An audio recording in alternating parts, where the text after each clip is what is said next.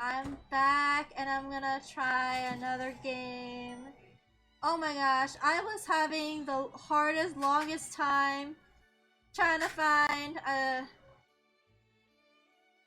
SFW visual novel, and here I am. I was like messaging my sister, like, hey, do you recommend any? Like, okay, the Date with Death one was really good, and I'm trying to find another one that's, you know, SFW, but she just knows a lot of Jose ones. And I'm like, I don't know if I want to do those. Anyways, I'm just gonna stop talking. Okay, so I'm gonna try out London Detective Mysteria. Okay, wait. Let me just enlarge this. Okay, how should I address you? Michi. Where do I want to begin? I think prologue. Let me start from the beginning. Okay. Oops, it's a little bit loud.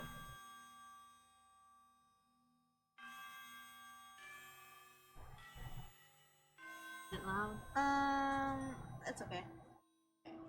Our tale begins as the curtains close on the 19th century.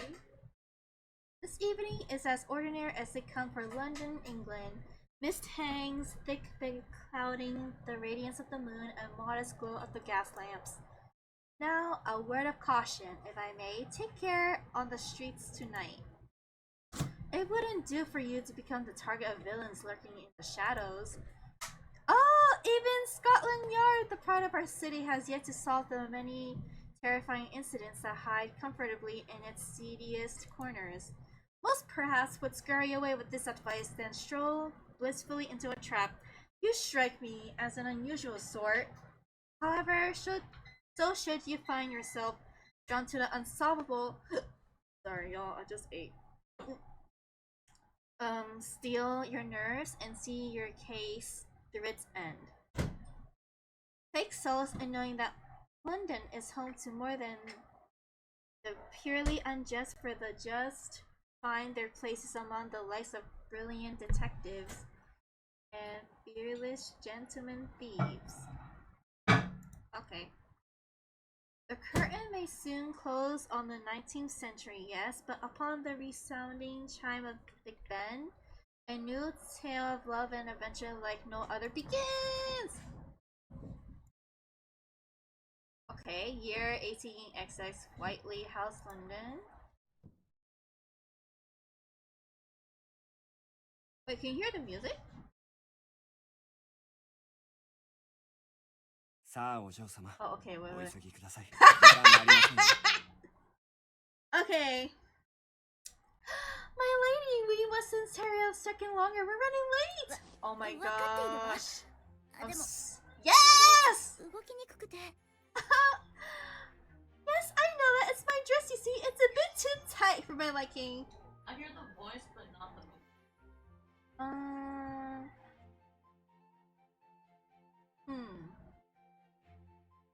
I don't know. Wait, how do I fix that? Huh? Okay. Because I like the BGM. Did I save? Save.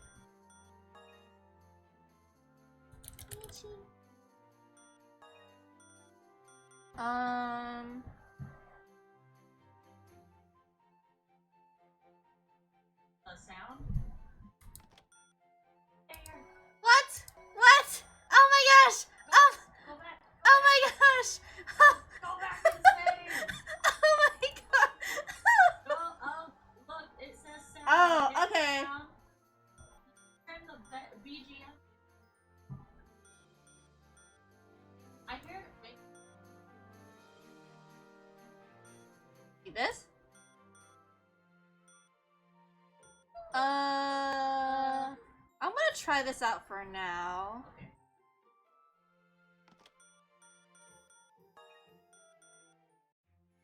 Okay. Okay, you better not call me fat. Okay, with help not far behind, I step through the hall at a bold pace. Okay. Yeah, that's it. コルセットを少しきつめにしておきましたからね。 Okay. 最近は腰回りのお肉 What the heck? I just said! You better not call me fat! Yeah, I'm a grown girl! これは少女が淑女へと変わっていく一過程で。ええ、確かに。あんなに小さかったお嬢様がこんなにご立派になられると。 Oh my gosh, everybody in the comments that I saw the review before I decided to play this game, they were like, they should have made a route for him! 亡くなられた旦那様や奥様がご覧になったらどんなに思われたことか。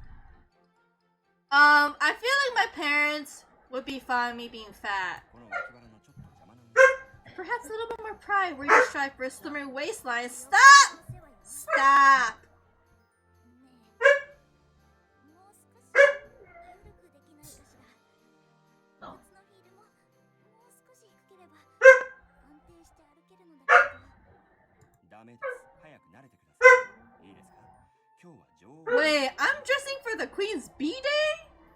そしてお嬢様の記念。 Oh, my debut in high society. What? Am I at my age coming? Thingy? Age of coming? Penelon was right, and yet it still didn't ring true to me. It was only 3 months ago that my life had been one of peace in the countryside. What? Am I a country bumpkin? Oh no. I'm a fancy girl. Okay, but gossip has a way of spreading quickly among the nobility. Word reached the royal family that I returned to London to assume my role as the heir of House Whiteley. Okay, the invitation was only natural given this news, and with it came a certain expectation that my attendance would end in prospects of marriage with fine suitors. It felt like I cared. 今日のパーティーには上流階級の方が大勢お見えになるのですよ。失敗は許されません。分かっています。 What do you mean? I feel like Mulan.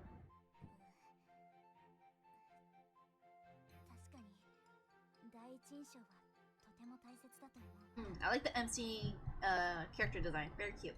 お嬢様が立派な淑女になられて良い縁談が決まりホワイトリー家を再興なされることが私の一番の。 Wait, I have a question. Wait, does the screen seem okay? Or is it too zoomed in? I can't tell.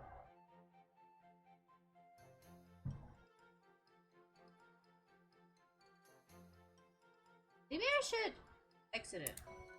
It is. Hold on. Wait, what do I do?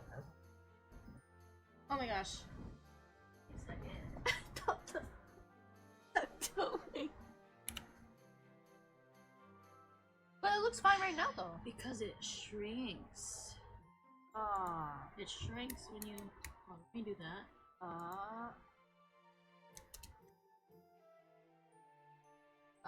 Thank you.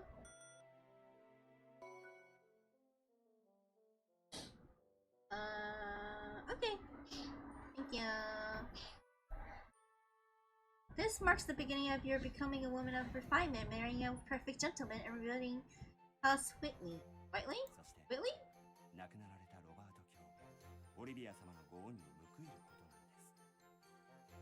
す。どうかそのための第一歩として気を引き締めてくださいませ。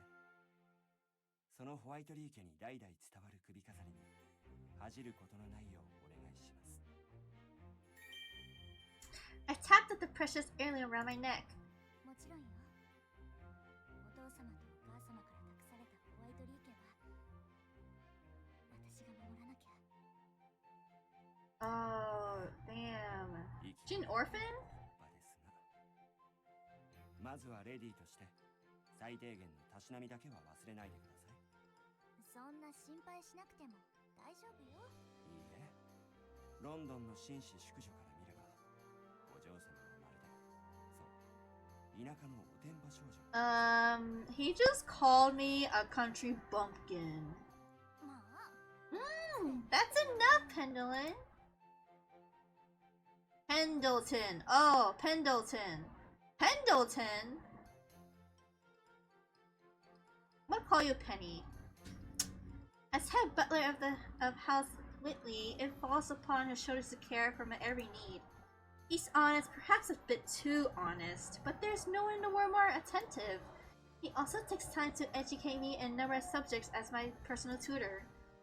Be it matters of the nobility, history, literacy, music, or the arts, he has always instructed me with the same rigid intensity as one would a man. You know, he kind of reminds me of like a hardcore Luca from Arcana Familia. It's an astounding feat, for not only he serves these needs but our guests, our family finances, and whatever new thing that requires his attention. To which I confess, new things happen as often as my inclination for mischief. I should feel more guilty than I do for adding to his burdens, but who can resist the urge to sneak away from the mansion for a stroll through the city? Or the fun of climbing a tree? At least he appears to enjoy the lectures that come every time he catches me. ところでお嬢様、あなたは今のご自分を立派な淑女だとお思いですか？ Oh heck yeah, I got some good manners! もちろんよ。Uh-huh. あそこを歩いている貴婦人をご覧なさい。彼女が真のレディーだとすれば、お嬢様は彼女が連れている犬です。I'm the dog? What kind of dog? Okay, so Penny pointed and I felt a rush of excitement upon the sight. かわいい。あれはキャバリアキングチャールズ・スパニエルの子犬ね。まだ1歳くらいかしら。Wait, I actually don't know what kind of breed this is, but I'm sure it's very, very cute. まったく。 Yo, I am one cute これな puppy. りの方ですね、あなたは。だいたいあなた一人だけでもこんなに手を焼いているんですよ。この上さらにもう一匹。まあまあ、ペンデルト。 Don't exaggerate, and look at that! We're almost there! Oh my gosh. The rhythmic clacking of wheels on cobblestone continued in the background. A short while later, I heard the boisterous boom of Big Ben, indicating 11 o'clock in the morning. Oh my gosh. The Queen's B-Day is coming soon. I can't wait! Same! I can't wait for the food! Okay, I gazed out the window to take in the bustle of the city. Energy was abound. Even with few clouds that were in the sky seemed to move to the same vibrant energy as the masses below. I was there, admiring all the wonders of London, that I first wondered where my debut would take me. I wonder how old she is. She's 16 or 18. Oh, okay. The curtains closed on an... Oh, what? What? The ad? I can't read that fast, y'all. Take care on the streets tonight. It wouldn't do for you.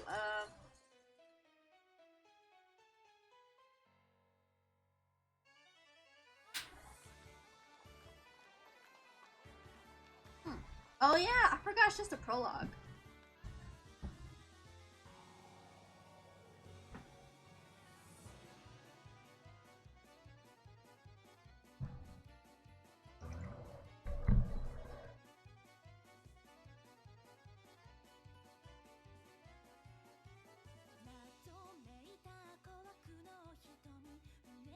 Hey yo, the BGM is good!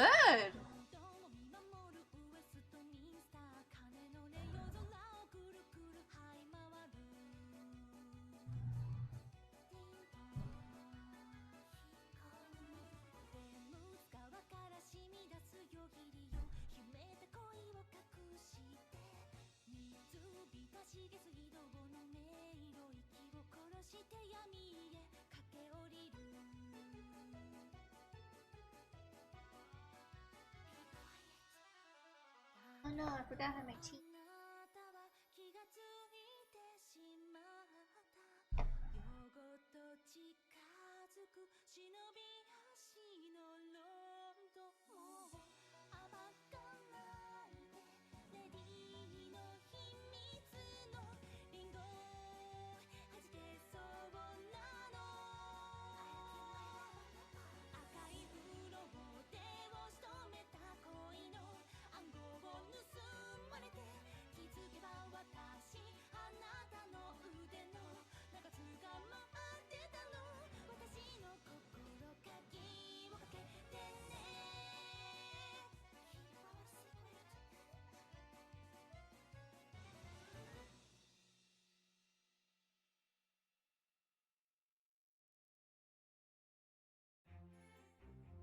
Okay.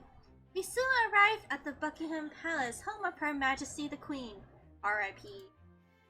The Queen's guard stood dutifully upright, granting entrance to guests dressed in only the most beautiful gowns and fittings. I was nervous, yes, but another part of me shivered with the most positive anxiety one has at the prospect of a new thrill. ごきげんよう。 Oh my gosh, I feel like I should have picked another name. I feel like Michi Whiteley doesn't really like fit, but it's okay. So would this be where the party is gonna be held? Okay, so Penny swiftly presented the guard with an invitation from a white envelope. Hey yo!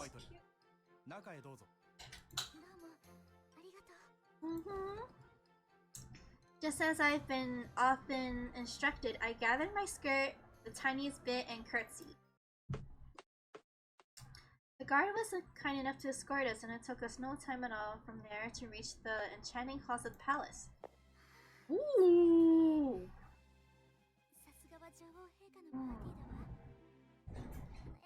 Wait, I want to see what the queen looks like. Like the character design.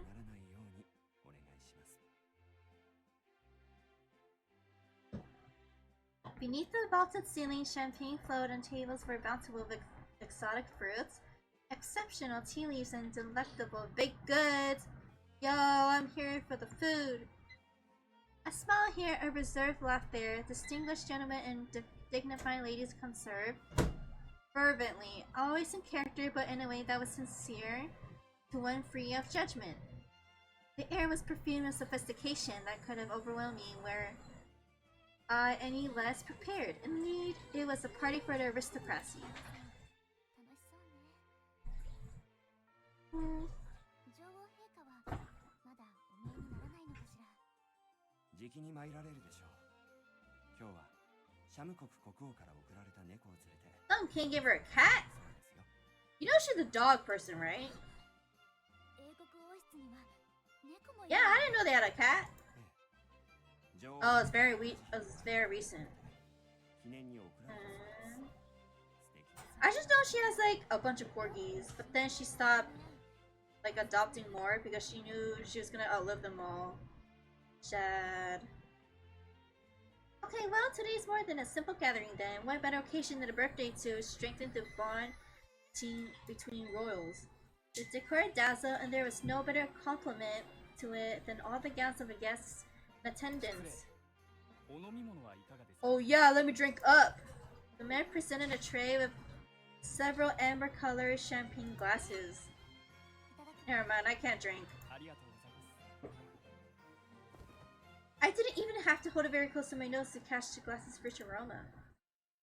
It was, whilst wandering around the hall, drink in hand and amazement never ceasing, the two very distinctive voices suddenly caught my attention. Okay. Wait, who's this guy? そうだな。さすがビクトリア女王のパーティーだ。それにこれだけ客人がいればいかに大広間といえど死角だらけ。何が起こってもおかしくない。おいおい、縁起でもないこと言うなよ。さあ、警部がしびれを切らしている頃だぞ。The boys passed by me, wrapped in conversation. And in a complete unrelated incident, the shoulder of the guest behind me collided with the hand holding my champagne glass. Oh my gosh, did I spill something on him? Yo, the glass was thrust from my hand and sent soaring through the air. Oh my gosh, I'm gonna break the glass. Actually, I can pay for it, so it's okay. My eyes closed, I couldn't bring myself to watch it shatter! Hey yo, catch me! Strangely, there's no awful sound came. There is a pause, but there is no sense of public humiliation waiting for my eyes to open. Oh, very opposite to what I expected. Rather, one of those passing boys was before me with my champagne in hand. Oh my gosh, the taller boy with the chestnut colored hair smiled as he returned the glass. Nurse gave way to relief. There was an incident that was infectious. 大丈夫 Hmm. どうも I don't think so, but thank you for asking. それならよかった。 Yay! Smile holding true, he made certain I was holding the glass steadily in my hand again before fully letting it せっ go. かくの綺麗なドレスが汚れたらパーティーも台無しですし。おいワトソン君何を Watson! している早く行くぞ。ああ、ごめん。今行くよ。 Oh my gosh, the blushes! じゃあ、素敵なパーティーを。 あなたもね With a wink, he turned and was ready to continue on his way. Who are you? The other boy, shorter by comparison, with black hair, spared me a quick, impatient glance and nothing more. Don't be a tsundere. I'm, 警部がしびれを切らしていると言ったのは君だぞ。早くしたまえ。悪かったって。 And that was it. あの二人はこのパーティーに招待されたわけではないのかしら Out of all the guests here, there were only ones dressed in clothes suitable. Oh, dressed in clothes suited to a simpler occasion. ワトソンって聞いたことのある名前だけど They were underdressed. It didn't take long to recall where I'd heard it. そうだ Oh yeah, they're シャ detectives. ーロック・ホームズと助手のジョン・ワトソン彼らの息子がやっぱり探偵をしていると聞いたことがあるわ Mm. とい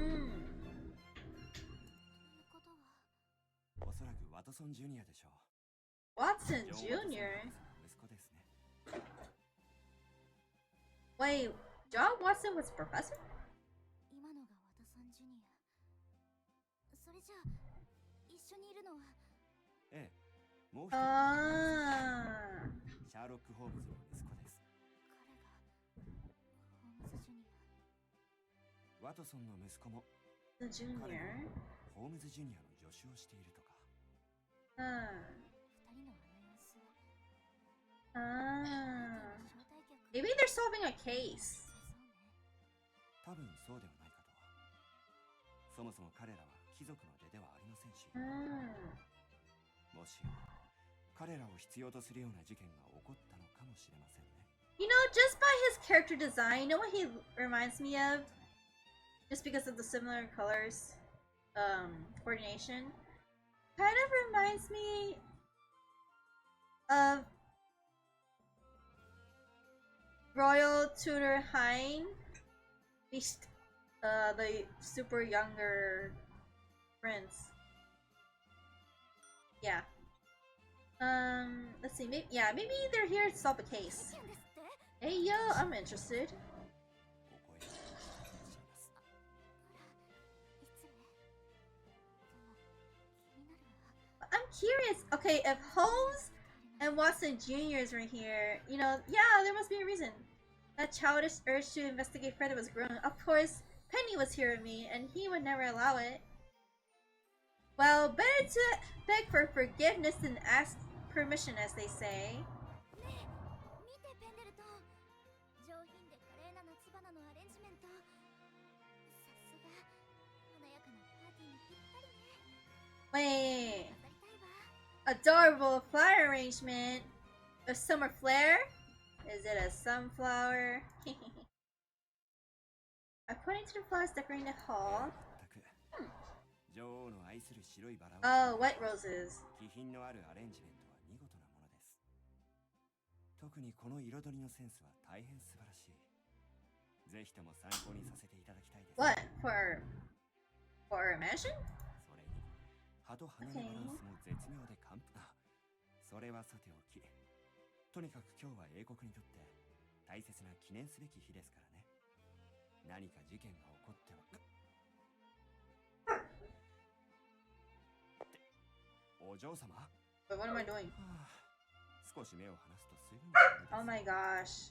I've escaped. Okay, after escaping Penny's watchful eye, I eagerly began to pursue Holmes and Watson. どこに向かったのかしら Am I following them? こちらだったと思うのだけれど There's just so many people. I knew this was gonna happen, but like the number felt so much greater when I had to search through them. Yet I still met success. The boys were still among the crowd. The clothes were giving them away. Hey yo! あ、遅くなって。I followed after the two boys. お疲れ様です。Oh, あの制服スコットランドヤードね。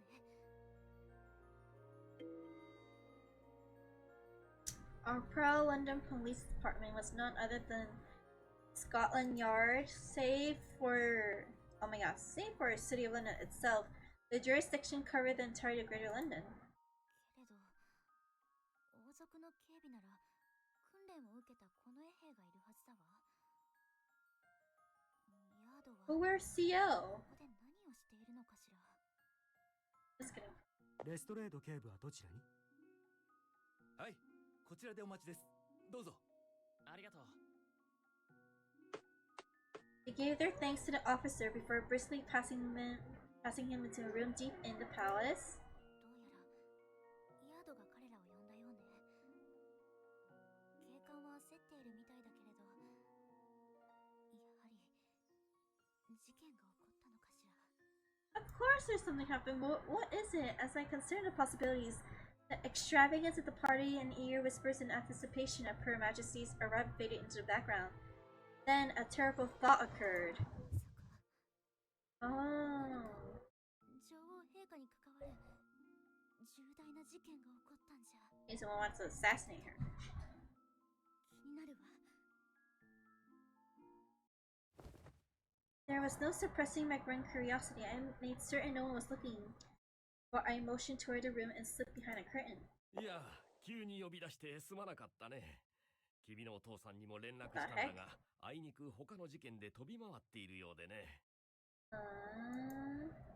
Holmes greeted the man with a frown. I don't believe. 今は必要ないはずです。それより事件の話を。ああ、それもそうだな。いや、参ったよ。我々も必死で探しているんだが、なかなか。今の状況を簡潔に教えてください。時間がないのでしょ。I knew it! Something happened! Well, no shit! でも一体何を What are they looking for, though? それに、できれば女王陛下ともお話ししたい。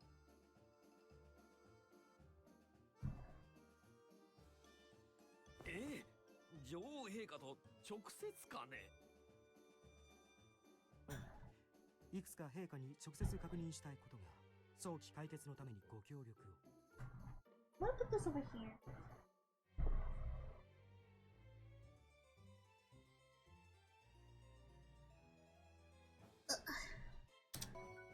Uh-oh. Okay, my bad. 女王陛下はお忙しくていらっしゃる。 Her Majesty is so busy to come to the ceremony. レストレード警部。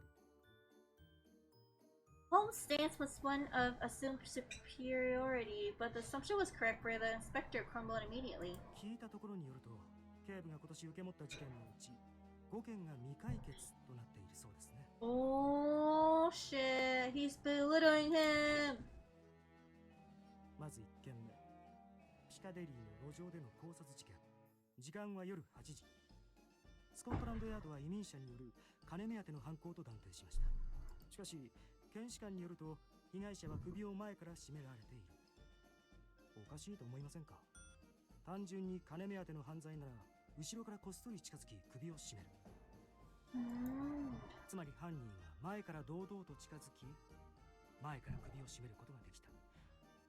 おい、ホームズ？一つ目は顔見知りの犯行、二つ目は善人を装った犯行。道を聞くふり、酔っ払いのふりなどをすればできなくもない。今回の場合は現場に大きく争った形跡も悲鳴や大声を聞いたという証言もない。そう考えると顔見知りの犯行だと考えるのが妥当でしょう。ですが警察は通り魔事件としての捜査しかしていません。いや、あれは。Did he just solve a case for them? 2件目の未解 Just 決 right 事 on 件 the は spot? テムズ川ほとりで発見された変死体の事件。発見時刻は早朝。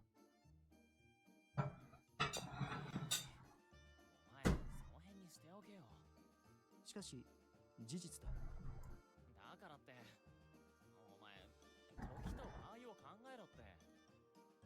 今回の事件、とにかく今の情報だけでは探しようがない。どうか警部、女王陛下の証言を。いずれにしてもまだそう遠くへは行っていないはずだ。ライアン巡査部長。はい警部。お前たちはこの付近を捜索してくれ。バッキンガム宮殿から半径 5km 以内を徹底的に探すんだ。まだそう遠くへは行っていないはずだ。人員を割いて探せ。一刻も早く女王陛下のもとにお連れするんだ。怪我の一つでもつけてみろ。どうなるか。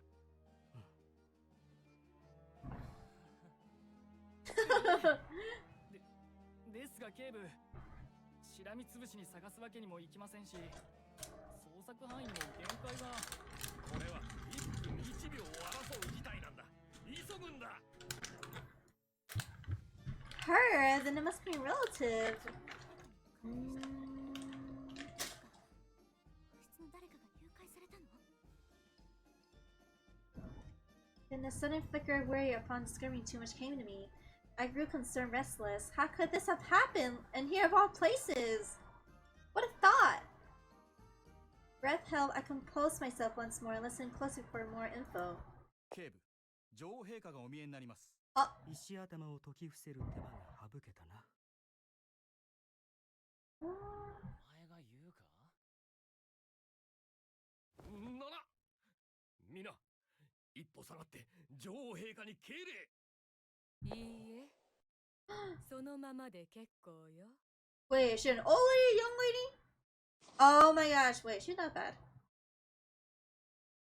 Her tone was moderate with no stress on any syllable, and yet it was so lyrical that everyone stopped to listen. I gripped the curtain I was hiding behind. On instinct. Okay, Joheka! Certainly, there was no need for her to command attention, for an attractive dignity was implied in her every manner, a dignity which could never be achieved with practice. はじめまして。あなたがエルロック・ホームズ。そしてあなたがウィリアム・ヘイミッシュ・ワトソンですね。女王陛下、光栄です。はい。私はビクトリアと申します。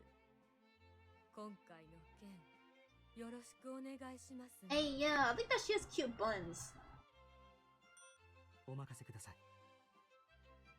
では、探していただきたいのは、私の大切なチェルシー。What, her sister? 1歳になる女の子です。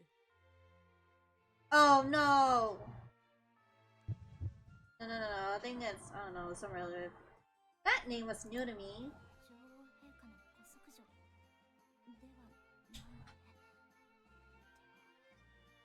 もしかしたらパーティーに合わせてご親族がいらっしゃっていたら可能性はゼロじゃない。 I listened closer and closer until I felt a tap on my shoulder. I turned to see a familiar face next to me. What, Penny? Oh my gosh. Stop! Yo. It was Watson, the boy who saved me, both me and my champagne glass. やっぱりさっきの。またお会いしましたね。どうしたの？そんなところで。それは。 Oh, hold on, we're gone, quiet. All eyes were on me as I hunted for an excuse. 何事かね。 Oh my gosh. 宮殿があまりに壮麗なので夢中で眺めているうちにこんなところに。 Okay, that was the best I could come up with. Okay, listen. He was panicking. 実に苦しい言い訳だな。目が泳ぎきっている。大方、好奇心で潜り込んで立ち聞きでもしていたんだろう。感心できないな。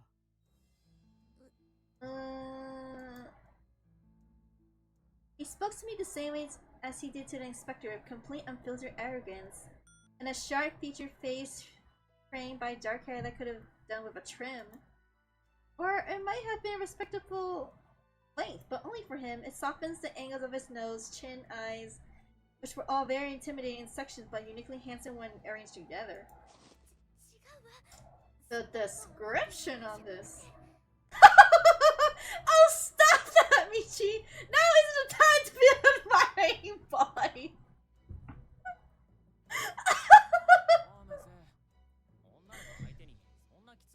Yeah! Aren't you too harsh on me for a girl? すまないな、ワトソン君。僕は君と違って言葉をオブラートに包むのは苦手なんでね。パーティー会場のお嬢さんの侵入を許すなんて、警官たちは一体何をやっとるんだ。事件解決はもちろん、女王陛下の安全をお守りすることも我々の仕事ですからね。分かっているならもっと危機意識を持て、バカ者。君、ここで聞いたことは絶対に秘密にすると約束できるか？いや。約束するわ。ここで僕たちの姿を目撃したことを他言しないと約束できるか？いや。ええ、決して誰にも言わないわ。では最後に、君の名前は？私の名前は。そうか。僕の名はホームズ。エルロック・ホームズだ。ではミス・ホワイトリー、速やかに。 Oh, Whiteley! Never mind. A harsh... Okay. A harsh order, but an appropriate one. I have no excuses left to stay, so I excused myself politely. And then came an objection from the last person I expected. What, the Holmes guy? お待ちなさい。 Oh, Victoria. Yeah? Okay, no one other than the queen requested me. 女王。 Yo, hi. あなたはオリビア・ホワイトリーの娘ですね。Yeah. はい。陛下は母をご存知なのですか？ええ、彼女には昔助けていただいたことがあるのよ。あなたもずいぶん大きくなりましたね。Oh, sorry. Yay! Does she remember me from somewhere else? I really had no idea she knew my mother, much less me. 申し訳ありません。私、覚えていなくって。 Well, to be fair, when you're young, you don't really remember adults that much. 仕方ありませんよ。最後にお会いしたのはあなたが本当に小さな頃でしたから。そうだったんですか。 Her Majesty smiled, and the sight flushed me with 我 warmth. が英国は大変惜しい方を亡くしました。彼女が生きていたらお話ししたいことがたくさんあったのに。 This was no rehearsed sentiment from royalty, but a genuine thought. She sincerely mourned my mother's あ death. りがとうございます。もし母が生きてそのお言葉を聞いたらとても喜んだと思います。あなたはオリビアによく似ています。彼女も好奇心の強い女性で、とても行動力のある方でした。お母様が。 Was she? よろし Mama? ければあなたも一緒に Hey, yo! 私のお話を聞いていただけないかしら。 Yeah! よろしいのですか？ Is that okay? 女王陛下です。 Yay! 今回の件は一国を争う事態。しかも相手はどんな行動をとるか予想がつきません。 Wait, is she talking about me or like, I don't know, the enemy that she's like scared of? Okay, Her Majesty's expression was 無事 grave. にあの子を保護するために Oh, Chelsea, I よ forgot. り多くの者に協力してほしいのです。それにあ Okay. なた、オリビアと似て動物の扱いがお上手そうですし。 Oh, with animals? The assumption baffled me. It's true I loved caring for them when I lived in the countryside. 住んでいた時から What, you can talk to the 好 animals? きだったけれど、 Hmm. 事件と何か関係が。女王陛下、動物とは一体？事件のことを単刀直入にお教えしましょう。face says that she was really ready to begin an intimate conversation. 今から1時間前、チェルシー。 Oh, her cat! 飼っているシャム猫が逃げ出してしまったのです。猫ですか？ I honestly thought she was a baby. シャム国国王が猫を送ったとペンデルタンが話していたわね。本日のパーティーにはシャム国国王との親睦を深める目的もあります。私は猫のチェルシーを連れて今日のパーティーに出席するはずでした。 It was a good show. チェルシーは And Emperor was funny. 国王に贈られた猫。私と同じ日に生まれた猫なのです。今朝、毛並みの手入れをしようと、メイドが支度部屋でブラシをかけていました。私も式典の前に少しチェルシーの様子を見ようと、支度部屋を訪ねたのです。しかしチェルシーは、残念ながら私にはあまり懐いておりません。ですが、それではいけないと思い、私は彼女を撫でようと手を伸ばしました。She ran away from that?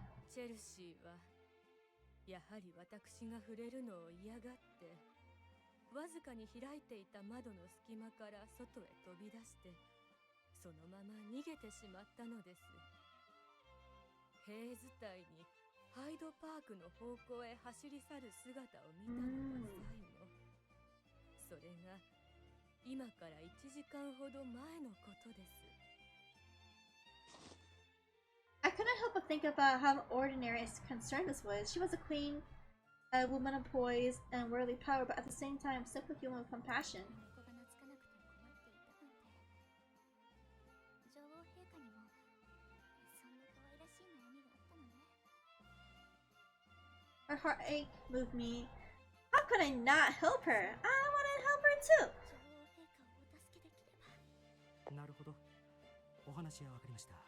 陛下、チェルシーの特徴を教えていただいても。 In contrast, Holmes appeared to feel nothing, merely seeking details that would aid his work. He just wanted to get stuff done. もともとシャム猫は青い瞳、そして耳に尻尾、手足の黒い毛並みが特徴的なのですが、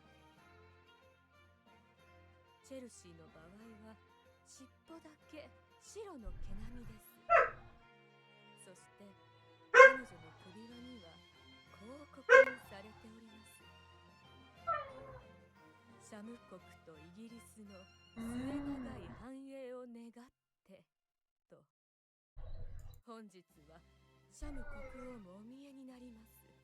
首輪も純金製でダイヤスポアというシャム国産の希少な宝石が2つあしらわれております。では、首輪だけでも闇市場で高値がつくものということですね。ええ。その首輪を奪おうとする者が現れれば、チェルシーがひどい目に遭うかもしれません。なるほど。高価な金の首輪をつけたシャム猫。確かに町に迷い込んだら厄介ですね。こうなる前にもっとチェルシーに構ってあげられればよかったのだけれど。 Her Majesty signed deeply. 犬のお世話なら慣れているのですが。 Oh yeah, so she does like dogs. しいことに猫のお世話は全くしたことがなくて。確かに。Hmm. イギリスではペットといえば犬が主流よね。Ah. I guess a lot of people in England like have dogs as a pet more than cats. Oh, yeah. Dogs were a popular pet in London, perhaps at the height of their popularity now, with dog shows being held by the upper class nearly every day.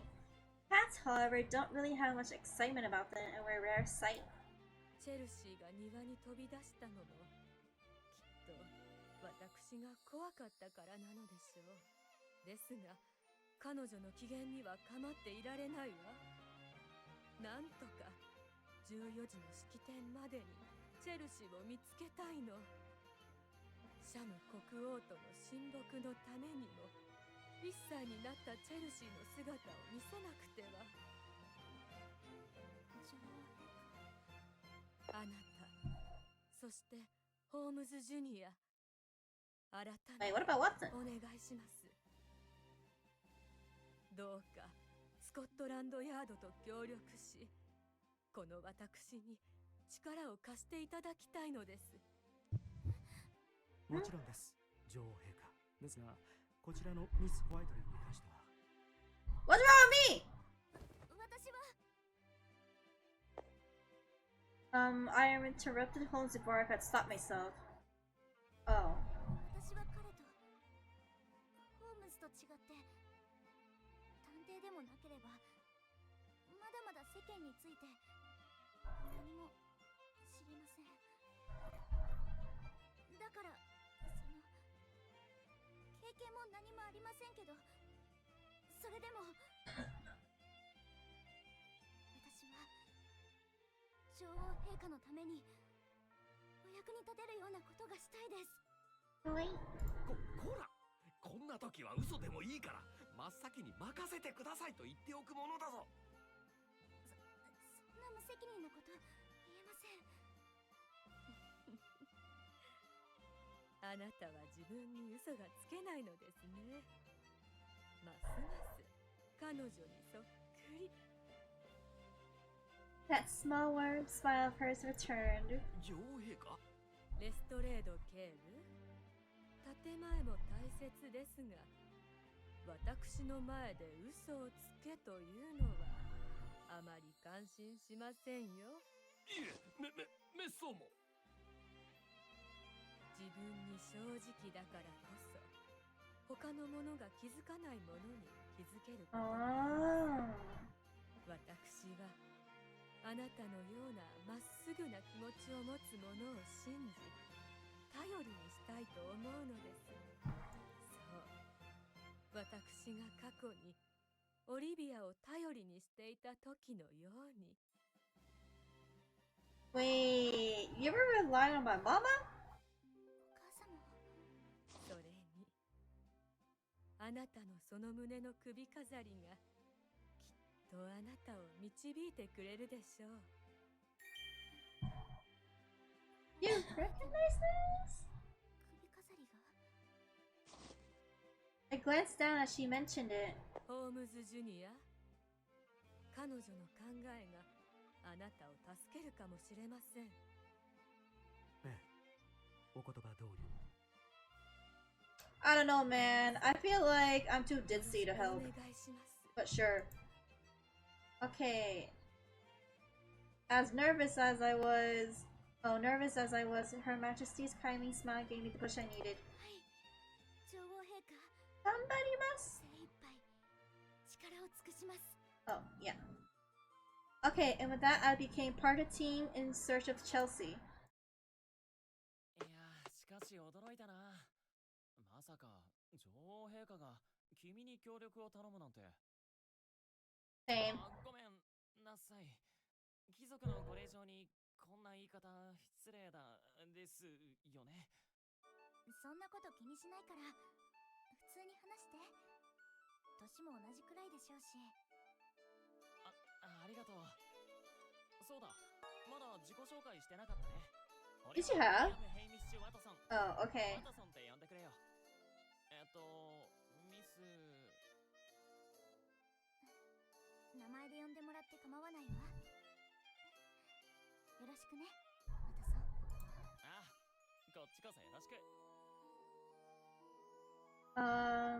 Okay, so Watson gave me a really big smile. それにしても君は一体何者なんだ？女王陛下と親交があった人物なんてほとんど限られるだろうし。 I don't know, man. I'm super close with the queen. 女王陛下と親交があったのは私のお母様の方よ。今日は私はこのパーティーに招待されてきたの。 She's probably gonna ask where your mama is. まさか君は女王陛下の親戚？それとも王室の関係者とか？ちょっと待って。どうしてそうなるのよ。どちらも違うわ。 I think they're just family friends. 私も驚いているの。女王陛下が私のお母様を知っていたなんて。じゃあさっき君があの部屋にいたのは。それはつい好奇心で。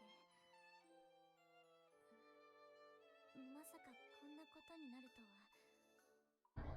まったく僕の言った通りじゃないか。それに好奇心だけで首を突っ込むなんて。 Too bad I just did. Holmes, unlike Watson, appeared irritated by the friendly conversation. せいぜいおとなしくついてきたまえ。だがくれぐれも僕たちの足手まといにならないようにな。世間知らずのお嬢さん。おい、ホームズ。女の子にそんなこと。Yeah! 大丈夫よ、ホームズ。私、これでも体力には自信があるから、頑張ってついていくわ。君って貴族なのにたくましいんだな。We first stopped where Chelsea was last seen. なんて高い外壁なの。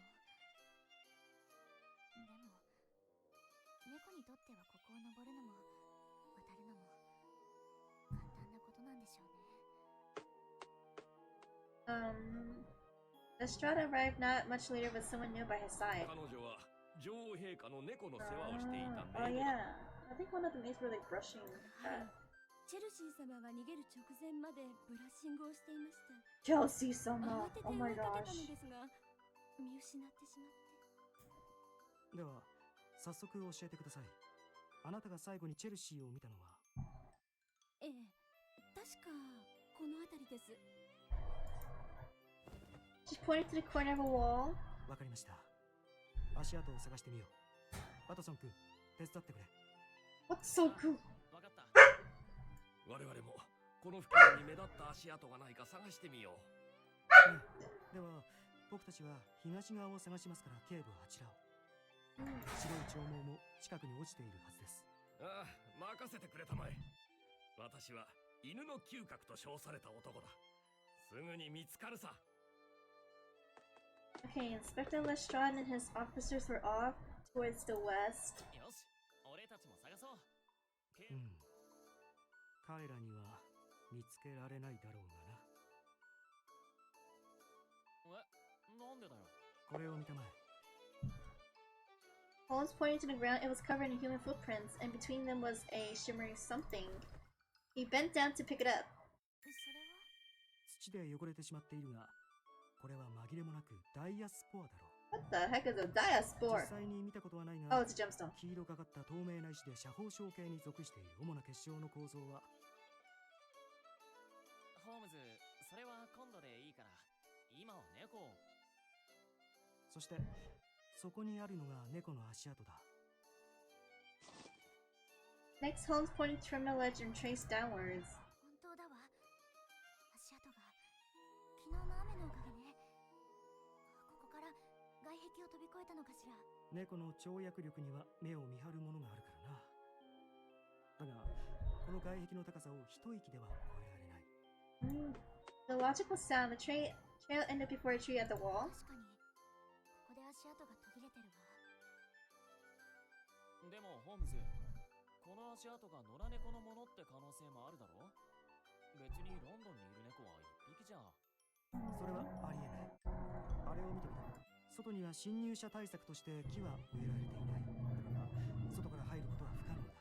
そう考えると必然的に敷地内の足跡の主は限定される。なるほど。それだったらこの足跡を追っていけば。追うぞワトソン君。わかった。君も足元に気をつけてきなよ。ちょっと待って。 A rude awakening was waiting upon my first step. こんなところ Oh my gosh, stop! Let me cook! まったくお姿が見えなくて私がどんなに心配したか。 No! さあパーティーに戻り No! しかもせっかくのドレスに泥がついているではありませんか。すぐに手入れを。 No! でも私今とても忙しいの。Okay, if I explain that, he's gonna be like, "What? No, you're just spewing lies." 忙しいとはまさかいつものように私の目を盗んで木に登ったり駆け回ったりしているのではありませんよね。半分くらい当たりを。お嬢様、本当に今日という今日は。 Okay, at this rate, he's gonna scold me for hours. I open my mouth without a second thought. ペンデルトン、私、女王陛下とお話ししたの。お嬢様、またそんな嘘を。本当よ。ついさっき、私にオリビア・ホワイトリーの娘かと尋ねられたわ。陛下が奥様のことを？ええ。詳しく話せば長くなるけれど、女王陛下の困りごとに私の力を貸してほしいと頼まれたの。ペンデルトンお願い。行かせてちょうだい。私は女王陛下をお助けしたいの。I begged and begged, in the hindsight pan that I might have played one too many tricks in the past for him to be そう convinced. でしたか。わかりました。 Yay! Really? Okay, I couldn't believe at first, but he was letting me go. I had hardly, like, I barely even explained my reasoning. あなた、驚いたりしないの？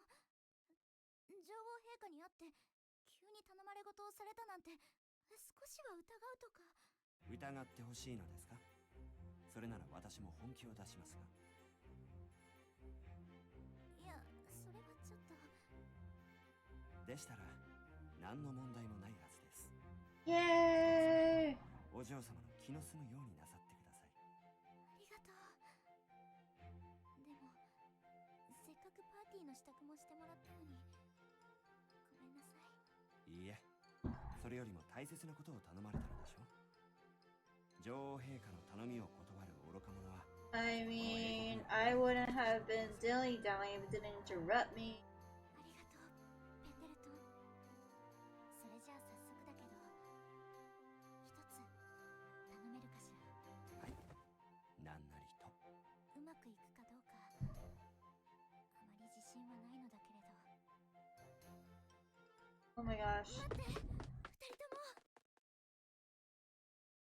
Okay, I rushed to catch up to the boys. Watson looked around unsure where my voice was coming from, but before smiling when he saw me. どこに行ってたんだ？急にいなくなったから心配した。 I was stopped by my butler. ごめんなさい。実は私の執事に事情を話していて。執事って、そうか。君はパーティーに招待されてるお嬢様だったよな。For the briefest moment, it felt as he saw me by my class. こっちだ。間違いない。猫はハイドパークの方向へ向かっている。Let's go! Okay, Watson and I followed, so we weren't be left behind. ハイドパークか。確かにそれなら街の中より見晴らしがいいし、死角も少ないけど。見たまえ。ここにある昆虫の Marcus! すると引き裂かれた跡がある。この爪痕は多分猫のものだな。でもその辺の野良猫かもしれないぞ。いや、ロンドンの野良猫はもっとたくましい。一撃で仕留めるだろう。しかしこれは何とか狙った跡がある。Maybe because, you know, Chelsea's a house cat. おそらく狩猟に慣れていな Oh, い。yeah, yeah. つまり、チェルシーの仕業かもしれないということ？十中八九そうだろう。チェルシーが逃げてから1時間以上経つけど、もしかしたら向こうは俺たちに追われてることに感づいてるのかもな。 Watson wondered, while tracking Chelsea's steps. そうなの？人に飼われてたペットでも外に出れば野生化して動物の勘だって冴えてくる。もともと猫って聴覚は人間の4倍だし、今のチェルシーは逃げ出して周囲をとても警戒してると思うよ。まあ、ワトさんは動物に詳しいのね。ああ、俺動物は好きだしよく懐かれるから。いずれにしても慎重に行動する必要があるのは確かだ。そうさっさと追いかけよう。Without a word, Holmes just left us. ホームズ。まったく、あんなにすねることないのに。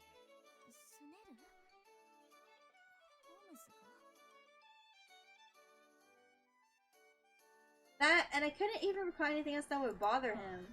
君も一緒にいればそのうちわかるよ。それより早くあいつを追いかけよう。Holmes advanced and ruminated, mindful of nothing as a whole, with being simultaneously very observant of everything until the trail was disrupted by scattered muddy patterns of paw prints. Kelsey! さっきと比べるとなんだかまばらね。ああ、それに足跡の歩幅の間隔が一定じゃない。進んでは立ち止まるを繰り返しているな。追っ手を振り切れなくてイライラしているみたいだな。足跡はハイドパークの北側に向かっているわ。本当だ。早く捕まえなきゃ。ならば一つ忠告しておこう。先ほどのワトソン君のWatson's unparalleled knowledge of felines.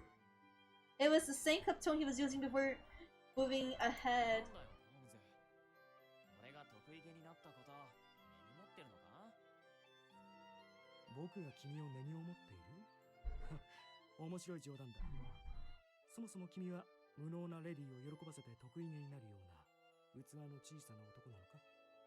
What's wrong with me? The return was so natural that I almost didn't understand what he said. Almost. ちょっと待って。 Yeah! 無能なレディって私のこと？ちょっと待てよ、ホームズ。小さい男。 Rude. 俺、お前よりも背は高いのに。二人同時にうるさいぞ。口を閉じたまえ。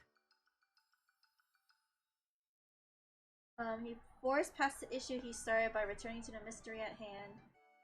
The insult already long was gone from his mind. 猫における1歳は一説によると人間における17歳と同等に当たる。それじゃあチェルシーは私たちと大体同じ年ということね。 Wait, is Holmes older? Like, are we all the same age? だとしても、猫の知能って人間の2、3歳児くらいだろ？なのに、俺たちが出し抜かれるなんてこと。そう。今の君のように多くの人間はそうは思わない。それはなぜか。猫は野生の勘も鋭いハンターであり、圧倒的な身体能力を身につけている。僕たちもいつ巻かれるかわからない。だから油断するな。時間までにチェルシーを見つけるためにも。It was a tone indifference that spoke of routine work, but there was something else as well, an urgency that was overshadowed by his lack of expression. 心配するなってホームズ。いざとなったら俺が力ずくで尻尾を掴んで捕まえて。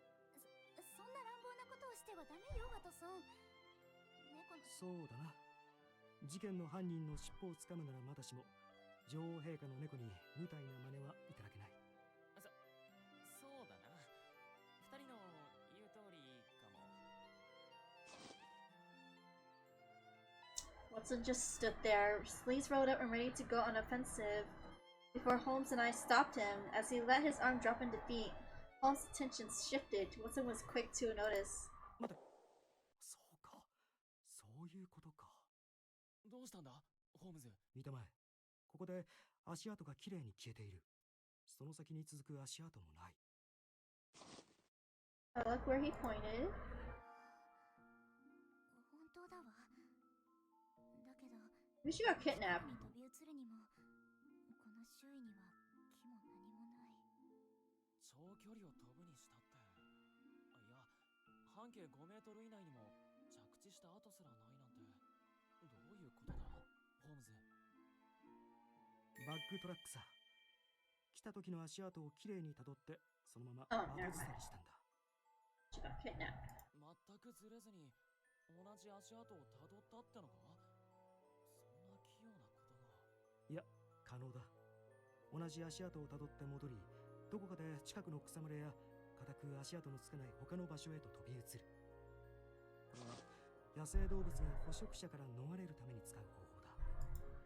チェルシーは飼い猫だが、本気を出せば本能的にそうした方法で敵を欺く可能性もある。よっぽど捕まりたくないんだな。女王陛下、そんなに猫に嫌われてたのか。嫌われているわけではないと思うわ。まだ懐かれていないだけよ。だいたい意味は同じだろう。逃げられたことに変わりはない。At least his truth wasn't as cold as Holmes. 嫌われようが好かれようが、すべての動物に本能がある。ほら。What? Holmes suddenly had his incoming fist nearly centimeters from my nose. Did he just punch me? I stepped back before he could strike. What the heck? ホームズ、お前女の子相手に何やってるんだよ。Yeah! ぼんやりして鈍そうなお嬢様ですら、目の前に迫った危険を本能的に回避する。なるほど。私、避けるときは何も考えていなかったわ。これが本能ね。君、そんな素直に納得するなんて。ホームズ、だからって女の子に拳を向けるなんて紳士のすることじゃないだろ。人間、身をもって体験したことが一番よく覚えられるものだ。感謝してほしいくらいだな。はいはい。Okay, wasn't he in the big sign? それに猫は本気を出すと時速50キロで走るそうだ。これは現在、人の駆け足の最高記録を超えている。つまり、追い抜くことのできない速度だ。ああ、考えろ。最善の策を。何かあるはずだ。For the first time, his face was pinched visibly with frustration. どこからジャンプしてどこに着地したのか。いや、枯葉にジャンプしたら足跡が残らない。それ以前に、今まで辿ってきた足跡を遡って探している最中に、猫は遠くへ逃げてしまう。一体どうすれば。ホームズ、ワトソン。一ついいかしら。I gingerly spoke to avoid further irritating.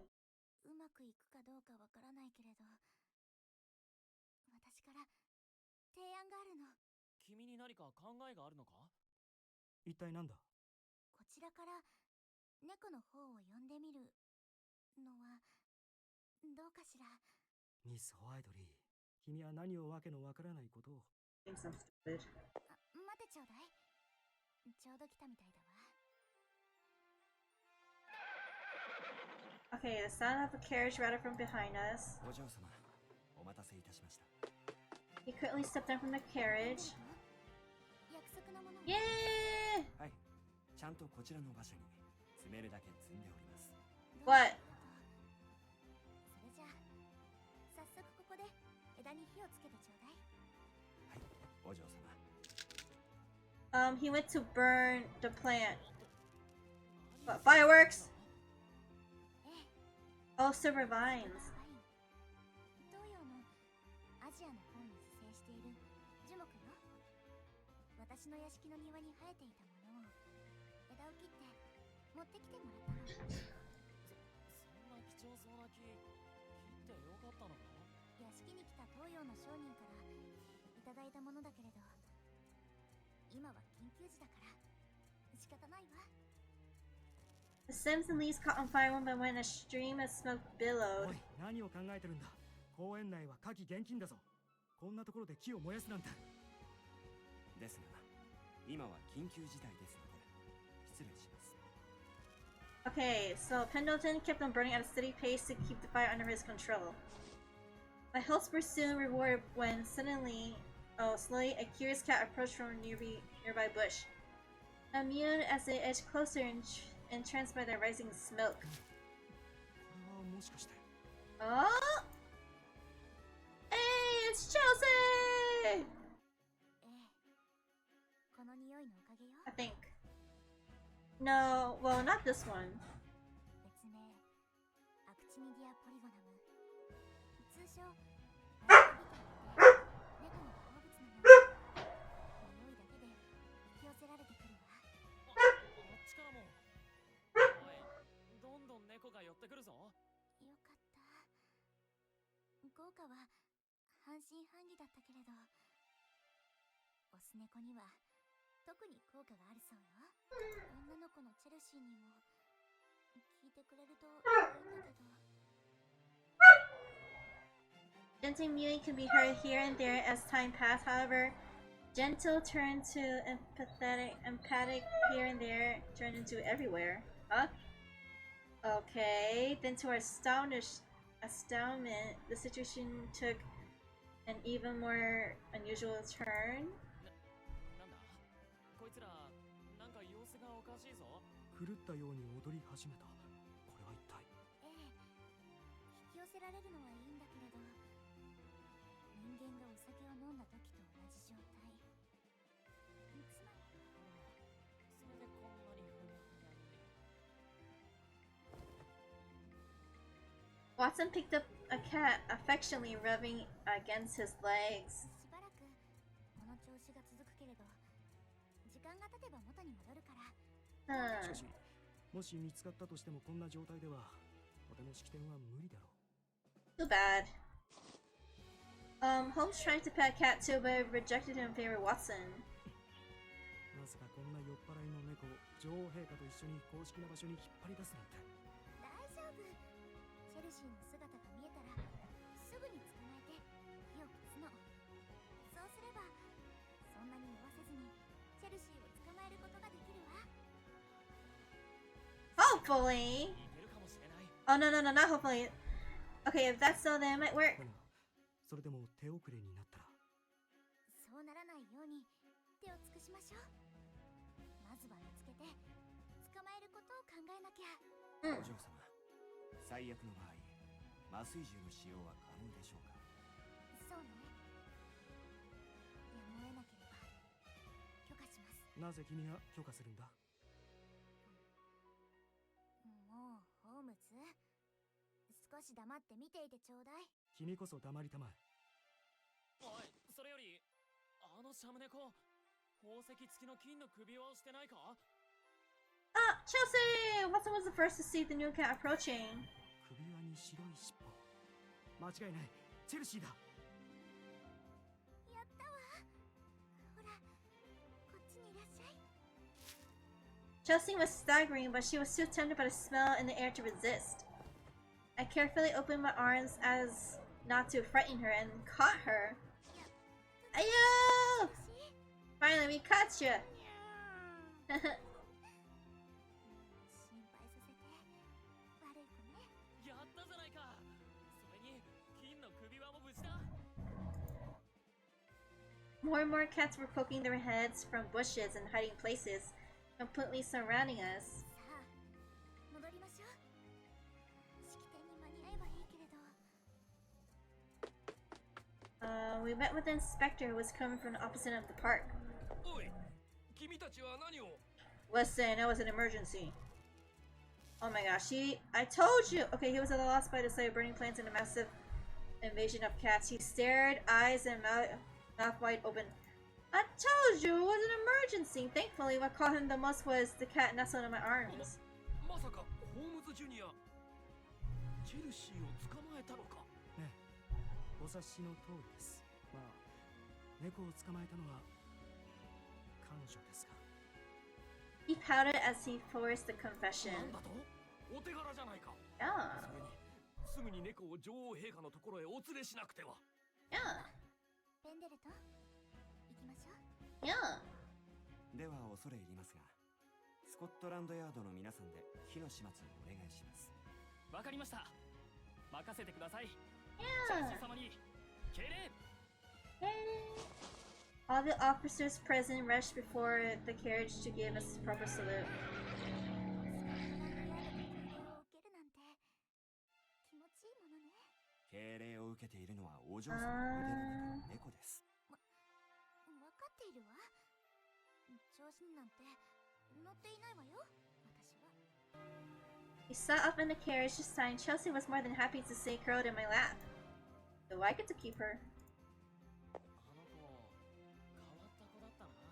やれやれ、事件は解決したし、僕たちは帰るか。え、パーティーにしないのか？ Yeah, what about the party and the パー food? ティーの料理を食べたければ君一人で行きたまえ。 Uh-huh. 猫さえ無事に見つかればあとは何とでもなるだろう。 What about the food? そういうこと言うのやめろって。でも、あの子、本当に貴族のお嬢様なのかな？なんていうか、そう見えないっていうか。まあ、あんな顔をしているが、あの立ち居振る舞いに行動力。ただものではないな。訓練でも受けたのか？ホームズ？俺は貴族らしくなくて親しみやすいなって意味で言ったんだけど、俺たちにも普通に話していいって言ってくれたし、しかも Guess I'm not like the other girls. 面白い。あの能天気なタヌキ顔に騙されていることに気がつかないとはな。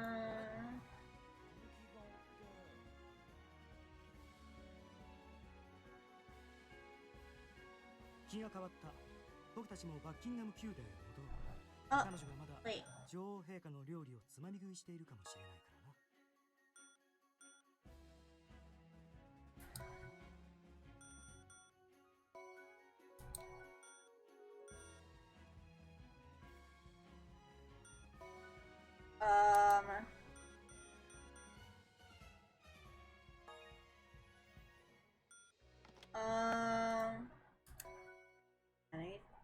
BRB.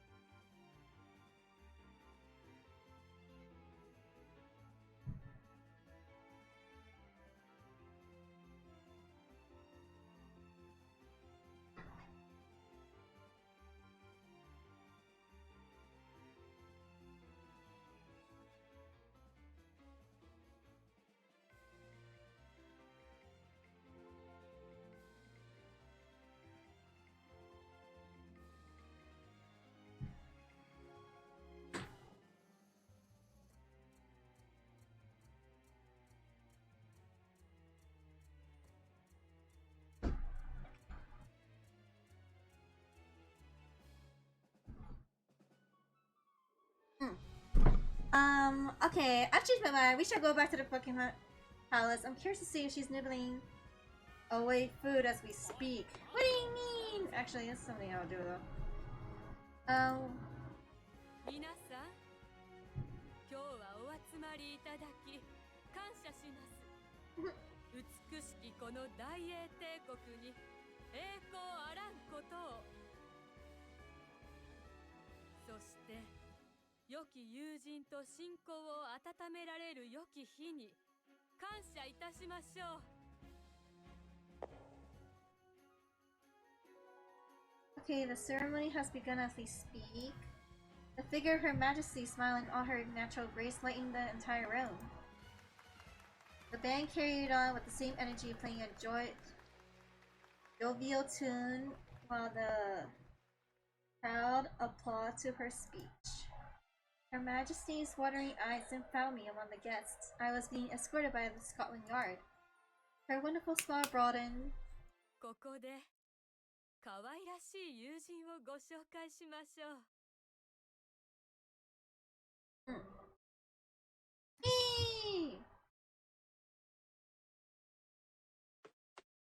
I took a deep breath and then apprehensively stepped onto the stage with Chelsea. あなたを信じていましたよ。ありがとう。She winked playfully and held Chelsea before the king of Siam. He merely observed her at first, but soon his eyes narrowed in approval. He stroked Chelsea's fur with tenderness of one caring for his own. 気品あるシャム猫は我が国においてはまさに歩く宝石。その中でもこうして女王陛下に可愛がっていただけるチェルシーは間違いなく世界で最も幸福な猫に違いない。ビクトリア女王、今後とも両国の永遠の友好と繁栄を願っています。ええ、私も同じ気持ちですわ。Her Majesty took the hand of the king, and the guests erupted in applause. The golden collar around Chelsea's neck shimmered with all the purity of years-long bond. Today would have been a day to remember both for myself and for relations of the two countries. Oop.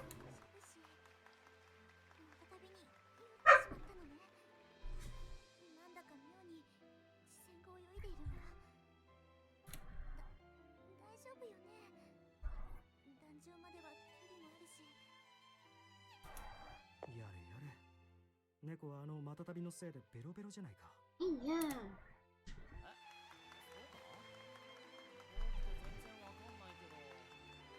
ったく見るに耐えないな。あれではまるで安いバーの迷惑な中年客だ。シャム国の国王の目が悪いことを祈るしかないな。Hey, at least she's safe. まあまあ、無事チェルシーが見つかってよかったじゃないか。行き着くまでのやり方が乱暴すぎる。Yeah. But it was an emergency. Also, if I didn't bring it up, like, we wouldn't have found her. I heard from the palace the very next day.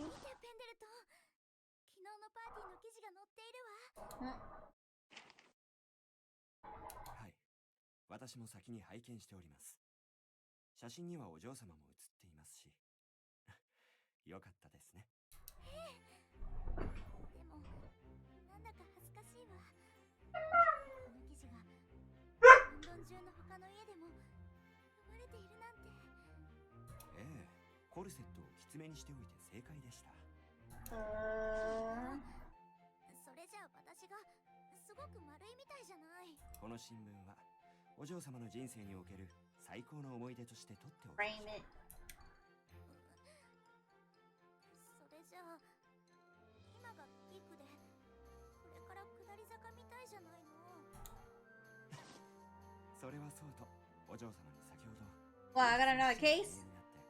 招待状をお預かりしました。王室から読み上げてちょうだい。はい、では親愛なるホワイトリー女王、チェルシーを見つけてくれてありがとう。感謝の意を表したいと思います。本日15時。I'm gonna go back to palace today. 英国女王ビクトリー。女王陛下が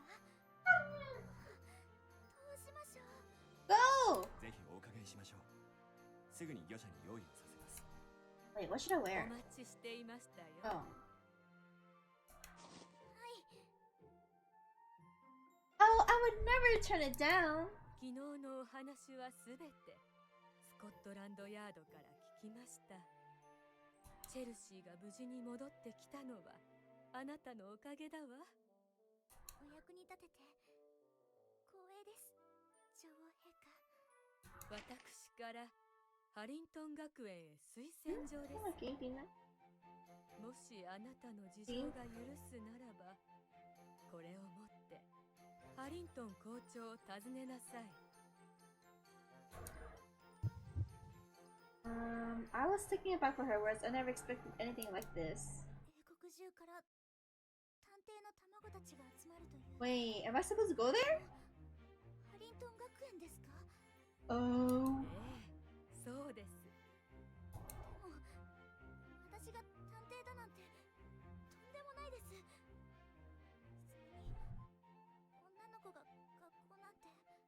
おや、そうですか。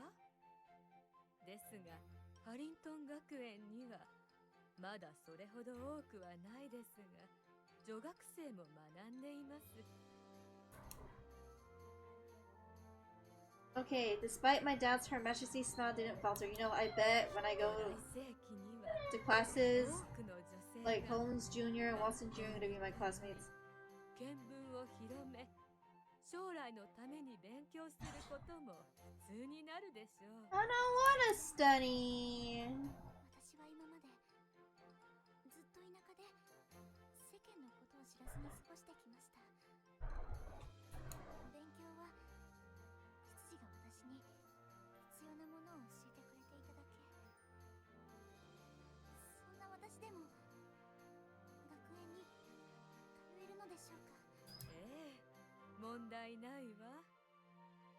それにオリビア・ホワイトリーもハリントン学園に通っていたのですから。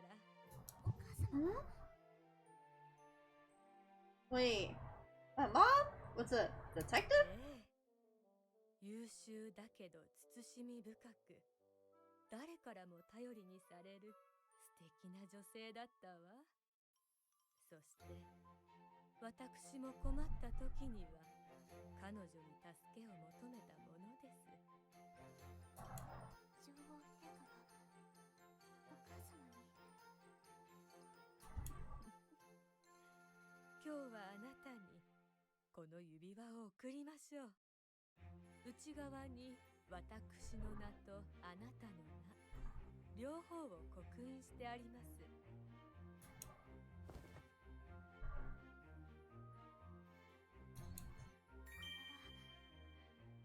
女王陛下の指輪。女王陛下の探偵であることを示すものですね。聞いたことはあるけれど、見るのは今日が初めてです。あら、そうかしら。あなたは同じものを見たことがあるはずですよ。私がいずれわかります。これを見せればロンドン中のどんな場所でも扉が開き、どんな人物からも力を借りることができるでしょう。あなたが一緒に捜査をしたホームズ・ジュニアにも同じ指輪を預けています。彼もまた What happened to 私が Watson? 一目置く探偵の一人。ホームズもこの指輪を。ええ、他にも指輪を持ったあなたと同い年の探偵たちが学園にいるはずです。そして今日からあなたもその一人となりました。光栄です。本当に。Squeeze the ring tightly in the palm of my hand. I couldn't bear it without losing 女 it. 王陛下のご期待に添えるかわかりませんが、精一杯やってみます。難しく考えることはありません。ええ、あなたは何より行動力とひらめき、そして起点の利く柔軟さを持っています。これからもあなたの勇気と起点で身近で困っている人、あなたを頼ってきた人の力になればいいのです。はい、女王陛下、きっとご期待に添えるよう努力します。I picked up my skirt and curtsied. An unexpected mystery I stumbled upon paved way to meeting new exciting people and opportunities. Oh my gosh, this is gonna be the start of my days at the prestigious Harrington Academy. I don't want to study. Her Majesty's ring, symbol of being granted the role of detective by none other but Her Majesty the Queen. I don't want to study.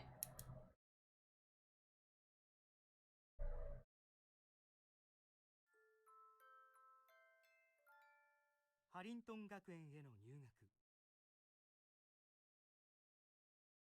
さてお嬢様、女王陛下のご紹介でハリントン学園への入学が決まりましたが、正直私は心配です。今までこの私がつきっきりでお世話をしていたお嬢様がレディーとしてやっていけるのかどうか。いえ、ただのレディーではございません。 Oh my 探偵 gosh! としての素質、そしてホワイトリー家の使命を果たす素質、それらが備わっているかどうか、このペンデルトンがいくつか質問をして試させていただきます。I don't wanna be pop これ quiz. からお嬢様が事件を解き明かしていくにあたり、私からご説明したいことがあります。今後のお嬢様の捜査に役立てていただきたいものなので、どうぞ。それではお嬢様に探偵メモについてご説明いたしましょう。探偵メモリー。これは事件捜査中に登場した証言をその場で記録していただける非常に便利な機能です。お嬢様が怪しいと思われた証言、引っかかりを感じた証言をどんどんその場で記録なさってください。後から探偵メモを読み返すことによって事件の重要な手がかりを得られるかもしれません。些細な証言が重要な証拠へつながることもあります。どうぞ油断されることのないよう捜査を進めてください。私の説明は以上となりますが、お嬢様、お聞き逃しはございませんでしたか？ No, I'm good. これは頼もしいですね。ぜひこれからお役立てください。では早速お嬢様の探偵としてのお力を試させていただきます。探偵の一つ目 Oh の my 質 gosh, 問 I'm です。 not good at any of these. 警察にある殺人事件の容疑者の目撃情報が寄せられました。 What do I... 証言したの Okay, は this is a 二人の murder. 人物。どちらも犯人の後ろ姿のみを目撃しています。 Confused.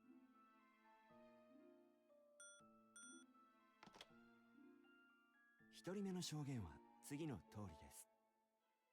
犯人は金髪にモスグリーンの上着に白シャツを着た男性だったな。それに右手に見事な金の指輪をはめていたよ。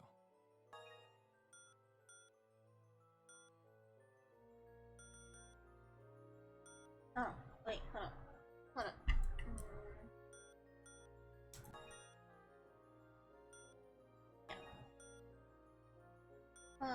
Okay, okay. So he's got blonde hair, wears a white shirt, and has like a moss green coat. Also, he's got a gold ring in his right hand. Oops. 続いて二人目の証言です。犯人は下ろした長髪に赤いネクタイをきっちり締めていたわ。均等な歩幅に綺麗な姿勢だったから訓練された軍人じゃないかしら。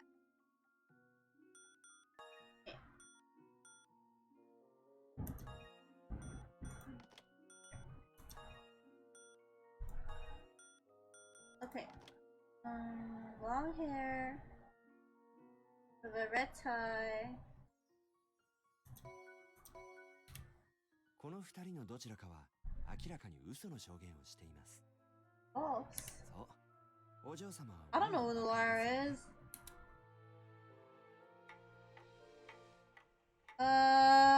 Wait, my diary. Oh my gosh. Both? お嬢様、この場合二人目の証言についてですが、後ろ姿しか目撃していないのにネクタイの色まで知っているのはおかしいと思われませんか？時間が限られているからといって焦ってはいけません。こういう時こそ探偵メモです。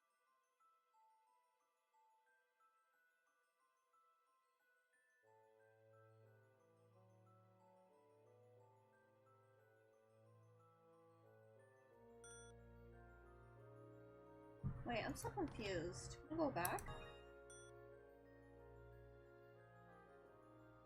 Do you not find that weird that witness B knows the color of the criminal's tie, and despite only seeing their back? Huh?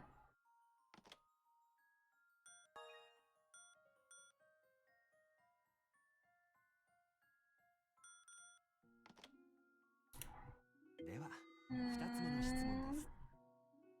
ダイイングメッセージや遺書、事件の捜査において現場に残されたメッセージは大きな手がかりとなります。 Dying messages, final testament, proper clues and 探 investigation. 偵たるもの、その筆跡を見分ける目を持たな Must けれ know ば how なり to ません。 properly distinguish handwriting. とある筋から入手したこちらの3枚の Okay, there's 3 papers on my 1枚 desk. だけ筆跡が異なっています。 How am I supposed to know?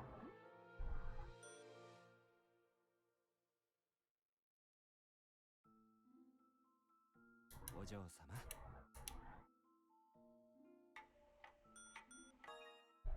お嬢様、 Yay! 判定には瞬時の判断力も必要となります。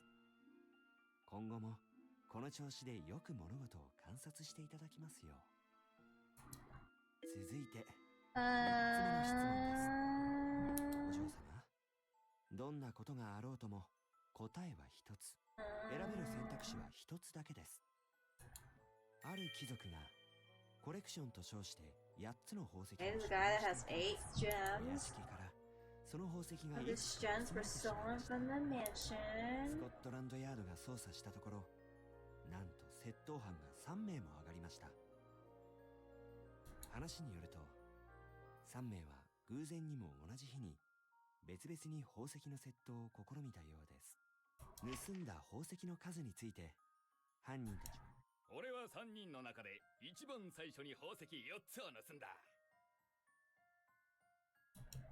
2人目の犯人は僕は2番目に宝石を盗んだやつの半分の数の宝石を盗んだよ。そして3人目の犯人は私は一番最初に盗んだ犯人の半分の数しか宝石を盗んでいないわ。さて、そうなるとお屋敷に残った宝石の個数はどうなるでしょう。 Oh my gosh. Wait, I need to log. Okay, so there's like 8 gems. Got 4. So half the number of gems, the third one.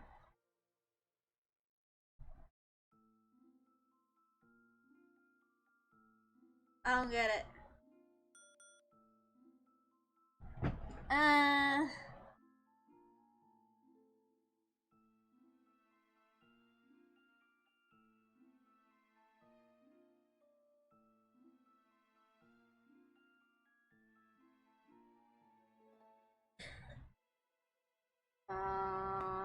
6? I don't know. 6?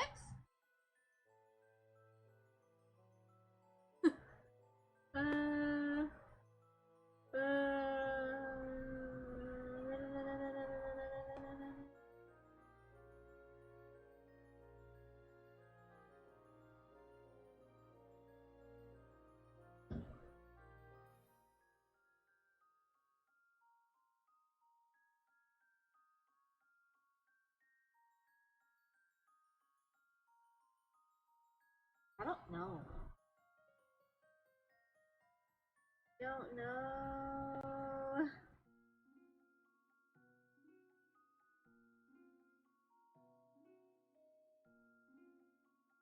I don't know.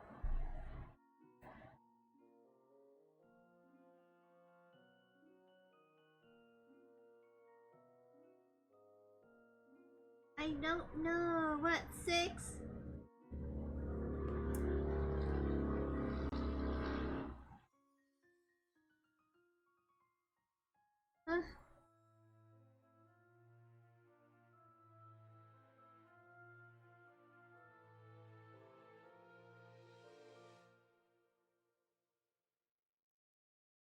Oh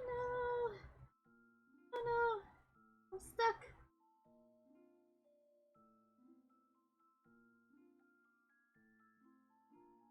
I have no idea. 6?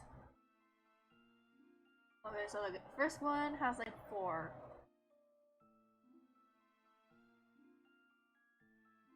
So half the gems in the third one firstly made off of twice the amount that they made.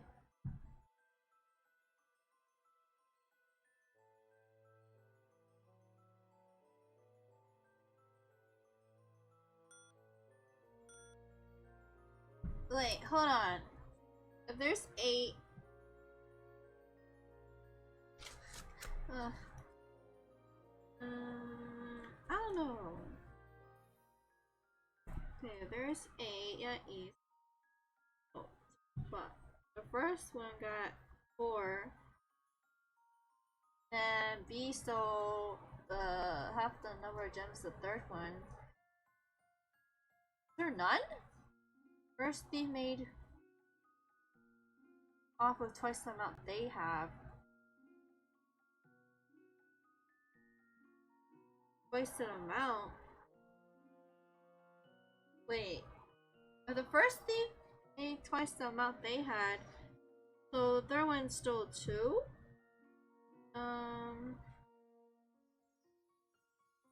And then culprit B stole half the number of gems that the third one stole. So maybe none? There's just one left.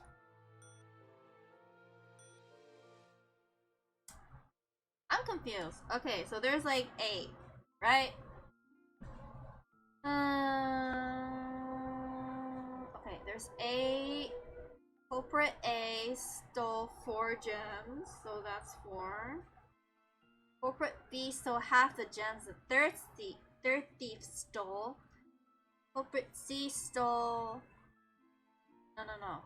First thief made off with twice the amount that I had. First one had 4. Twice the amount. Isn't that 2? So this one got 2? I stole half the number of gems the third one stole. Wait. So they stole 1? One left? Close. Oh my gosh, I'm so scared. 1! お見事です。 Yay! 宝石の数は簡単な計算でも導き出すことができましたが。Can't believe. Okay, yay! お嬢様は私の言葉をよく聞いていましたね。Well, there is but one どんな correct. ことがあろうとも答えは一つだと。探偵たるもの、疑わしい人物だけではなく、仲間の言葉にも耳を傾けることが。Yo, got 1 of 3 wrong. That's not bad. お嬢様、探偵としてのお力を見る質問は以上です。続いて、No! 2つの質問。今後事件に立ち向かっていくお嬢様の覚悟を試させて。No! Okay. 一つ目、これは例え話ですが、自分のことだと思ってよく考えてお答えください。お嬢様はロンドンの通りを歩いていた際に、偶然にも10ポンド紙幣が落ちているのを発見しました。Yeah, this is a heavy note. Okay, you picked it up, but there's でしたが、その目の前には一人の飢えた子 heavy 供が note? うずくまっています。子供は痩せた手足に薄汚い身なり、靴には穴が開き、おそらく貧しい生まれです。おそらく両親を失って空腹のあまり動けないのでしょう。10 pound note? That money? お嬢様が手にした10ポンド紙幣。Oh. それはメイドの月給とほぼ同じ金額です。Okay, so I'm walking around and then there's like a 10 pound and there's like a little boy that's crouching down next to me and yeah. 10ポンドあれば子供を助け路上生活から救い出せるかもしれません。Okay. ですが、落とし物はスコットランドヤードに届けなければいけません。落とし主もきっと困っていることでしょう。Surely the one who lost it must be seeking for it, no? さてこの場合、お嬢様はどう行動されますか？ What would I do with 10 pounds? Should I tell the police? なるほど。お嬢様は法を守ることを選ばれるのですね。Oh my gosh, she doesn't like it. 個人的な感情にとらわれると冷静な判断が下せない。 What, you don't like it? どうかいざという時も落ち着いた判断を忘れないようにしてください。Why does he not sound happy? では次が Was that right or not? I can't tell. Okay, last これ question. は例え話ですが、 Okay. お嬢様に心から愛する男性がいたとします。 その彼が殺人事件を起こしました。 Murder his motivation. その動機は幼い頃殺された両親の復讐です。 Okay. 長い歳月、たった一人で苦労してきた彼をよく知っています。 Are you testing me if I'm gonna like act out based on my emotions? Okay. その彼がお嬢様に言いました。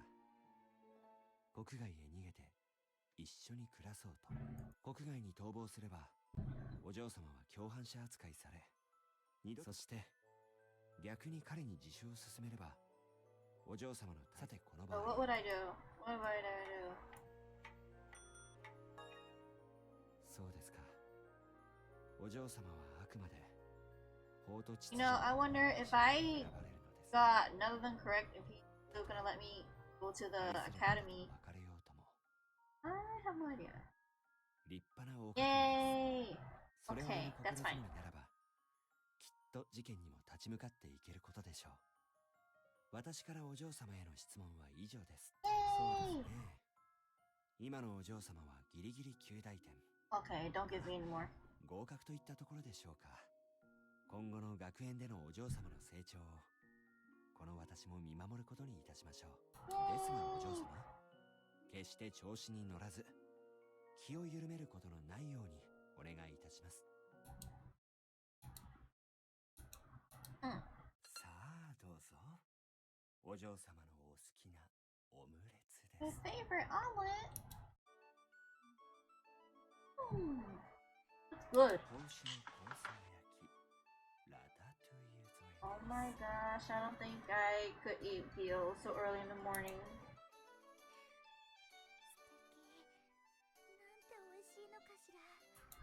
お嬢様、お嬢様、お嬢様、起きてください。お嬢様。 Oh my gosh, I'm just dreaming. どういうこと？今お食事中なのに？無理。もうお腹いっぱいだわ。I think I'm dreaming. お嬢様、デザートにレモンと生クリームのミルクレモン。 Or brekkie? それならまだ入りそうかな。やっぱり甘いものは別腹よね。でもなんだか眠 Am I just waking up or did he drug me? お嬢様。 Oh my gosh. 5秒で起きられませんと朝食を片付けてしまいます。 Oh my gosh. I jumped straight out of bed. Don't take my food! 夢だったのね。おはようございます、お嬢様。 Good morning. Oh my gosh, of course, my stomach chose to growl at the very moment. Oh my gosh, how terrible. Why am I so hangry? Just are. お早く起きてお着替えになってください。半分だけのトーストに山のようなグリーンサラダ。ねえ、レモンと生クリームのミルクレープは？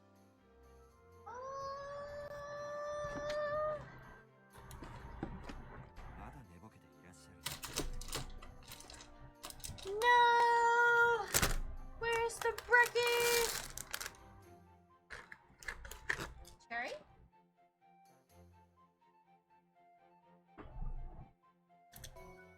No, that's the okay. そんなことないわ。寝ぼけてるなんてあるわけないわけないじゃない。あら、どっちかしら。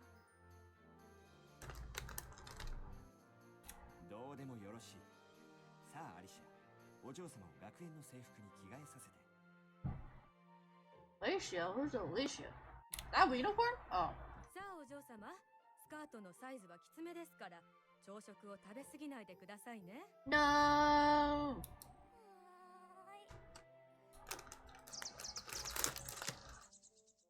Okay. It doesn't matter if you're a man or a woman working on the building powder adult. As the sun rose early for all those who live in London, today was no exception.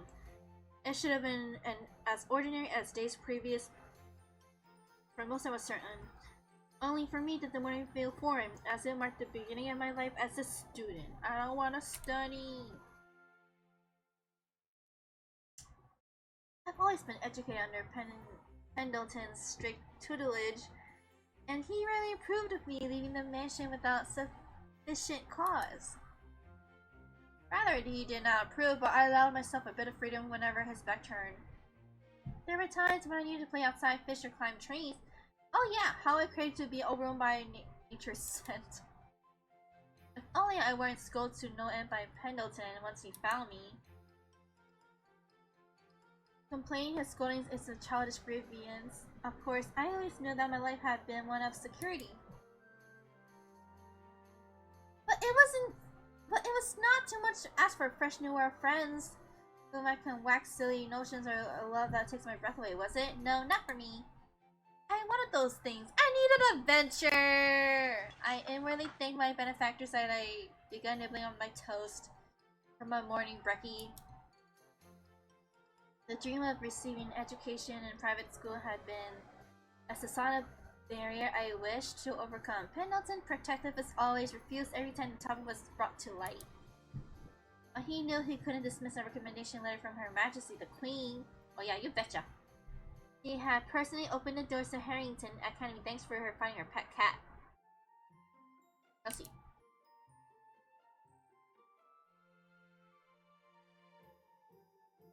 Still had doubts as to how I would fare, but with circumstances as they were, he accepted with his unusual grace. His acceptance was rather reluctant, besides the point. The Academy had an outstanding reputation and an equally outstanding student body, with a great many of them having traveled from far away to chart their futures.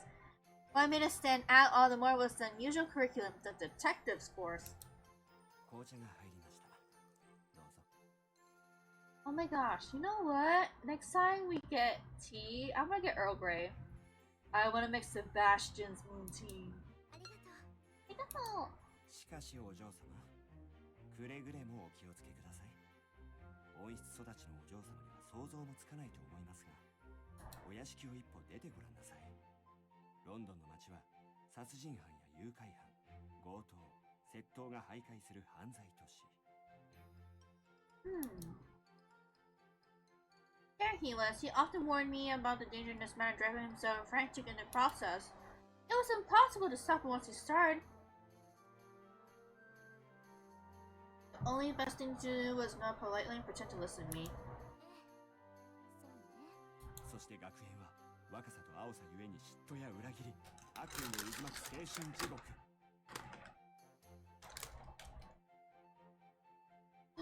There's like 4 Oreos left. Want me to save some for you? Can I kill it? Yay! Are you sure? Okay. Okay. 私はお嬢様のことを考えると心配で夜も眠れません。考えてもみてください。What the heck? That is so rude! What if your bloated corpse were to be discovered in the fountains tonight? お嬢様のお体が玉ねぎのように切り刻まれて、翌朝ご家庭のポストに一切れずつばらまかれていたら、私は亡くなった旦那様に何とお詫びすれ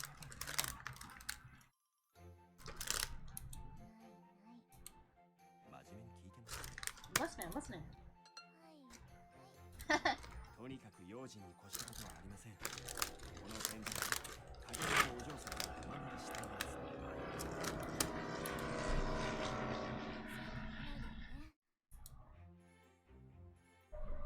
Okay, so Penny answered with a devilish smile. もちろんご一緒させていただきます。You're gonna follow me? Wait. そろそろ時間ね。ええ、では参りましょう。持ち物はすべてお持ちになりましたか？服装に乱れはありませんね。女王陛下からいただいた指輪もお持ちになられます。大丈夫。持っているわ。それと本日はこちらもお持ちください。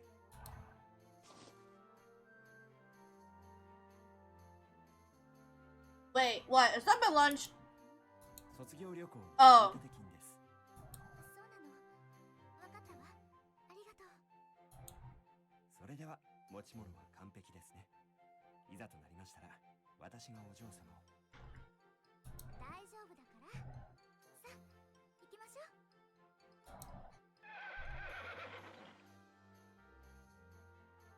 Okay, Penny was an admirable butler, but I often suspect he will grow bald from nerves before all. Perhaps he made it his very nature to fret. With no mother or father to guide me, the duty fell on him to be my butler, my caretaker, my mother, and my father. He dedicated himself religiously to each role. Now he worried with all those roles combined at the thought of sending his child into the world alone. Oh, the dangers that could befall her. The dangers, however, couldn't be further from me. I couldn't have been more excited to attend school for the first time. At first, the start of a new chapter in my life. My excitement left me so lost in thought that I didn't notice my surroundings. Oh my gosh. The coachman suddenly jerked on the reins, forcing the carriage to a full stop. いえ、道が生徒を乗せた馬車で大渋滞しておりまして、おかげで学園の前で立ち往生ですよ。Just walk. Oops. 確かに、うっかりしてたわ。生徒がみんな馬車で学園に通ったら大変よね。アリントン学園はロンドンでも名門の学園ですから、両家のご令嬢やご子息が大勢ご自宅から通われています。Just walk. それなら一層他と同じく全寮制にすればいいのに。素敵よね。学生の寮生活なんて。渋滞もないし。とんでもありません。お嬢様が寮に入れば他の方々にご迷惑をかけるに決まっています。いずれ時代が進めば全寮制は減り、学校へは毎朝通学するスタイルが主流になります。これは私が自信を持って保証いたしましょう。まるで見てきたようなことを。しかしどうしましょう。この様子だとまだ30分はかかりそうですが。Girl, you're gonna be late. 30分？そんなに待てないわ。このままだと初登校で遅刻よ。ここで降ろしてちょうだい。Oh my gosh. 私、ここから走っていくから。You need toast in your mouth. お嬢様。止めても無駄よ。行ってきます。Before he could speak another word, I opened the carriage door with certain force and jumped out. お嬢様。No! Not my lunch!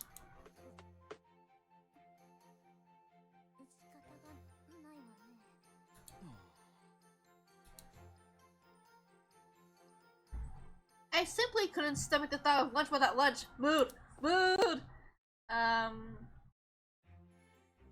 As I reached for the box, Penny stepped off the carriage and rested my hand in a hands-in motion. I would have been isekai. I am.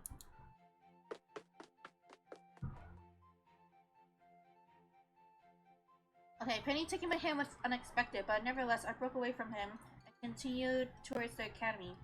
He followed with a nervous air that governs a mother hen with fearful for her chicks. I could hear various pieces of gossip from the carriages stuck in traffic as they observed me running past.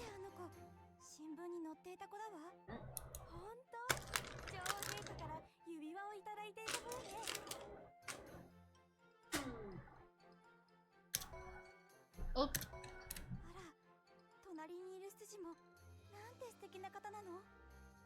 Please don't handle my butler.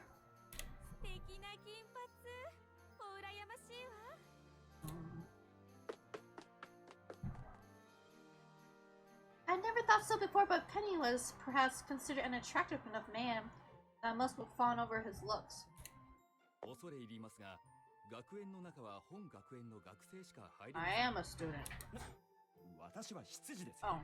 彼女の保護者です。それじゃあ私はお先に行ってきます。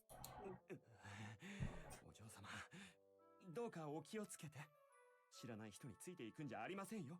怪しげなものをもらうんじゃありませんよ。いつもレディーとして。言ってしまいましたか。何事もないといいのですが。ああの退屈な会合か。おいおい、そんなこと言うなよ。女王陛下もご立派だったし、素晴らしいパーティーだったじゃないか。Am I the new student? そのご立派な女王陛下のせいで Uniforms are kind of cute. 起きたんだがな。事件としては興味深かったが、どうかしたか？うん、この間の子、可愛かったよな。にも乗ってたし。君は僕の女嫌いを知っていて、なぜそんな話を振る？お前、この間は彼女が気になって結構来てたくせに。何か言ったか、ワトソン君？別に。というかホームズ、女性という存在を否定するのは良くないぞ。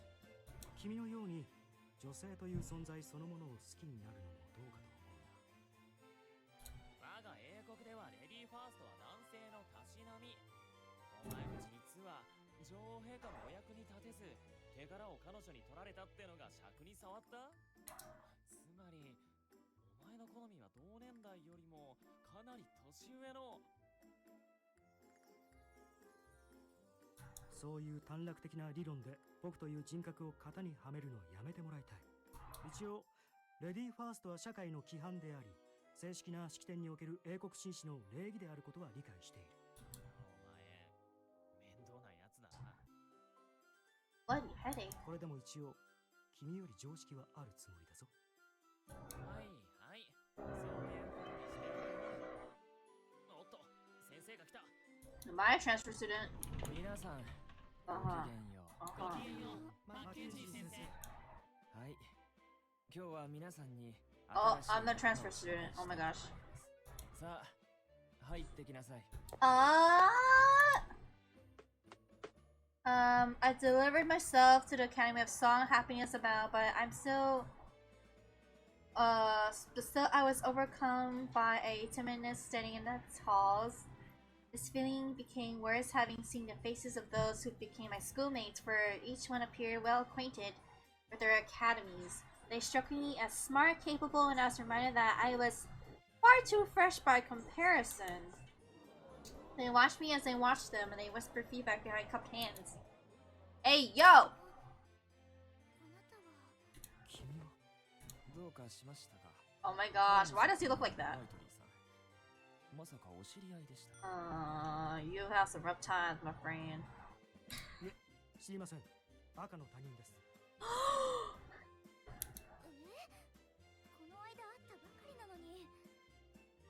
Rude. せっかく知っている人がいると思って安心したのに、どうしてこんな冷たいこと言うの？皆さん、この2年探偵クラスの新しい仲間、ホワイトリーさんです。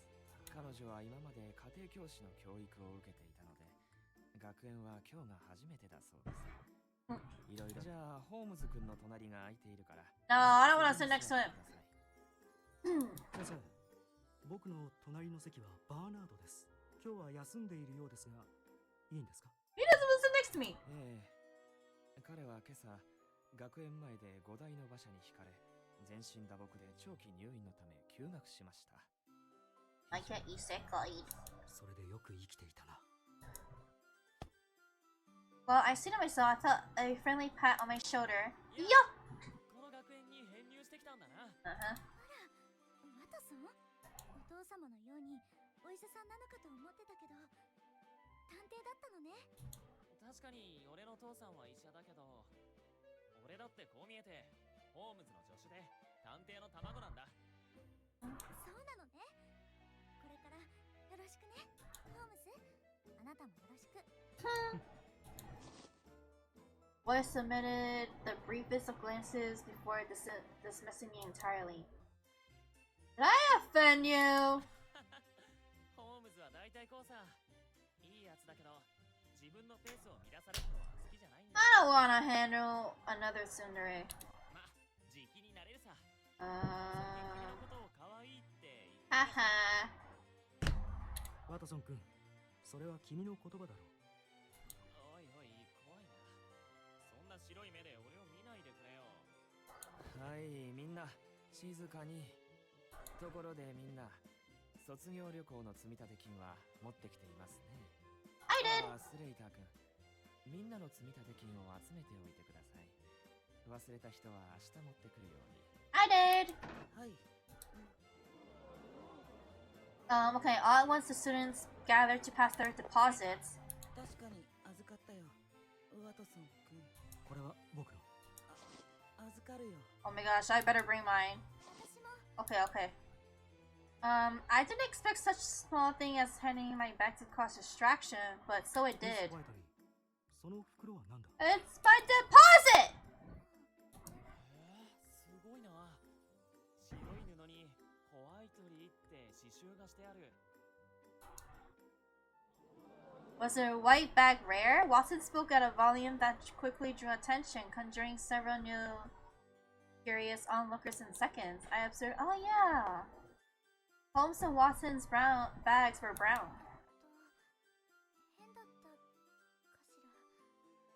そんなことないと思うよ。 Yay! いい袋だし、君らしくていいと思う。それじゃあ預かっておくね。スレイター、どうしたんだ？なんだか顔色が悪いぞ。いや、なんでもない。大丈夫だ。Wait, did he not have his money? Okay, it was opposite from my perspective. He was a knee pale and his eyes were unfocused, even set in place. 君たちもかい。名前を控えるから。You know what? What if he doesn't have the money and he's gonna like steal someone else's money? Still, Slater kept to his work, writing down person after person, even as his fingertips made to shiver upon every stroke. おい、スレイター、インクが指についてるぞ。あ、ごめん。つい癖でペン軸に触ってしまうんだ。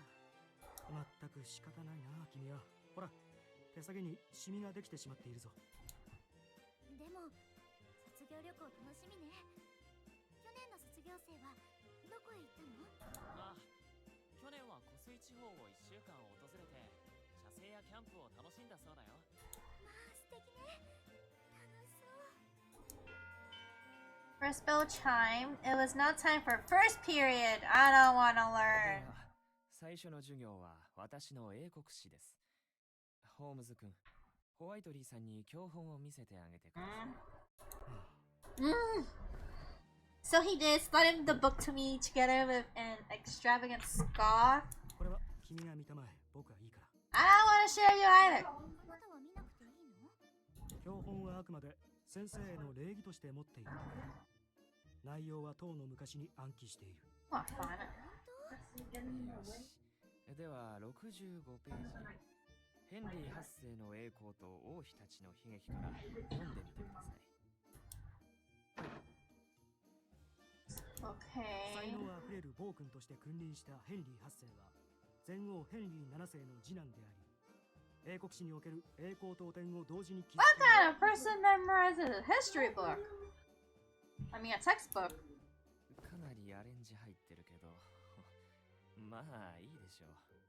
それはどうも。すごい。あなた記憶力すごくいいのね。君に言われたくない。君に。Ugh. うるせえよ。静かにしろお前ら。The command was from a pale-haired boy sitting a few seats away, and though Holmes wore a grimace as part of his dress, this one possessed a scout that could send champions running. ごめんなさい。 What, just sleeping? で、お前が寝るためか。ほらミラーズ君、授業中ですよ。Okay, my first class ended with no more incidents and second period began. 皆さん、賑限目のマ Etiquette ナーです。皆さんを立派な紳士淑女にするためビシバシ指導していきますよ。1学期最初は基 Like 本 etiquette 中 class, の I don't mind. 立ち方、ウォーキングから。どんなに立派な頭脳を持っていても、どんなに優雅な服を着ていても、背中を丸めていたり顎が前に突き出していてはまるで台無しです。そこで頭の上にこの畳んだハンカチを置きます。ああ、それが落ちないように歩くんだな。それなら簡単。いいえ、その上に水がいっぱいに入ったグラスを置きます。 Damn! その状態で Oh, the handkerchief just to like make sure no water spills on your head. いいえ、その状態で最終的にはダンスを踊って Oh my gosh, you're supposed to dance with a cup of water in your head? That is new. さすがですね、ミス・マープル。完璧です。当然だわ。 Oh, this girl is cute! Perhaps it did come naturally to this girl, for she danced with her masterful elegance and all the... while not a single drop had found its way out of her glass. But she kinda cute. Did I romance her? Later? A heavy thump followed by a shattered sound from back of the classroom. 前代未聞です。放課後、課題と歩行を行います。Oh my gosh, I should not have been so confident to be distracted. Lupin's accident became mine next when I lost my balance. ミス・ホワイトリー、グラスの水をこぼしましたね。ミスター・ワトソン、グラスを乗せる前にハンカチを落としましたね。ミスター・ルーピンと同レベルです。あなたも一緒に放課後、歩行を行います。Actually, ミスター・ホームズ。 oh my gosh. Fail! 申し訳ありませんが、僕は彼らとは違います。残念ながら紳士としてそんな滑稽な真似はできません。それってバカ正直にやった俺らの立場。失格。教師の指示を拒否する生徒はマナー以前の問題です。ミスター・ホームズ、あなたには特別課題を出します。ミスター・ワトソン、本日居残り決定です。はーい。3限目、薬学担当アンダーウッドだ。皆さんに Pharmacology? 毒薬や麻痺させる薬など、 Okay, well, to be fair, 薬の数々を教える。使う側になれば犯罪だが、身を守るためにも主な症状は抑えておこう。なんだか怖い。毒薬学は奥が深い。さて、一口に毒薬といっても実に様々な種類がある。ヒ素や水銀など金属を主とする鉱物毒、トリカブトやモルヒネなどの植物の根や葉から取れる植物毒。 when do you wanna go to bed? When do you wanna go to bed? I'm fine whenever, honestly.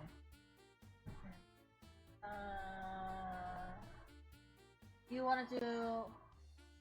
What time do you wanna do? Okay. フグから取れるテトロドトキシンやコブラの分泌する神経毒。皆さんは食事の前にはしっかり手を洗って、匂いや味、相手の態度など注意深くテーブルの上を観察してください。それより先生、この空っぽの檻は何に使われる予定ですか？え？皆さん、この教室で Oh my gosh. コブラが逃げ出しました。 Watch us happen to find a cobra. Nearly every student, myself included, let out a sudden shriek. A cobra! A cobra! He must have known how deadly they are. It was common knowledge. ホームズ、コブラの毒の作用は？神経毒。主に筋肉の動きを阻害する。その他、呼吸困難になったり、最悪の場合は。Death. いや、今はそんなことより捕まえよう。おい、今なんで途中で言うのやめたんだよ。ヘビが。A nervous yelp and artful shamble of language turned to me in the corner of the classroom.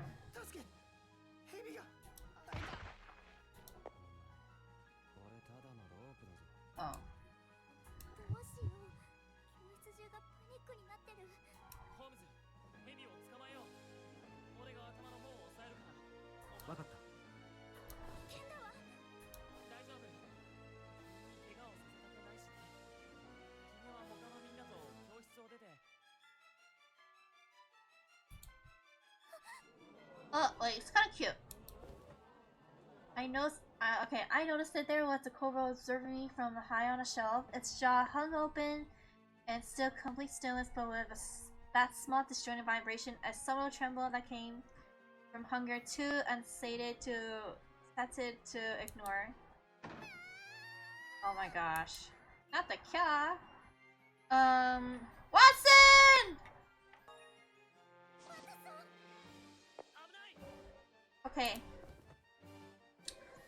Watson reached from an arm and pulled me behind his back.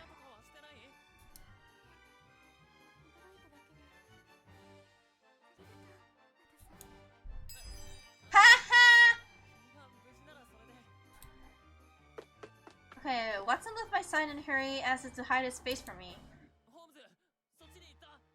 よし、ワトソン君、頭は任せた。わかった。気をつけてくれよ。Let's go! わかってる。君も確実に頼むぞ。Watson firmly held the tiny reptile's head with both his hands and almost strained its body. It was a finicky beast that rebelled and writhed within the grip, but they had held it with enough urgency to promptly have it returned to its cage.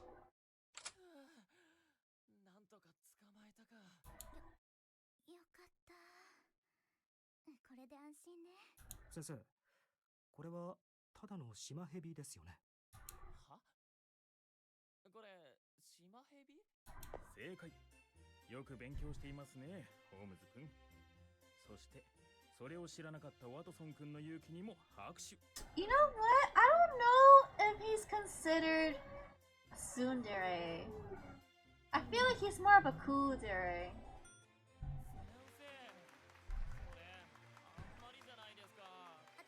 とにかくみんなに何もなくてよかったわ。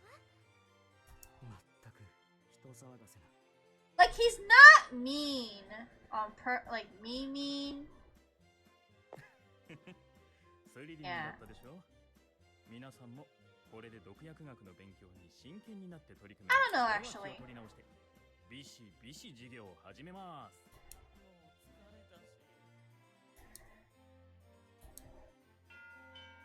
Time to lunch had arrived, and it was the liveliest I've seen the class yet. Mr. Mackenzie entered the room through the shuffle of lunchboxes and chatted between schoolmates. スレイター君、今月の集金は集まりましたか？はい、それなりに。お昼休みにもなったし、預かります。Slayer's distress from earlier in the day was still apparent when, as he looked to the teacher, he looked away and scratched his head restlessly.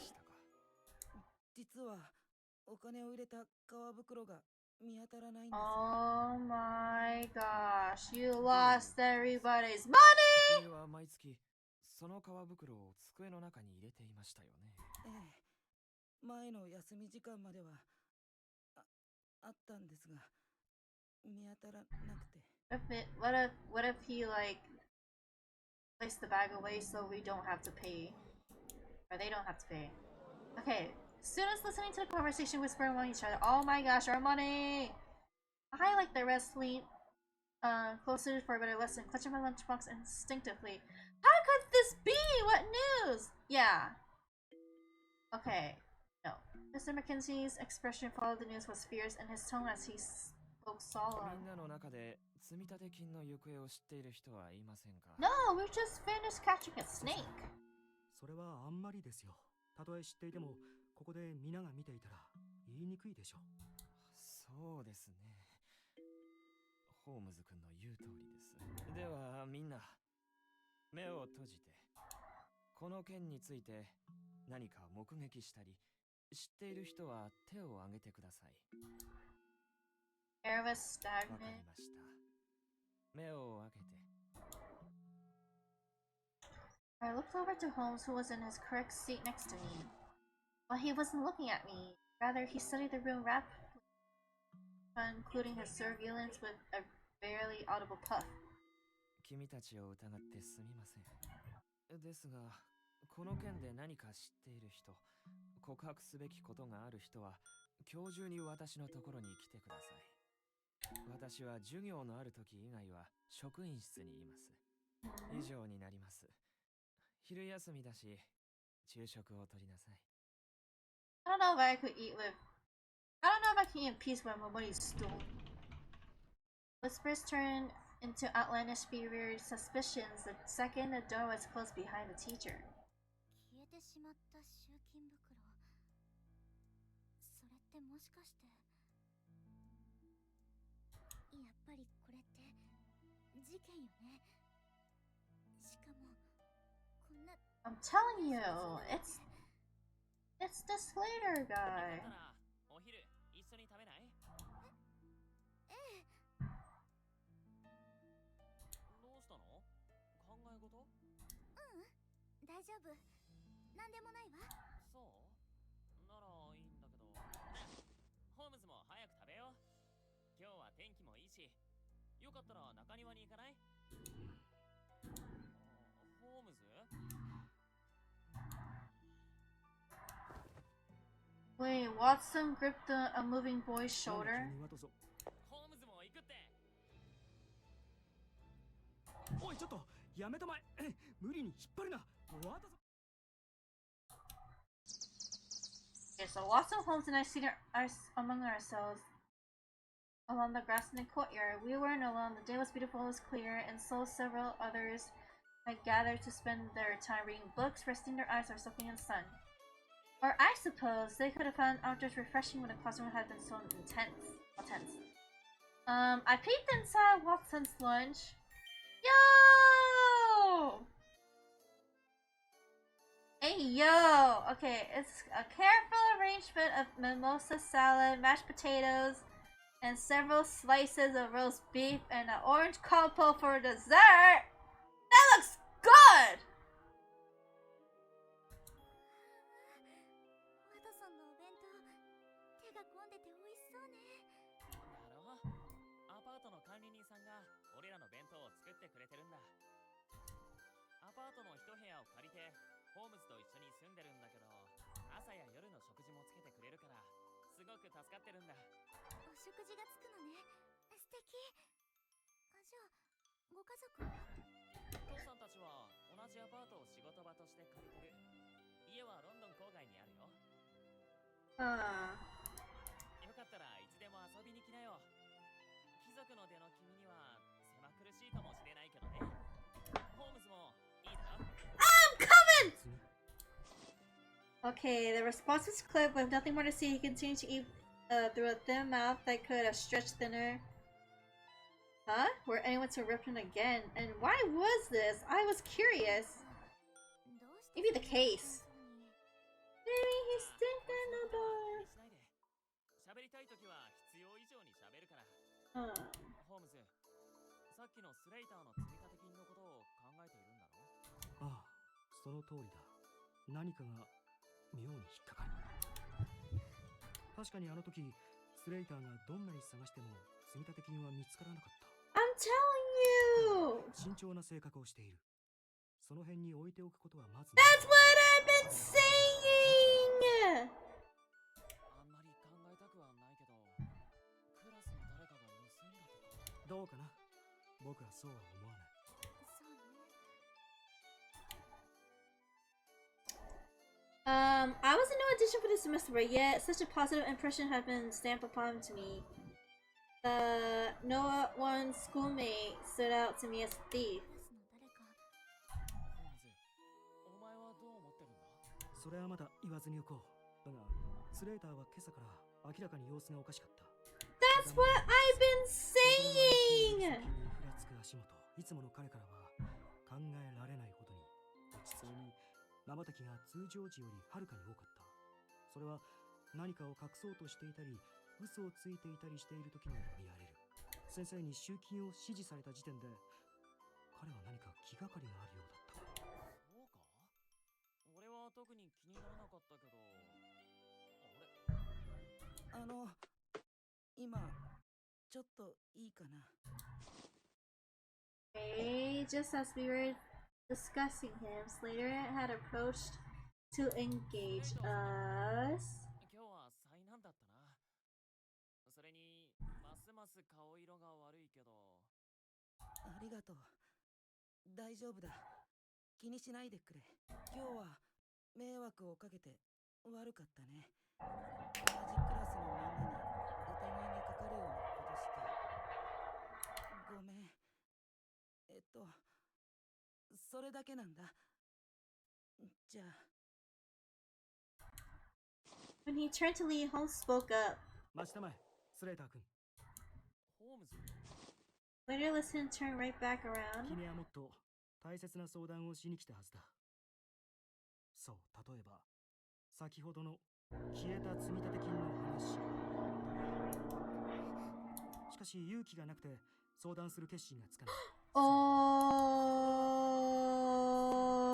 気を持って僕に全てを話すことが君にとってもクラスメートたちの信頼関係においても大切なことじゃないのか。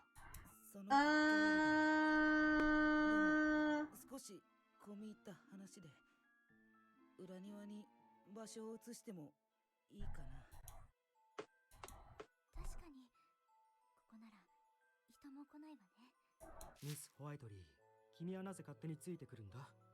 彼は僕に相談があってきたんだ。Why can't I come too? 君は黙っていたまえ、ワトソン君。悪いが席を外してくれたまえ。秘密を喋られたり騒ぎ立てられては困る。どうしてワトソンはよくて私はダメなの？ワトソン君は僕の助手だ。一緒に来るのは当然だ。だけど私だって関係あるわ。積立金の中には私のお金だって入っているんだもの。確かにその通りだ。仕方がないな。積立金のこと、あれは僕がやったんじゃ。僕が盗んだんじゃない。信じてほしい。The way in which he professed was heavy with pain. スレーター君、そんなことは分かっているよ。安心したまえ。Really? 1年間クラスメートとして共に過ごしてきた。君がそんなことを実行できるような人物ではないと思っている。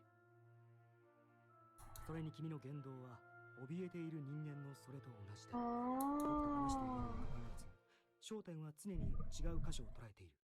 そわそわと落ち着きもなく腕は強く組んだまま。以上から考察すると、君は隠し事があり、それが公になることを恐れている。Holmes' tongue raised to finish all that he said in a single breath. Austin appeared used to this manner, but Slater never astounded. そうと、僕も君に聞きたいことがある。君は集金袋を手提げに入れていたね。あの手提げ袋も集金袋と一緒か？ Silence. At one side was a detective and need for answers to the grotesque, and at the other was a shrinking voice, speechless, terrified to speak the truth even when he held those desired answers. 僕は君を信用していると言ったのは覚えているな。だったら答えてほしい。簡単なことだ。イエスかノーかの二択だ。手提げ袋。ホームズは今朝インクの染みてしまったあの袋のことを言っているのかしら。Okay, Holmes remained unblinking. 一緒だ。わかった、ありがとう。ではワトソン君、ちょっといいか？なんだ？ Holmes went closely to his assistant's ear and whispered.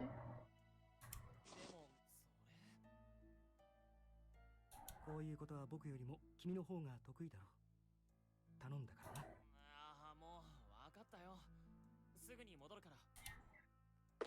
Watson appeared in agreement. Apparently in agreement, turned heel and left. ホームズ、ワトソンはどうしたの？ Says none of your business. 別の用事を言いつけた。彼は妙に鼻が利くからな。こっちの方が得意だろう。I was curious, but some for clues. No matter, I suppose the answer would soon be upon me. Even if I couldn't resist my head tilting positively as I speculated the outcome. さてどうだ、スレイター、君の話を聞こうか。Holmes' attention returned to Slater. Yet he was nearly frozen in place. His ill complexion grew 3 times paler, and his mouth twisted open and closed with no voice coming out. Whatever made him distraught was behind Holmes. Yes, it had to be behind him. It left him so afraid that this terrifying. What? Steak?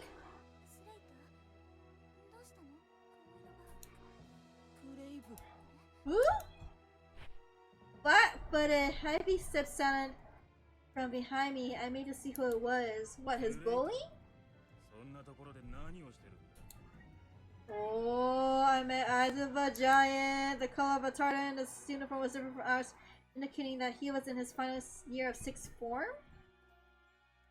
Even then, his age didn't leave half the impression his massive physique did. Later remained petrified. なんでもお前みんなから集めた積立金をなくしたそうだな。ほう、ついさっきのことなのに事情をよくご存知だ。あの探偵クラスにこのようなことを簡単に話すほど口が軽い人物はいないと思っていたが、もしくは廊下でお聞きにでもなられていたのですか？ The question was redundant, but it's reserved for one who knows all the answers spread lips. They in turn could either speak of unpleasantness or glare in silence. Tension that stiffened the very air would be the same. 誰が立ち聞きなんてすんだよ。スレイター本人から聞いたんだよ。なるほど。いつ聞いたのか気になるところだが、今はそういうことにしておこう。まあ、彼はそれこそ昼休みが始まってからというもの、僕らのそばにいたわけだが。でも、私たちが昼食を始めた時は。あの時からスレイターは僕らを見ていたんだ。話しかけるタイミングをずっと測るために。間違いないね、スレイター君。ああ。Wait, Holmes let out a tired groan? だからありえないんだ。ついさっき本館から出てきた君がスレイター君と会話できたことをね。これはあくまで僕の推理だから真偽のことはわからないが。The massive boy's face reddened with anger the more the boy detective carried on. I'm so confused.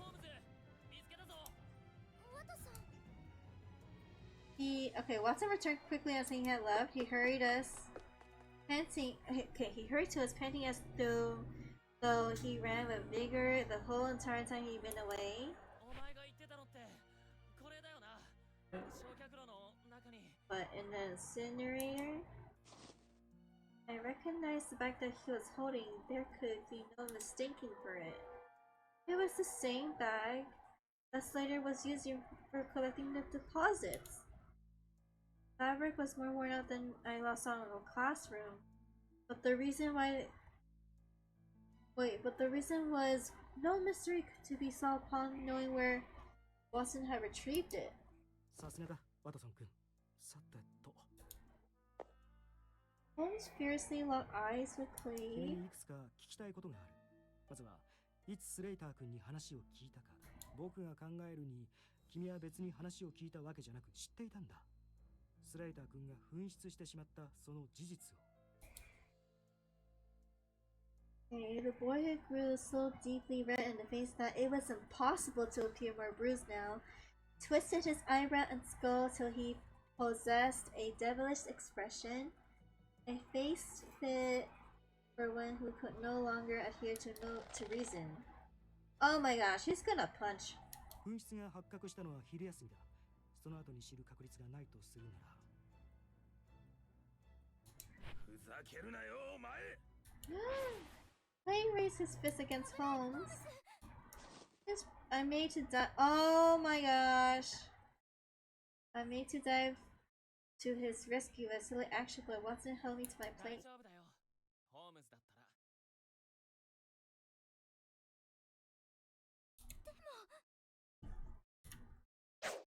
And then the brute swung his fist.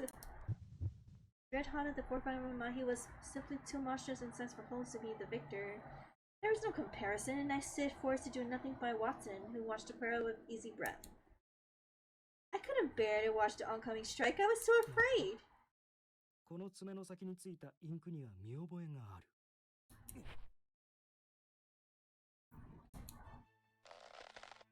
I dared to peek between fingers to see Holmes twisting Clave's arm. He was inspecting the boy's fingertips. 確かスレーター君が積み立て金を集めていた手提げにはインクが染み込んでいた。その色は赤目のアンバー。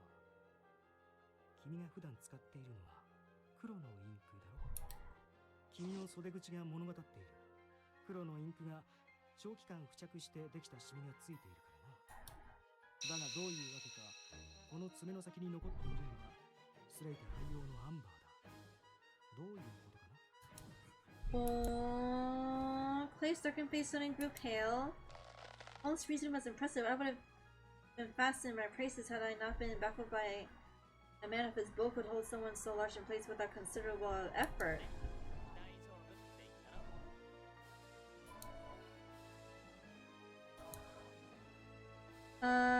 I now understand why Watson did nothing.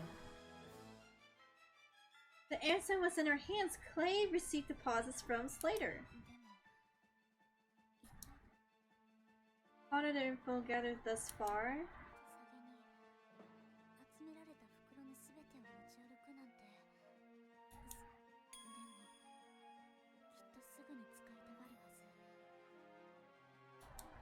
Tesage 袋は焼却炉にあった。ワトソン君が見つけてくるまでの間に君は一体どこでそれに触れられたのか。それは当然手提げ袋を捨てるとごちゃごちゃうるせえんだよ。Clay succeeded in shaking off Holmes' hold and wasted no seconds in making another attempt to strike him. It was close, but Holmes was the more skilled of the two. その程度の速度で人を殴れると思っているとはどうも理解しがたいな。The detective needed only to step to the side and avoid the oncoming fist. What the heck? Step backwards with some practice adeptness to the situation. Raised his fist, taking on a fighting stance similar to a boxer's. バカにするもバカにする？何のことかわからない。Holmes briefly focused his attention towards us. 喧嘩を買っただけ。君たちが証人だ。そう。これが純然たる正当防衛であることのね。Holmes stuck Clay's stance and took an able stance before retaliating. What followed was a sharp blow to the chest. Ayo, so immediately did Clay's breath leave him that it took all his instinct to keep himself balanced. Indeed, his will was so strong he readied himself and was ready to continue. Yet in the process, his jacket fluttered briefly, but that was enough for me to spot what was in his breast pocket. The money! Holmes stepped forward before his advantage was fully lost. He tightened his fist and gave Clave a second strike. And the third, a right cross to the boy's side, was to be the last. Ayo. His opponent crashed to the ground and held along his ribcage with a pained grimace. I had the chance to get in just by bravery. I dived to Clay and reached into his breast pocket. My money!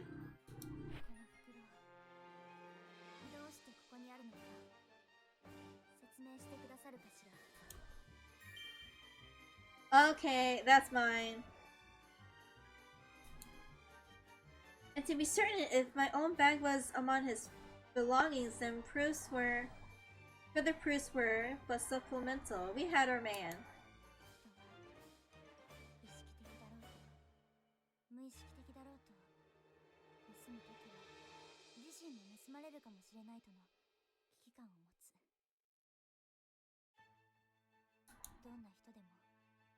それは例外ないそうよ。肌身離さず持つか、どこかに隠すか。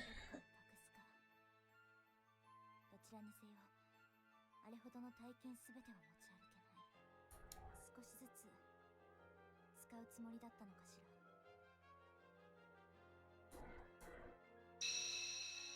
あ、これが決定的な証拠よ。ホームズに勝負を挑んだ時点であなたは自分が犯人だと言っていたも同然だったのよ。見事だ、ミス・ホワイト。Yeah! Holmes spoke barely above a whisper. Oh my gosh. おい、君たち、何をやっているんです？先生。中庭で乱闘している生徒がいるって聞いたから来てみれば、君たちは本当に。Okay, I had been too distracted. I turned to my left, to my right, behind me. I only now saw the number of onlookers who approached. 詳しい話は職員室で聞きます。はい。君は3年生のクレイブ君だね。一緒に来てもらいますよ。Each gave her account of the. Okay. They all just, gave their stories. We've lost all of our money Clave had hidden away was found. Have we waited a day? Why, I couldn't fathom the extent a schoolyard bully should have liked to spend. Not like we were so quick. まったく、なんてことをしてくれたんですか。みんなの大切な積立金が戻ってきたのは大変いいことですが。学校内で乱闘するなんてもってのほかですよ。君はワトソン君とホワイトリーさんまで巻き込んだんです。申し訳ありません。違います。私は自分の判断でホームズと一緒に。それにホームズはクレイブが殴りかかってきたから自分の身を守るために仕方なく。そうですよ先生。仕方がないな。事情は分かりました。いいですか。正しいことのためとはいえ学校の規則を破ったんです。最悪の場合しばらく謹慎処分になるかもしれない。その間は退学にならないようおとなしくしているように。はい。ホワイトリーさん、君もですよ。君まで乱闘騒ぎに加わっていたそうじゃないですか。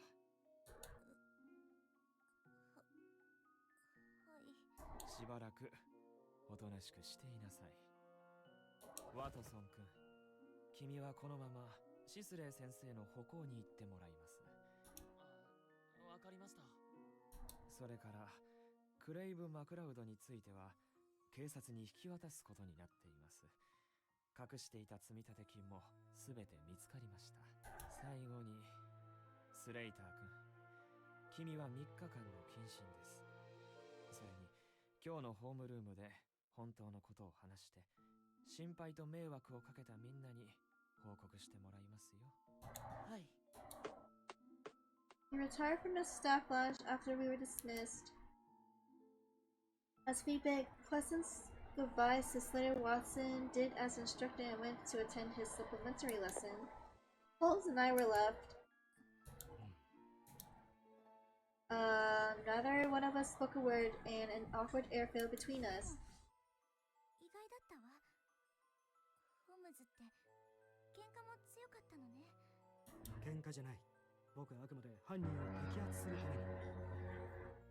言い方が勘に触ったのなら謝るわ。でもハリントン学園にもこんな生徒がいるなんて。Or perhaps this was only my imagination, as Holmes appeared to have no interest in striking up a conversation. やっぱり怒らせてしまったのかしら。悪いことを言ってしまったわ。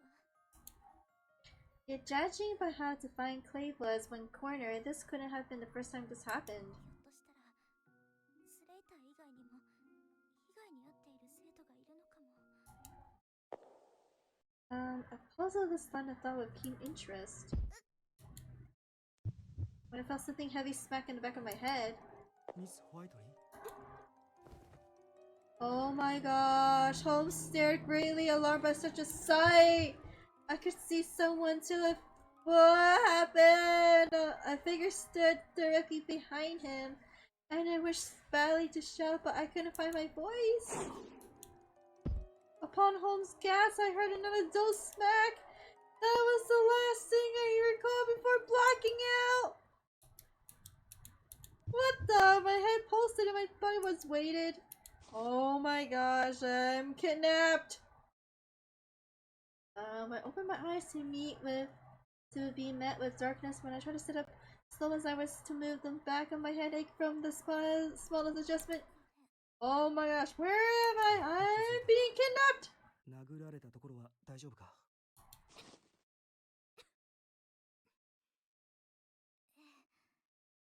なんとか大丈夫。そうだ。別の誰かに聞こえるのか、僕の声が。Hear a familiar voice in this unknown place gave me a sense of comfort. その皮肉っぽさはホームズだわ。一言余計だ。このミスマイペース。あなたこそ余計よ。We're kidnapped! それにしても、ここはどこ？ Oh my gosh, my eyes hadn't adjusted adjusted to dark. So all I could do was feel. The cold made me shiver, while the smell of the dust made me feel dirty. Oh my gosh, we're in the basement! 今は暗闇ばかりだろうが、目が慣れたら君にも見える。地下倉庫ですって？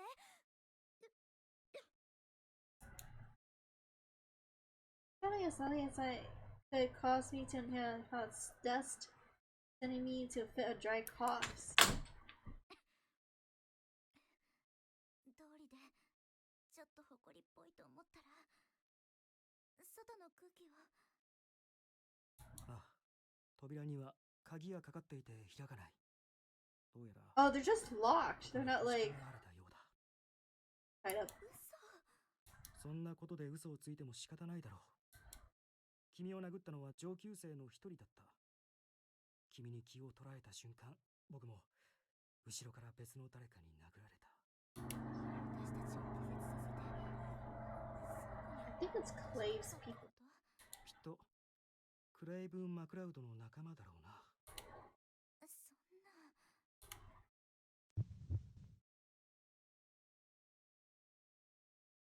な。I realized Pendleton had warned me of this. Several times he had warned me, and I spared him with no ear. I should have sincerely listened to his every word. I was a fool! No, I wasn't. Only a fool would have used this time to learn her mistakes. I now knew the danger next steps to... Okay, I gotta escape. 周りは静かだわ。誰もいないのかしら。 In time, I could see better in the dark. I checked my surroundings, careful not to turn too sharply, as not to further agitate my headache. I have a headache? Oh my gosh. 助けを求める。ここで大声を出すってのか？そうよ。やらないよりマシだわ。助けて！ Oh my gosh, that is so cringy. Oh my gosh, I shut off all the strength my lungs granted.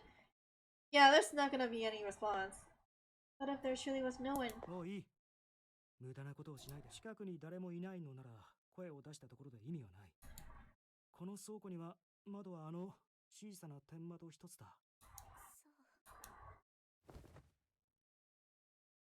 He was right. The skylight was high, and though what was once darkened became illumined just slightly by a curious moon, that was not much. To cry upwards with a sliver of hope was inefficient. I flung myself on the floor helplessly, causing more dust to flutter in the air. Holmes cleared his throat before looking to me. すまないが、しばらく静かにしていてくれない。 Oh my gosh, you just told me to shut up for a while. 僕にもいろいろ考えたいことがあるんだ。How to his lips, he turned away and turned across the times to contemplate our circumstances. Never mind, he's a stray. Goodbye. 私が言ったことまだ怒ってるの？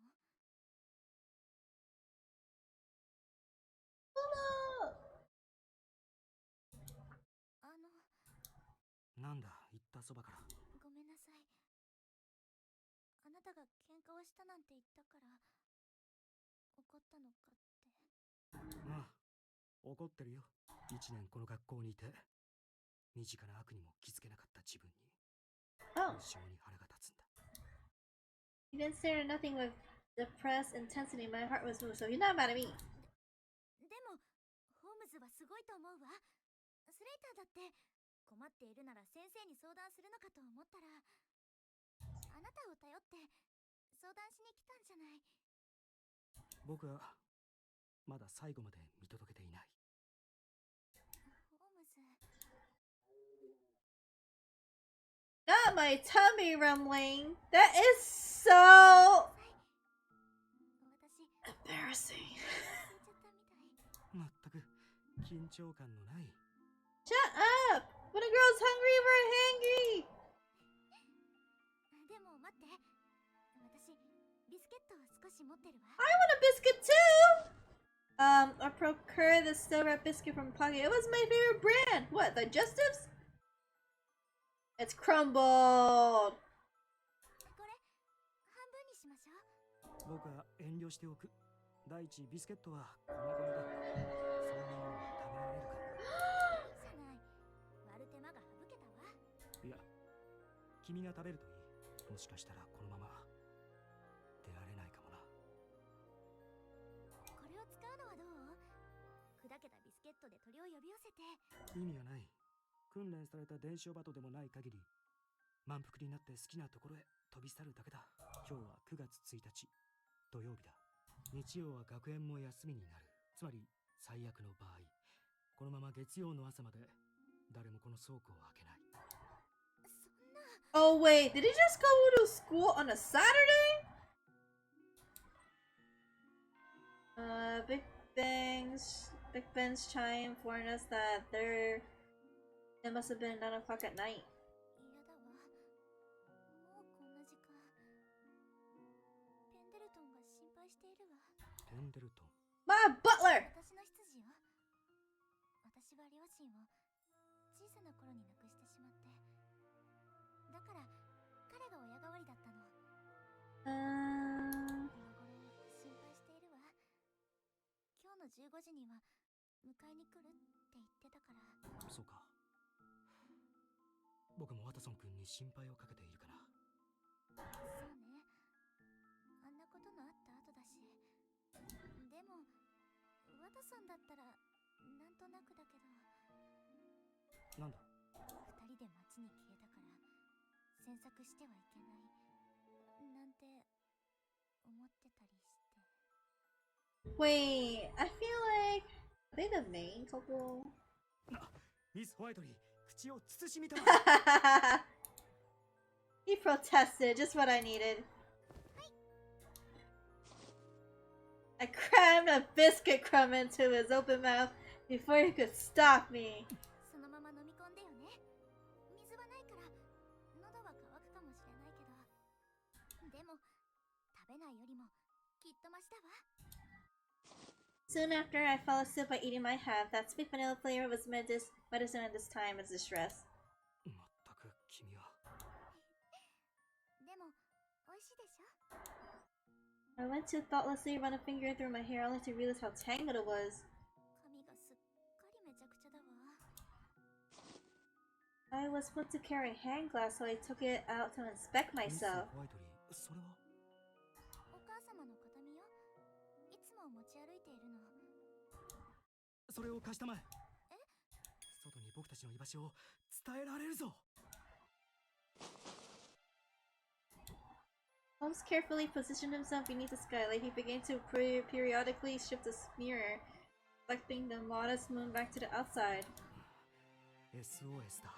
こんなことで気づいてくれればいいな。モールス信号ね。気づいてもらえるかわからないが、やらないよりはマシだ。そうね。貸して。私もやってみるわ。 Holmes fleetingly looked to me before returning his concentration to the window. 君は少し休むといい。僕がこれを続ける。しばらくして僕が疲れたら君を起こす。そうしたら僕と交代して。優しいのね。それは違うな。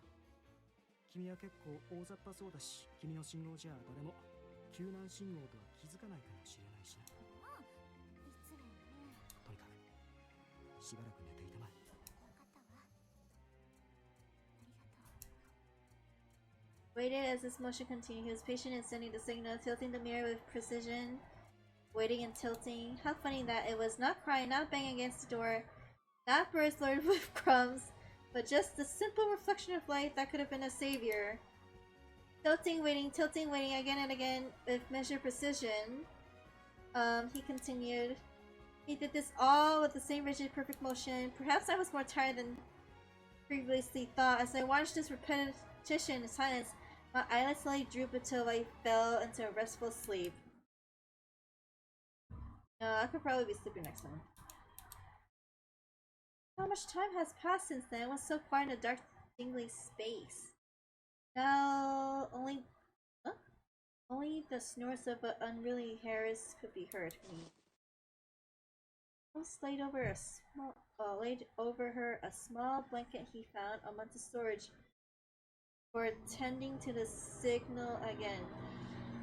Don't give me a blanket! Give me your jacket! Okay, then right as the stroke of midnight could be heard, Holmes heard a distinct shuffling from just outside the door. Watson? The door clicked as it was unlocked. The other side was the man he hoped for! Watson! なんとか。彼女は一緒なのか？ああ、奥で疲れて寝ているが無事だ。そうか、よかった。あの後からずっと見つからなくて心配してたんだ。それでなんでここに？説明は後だ。ワトソン君、ミス・ホワイトリーを運ぶのが先だ。Princess, carry me! Princess, carry me! Okay. 僕は大丈夫だ。さすがにミス・ホワイトリーが殴られた時は、いや、なんでもない。なんだよ、心配になったんならそう言えよ。Okay, while he carried me, Watson found no trouble playfully poking and prodding his friend. うるさい、やめたまえ、ワトソン君。ミス・ホワイトリーが落ちるぞ。Yeah! Princess, carry me! ワトソン、どうしてここに？起きた？痛いところとかある？大丈夫。私たち外に出られたのね。君たちの信号が見えたのさ。倉庫の窓から反射した光が校舎の壁に当たって見えたんだ。Wow, this BGM is beautiful. もう少し遅くなったらわからなくなるところだったよ。ほら、もう月が雲に隠れている。It was as he said, only the tiniest sliver of moonlight could be seen. My vision was faint, but I could see the vague shape of a carriage not far ahead. Someone carried me. There was a way home. I was safe, and knowing only this was more of an instinct than a thought. I permitted myself to once more slumber. Just save this. 今日は大変だったからな。Parted ways at the academy at midnight. My very first day of school was eventful, and I couldn't have waited for more. I can't believe my first day of school was on Saturday. おはようございます、お嬢様。眠い。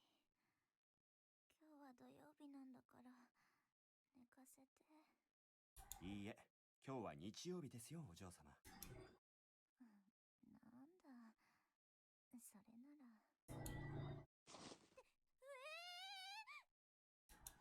ほら、今朝の朝刊にお嬢様のことが載っていますよ。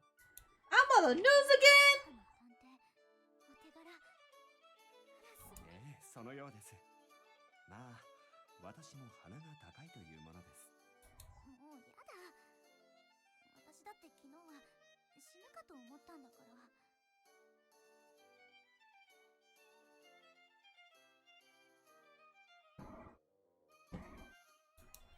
しかしこれ、読むと主に頑張っているのはホームズ君ですよね。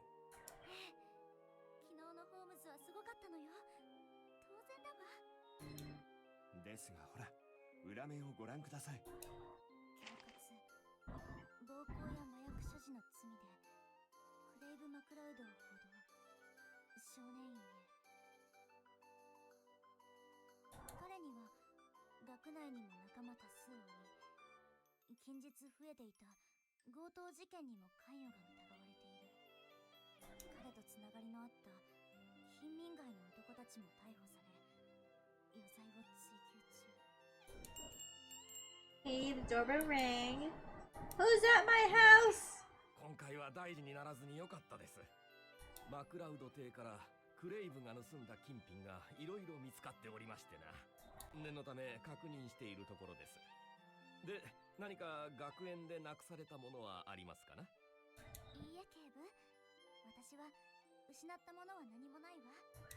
新しいクラスメートと一緒に学園生活 Hold を up. 学んですもの。Did he ever give back my hand mirror? そうですか。それなら結構。では失礼しますよ。女王陛下の名探偵ミス・ホワイトリー。ええ、ありがとう、警部。そうだ、お嬢様が眠っている間、ホームズ君にワトソン君がお嬢様の様子を見に来てくださいましたよ。 What? これはビスケットだわ。 You're the same brand as the one that was in my pocket. Oh my gosh, I know this brand. This brand is good. I should get this brand.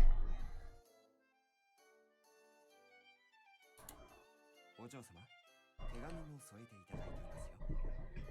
しら。学園はどう？これからもよろしくな。あんまり食べると豚のように肥えるもん。 Oh my gosh, she just called me fat. ほどにしたまえ。さすがホームズ君。油断するとぽっちゃりしやすいお嬢様の体質をよく見抜かれましたね。成長期だって言ってるじゃないの。Rather than early morning Saturday breakfast, I had a late afternoon Sunday breakfast. And somehow, I can't explain how, but certainly somehow the dull London cityscape looked much brighter today. Is that it?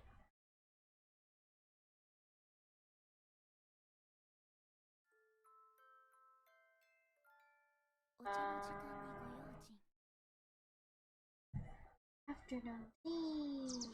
Okay, this morning was splendid as it was regular, yet certainly, despite its regularity, I remained cautious of the things that made it so splendid on the first day. The birds chirping their songs, the sun beaming through my window, and most importantly, the exquisite brekkie I had!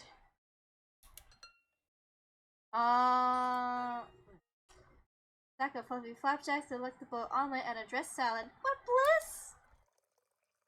Of course, I would be remiss if I neglected the regular sight of Pendleton, ever bringing with sophistication. He poured me a cup of tea.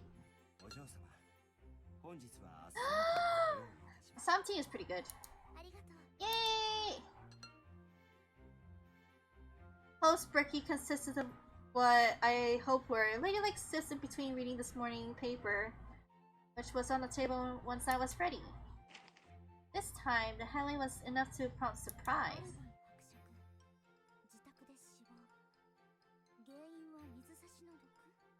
夕食の前に自室で水差しの水を飲んだ途端、喉をかきむしるようにして倒れた。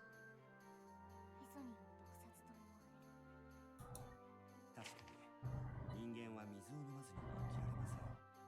毒を混ぜて身近な人間を殺すなど、まさに朝飯前でしょうね。でもアルビン伯爵って確かコベントガーデン市場の近くの美食家で有名な紳士よね。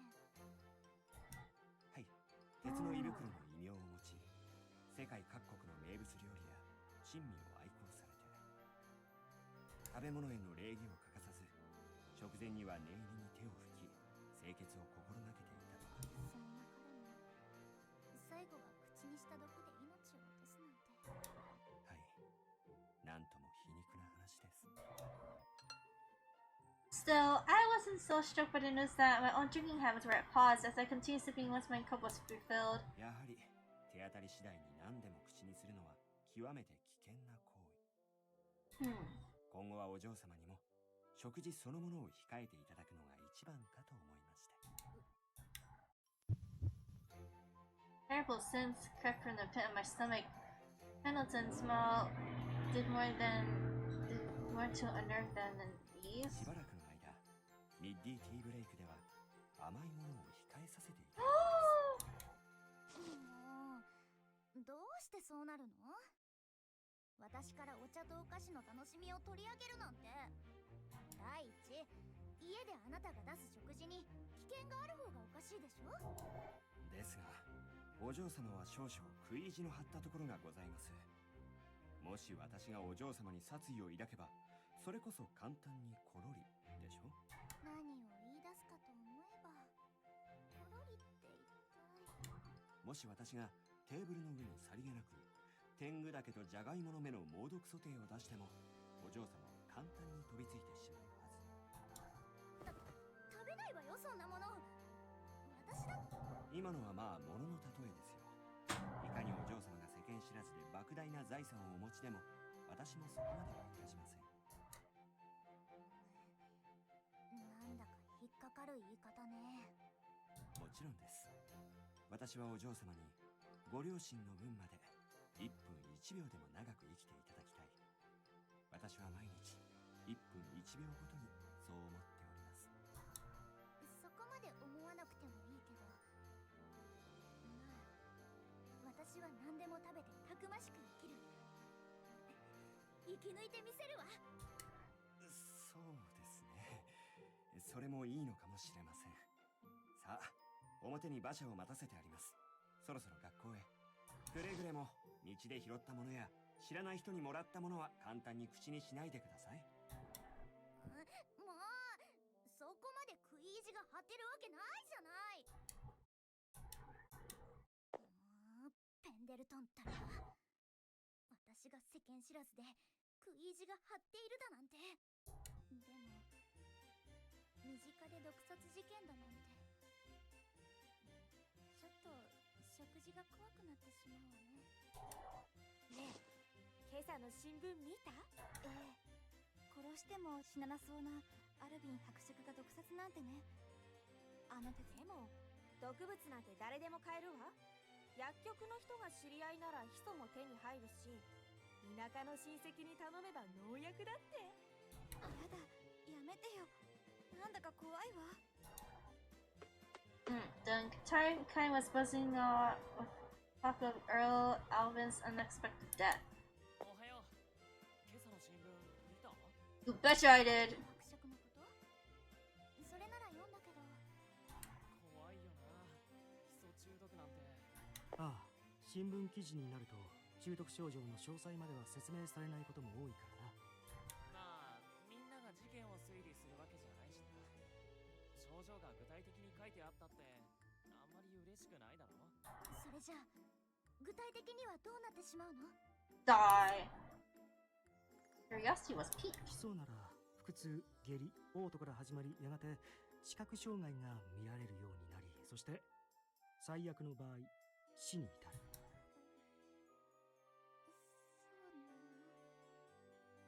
写真資料もある。顔面浮腫。このように顔面が膨張する。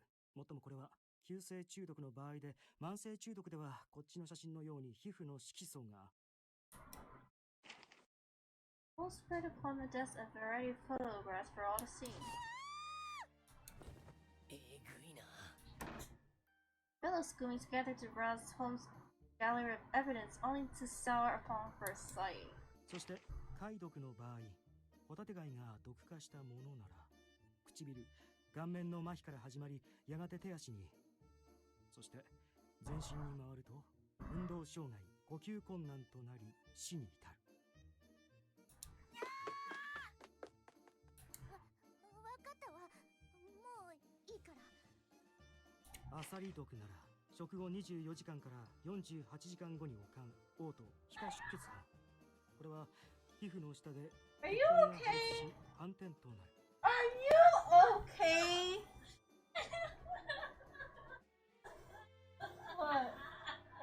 funny?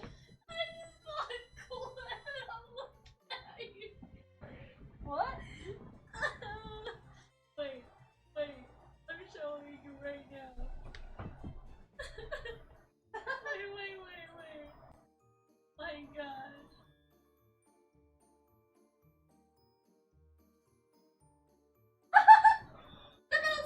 Yeah. Oh my god.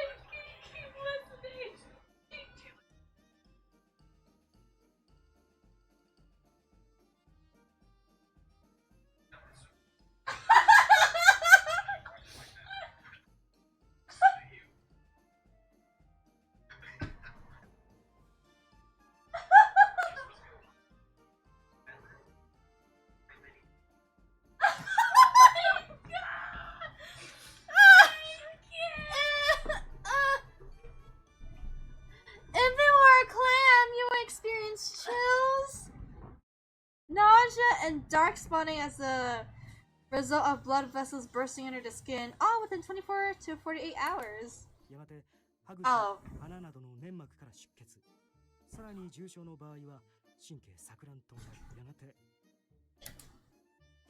おいホームズ、みんな引いてるし、そろそろやめた方が。百聞は一見にしかずだ。今回の事件を受けてわざわざ事務所から中毒の資料を引っ張り出してきたという。そんなことで実際の中毒症状を見分けられると思うのか。確かに必要なことだとは思うけど、こういうのって苦手なやつは本当に苦手だと思うし、君はどう思う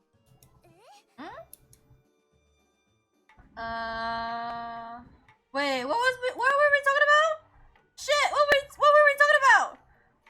Do you think you can learn to distinguish so many symptoms this way? Wait! ホームズ、ワトソンの言う通り、みんな怖がっているし、ほどほどにした方がいいと思うわ。Oh no! こういう資料を目にしたら、誰だって I'm too slow. しまうと思うの。彼女の言う通りだぞ、ホームズ。前はもう少し周りに対する気遣い。Watson nodded with unbounded enthusiasm now that I was his ally. そんなことでは実際の現場でうろたえるだけだぞ。過度な気遣いは相手のためにならない。俺やホームズはまだ慣れてるからいいにしても、他のやつはそんなに免疫ないんださ。っていうか、君はこういう写真大丈夫なのか？私は大丈夫。それに探偵になるには避けては通れない道だと思うから。君ってすごく努力家なんだな。でも無理はするなよ。こういうのって初めて見た後、たまに夢にまで出てくるから。The horror! Yeah, I've seen enough details right before then to furnish weeks of nightmares, so I can only pray for pleasantries in my sleep. Okay, it's time for lunch. やっと昼食だわ。I planned to ask Watson Holmes to accompany me to the courtyard, so I surveyed the room for them to only be distracted by dense, unwell air among my schoolmates. 昼食どうする？なんか俺今日いいわ。私もなんだかげんなりしたわ。Holmes' display from earlier left an unfortunate impression that wouldn't go away soon. だらしないな。事件現場では探偵の力が頼りにされるというのに、たかが写真で青い顔をするなんて。まあそう言ってやるなよ。俺だってあんな写真をずらりと並べられたら少し食欲落ちるよ。My mind wandered to those images again. How funny it was that I suddenly wasn't nearly as eager for lunch as I was moments before. そんなことではこの先が思いやられるぞ。Holmes groaned audibly enough for the classroom to hear. He may have had an effect on most, but one particular student remained content to lunch despite him. Ay, Imma.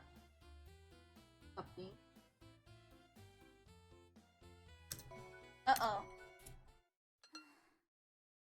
やっぱり紅茶は最初の一杯が決め手よね。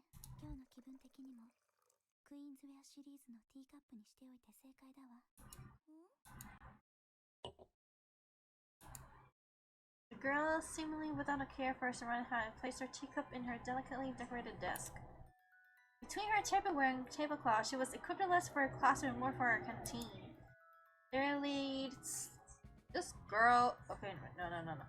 There lay steaming tea, various pristinely sliced sandwiches, scrummy-looking bread. Tartare for dessert! More enough for one lady! Tea poured from a carafe is meant to be cold, but the smell wafting from the room was as sweet as it was warm. It was a small wonder she was able to sit up so quickly. Yo, her lunch looks good.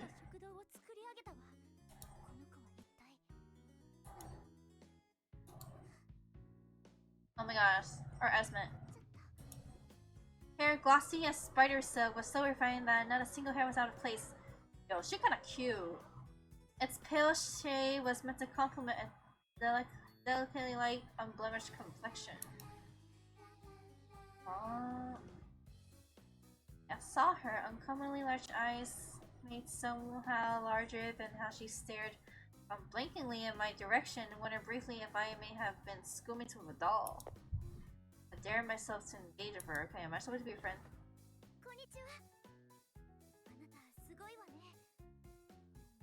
Look cute.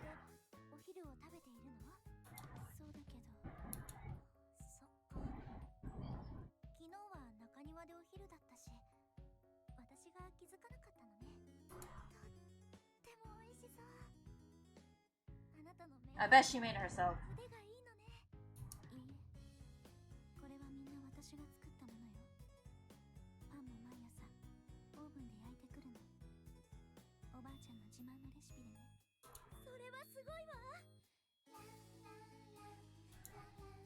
All by herself? I had to observe her meal again. How doubtly delectable with all this new info in mind.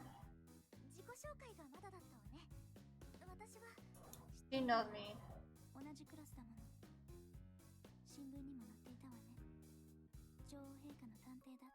Oh my gosh, she has plushies.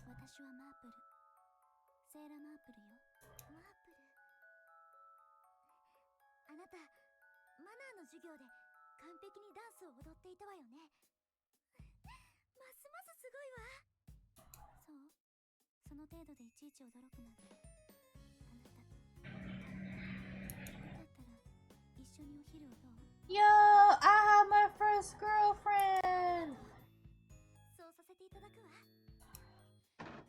I took a seat, opened my lunchbox next to Marple's. The more I see it, the more mouth-watering your cooking looks. Oh.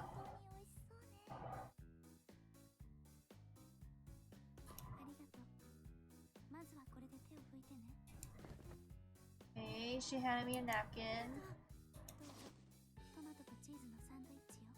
Tomato and cheese, Sammy! She waited till I finished wiping my hands properly before handing me some of her food.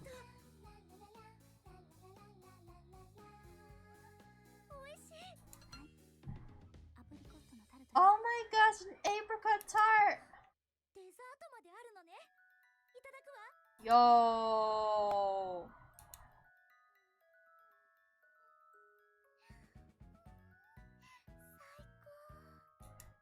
珍しく楽しそうだな、ミス・マーブル。で、何をしてるんだ？ Eating, duh. 彼女にか？もちろん、サンドイッチにタルト、もう両方を平らげたわ。可愛くて元気なわ。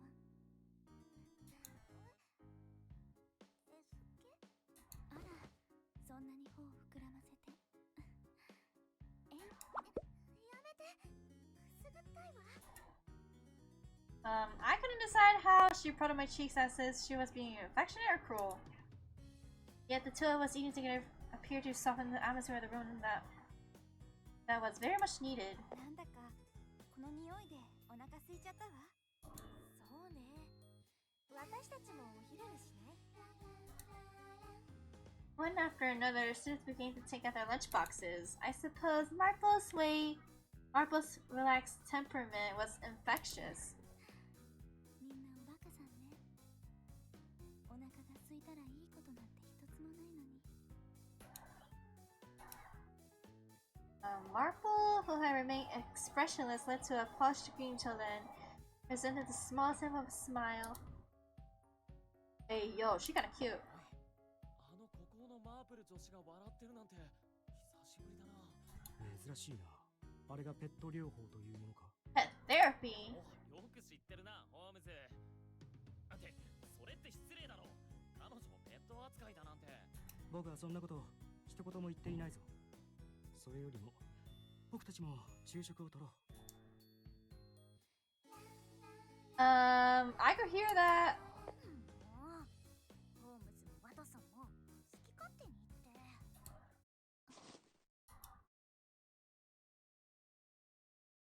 What, Marple? Okay, Marple's small smile is not gonna spark her attention for something out the window. It was subtle, but her manner now struck me as apprehensive. マープル？何か心配事でも？なんでもないわ。Sharply turned away from the window, but that same apprehension remained. でも His wide eyes came from about from my protest, but it didn't last. Seconds later, the manner she tried to hide returned. そんなことはいいでしょ。さ、机の上を片付けるから手伝ってくれる？わかったわ。食器をどかして。No, I better not break it. A hard push from behind came right as I was carrying Marple's plates. Nearly lost my balance, but was able to right myself before dropping anything.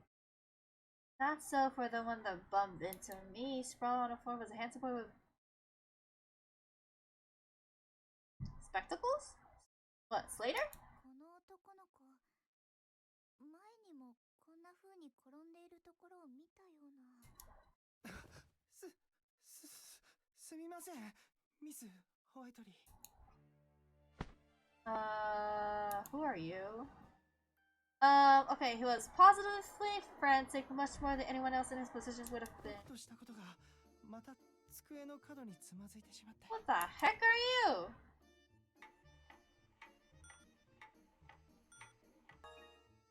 それより、あなたは大丈夫なの？むしろ。Reached out my hand to help him. ね、僕はいつものことだし、大丈夫ですけど、それよりか弱い女性であるミス・ホワイトリーにぶつかってしまうなんて、事故とはいえ、Oh my god. 誰が見てもあなたの方がか弱そうだけれど。 Oh shit, just thought I was a sissy. そんなことないです。ルーピー、あなたまたドジをして。ルーピー？ルーピー？もしかしてそのメガネ度が合ってないんじゃないの？ Marco wasted no time with permissions instead of reaching straight for his spectacles. このメガネ高かったんですよ。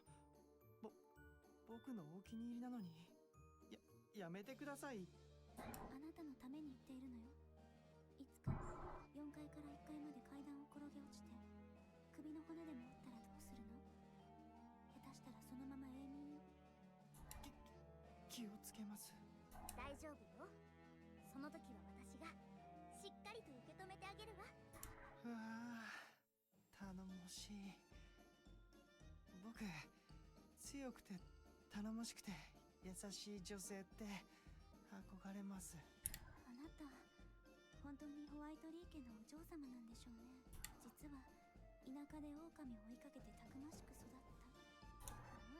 そんなわけないでしょ。でも田舎で育ったっていうのは正解。ロンドンに来たのは最近のことなの。そうなんですか。僕もロンドンには学園入学と同時に来たんです。自己紹介が遅れました。僕、ジョン・ルーピンって言います。ルーピンね。どうぞよろしく。よろしく、ミス・ホワイトリー。じゃあ、僕はこれで。Hey, we can change the stuff before returning to sea. でも、驚いたわ。あなたも田舎育ちなのね。もしかして、マープルも？Hey yo, we're country bumpkins together! 素敵ね。ねえ、よければ放課後、私に付き合ってくれない？少し、あなたの力を借りたいことがある。いいわよ。でも、どこに行くの？それは秘密。Okay, so she puts it in more, like a more mischievous smile. それでマープル、ここは？ハリントン学園の女子学生寮よ。ここに私の友達がいるの。普通科の子で、アンジェリカというんだけど。You have friends? 病弱な子で、割と休みがちだったんだけど、最近また体調を崩して。Remember sigh as he looked up the dorm. 先週もお見舞いに来たんだけど、一向に良くならないみたいで。だから、またお見舞いに来たかったの。そうだったの。ひ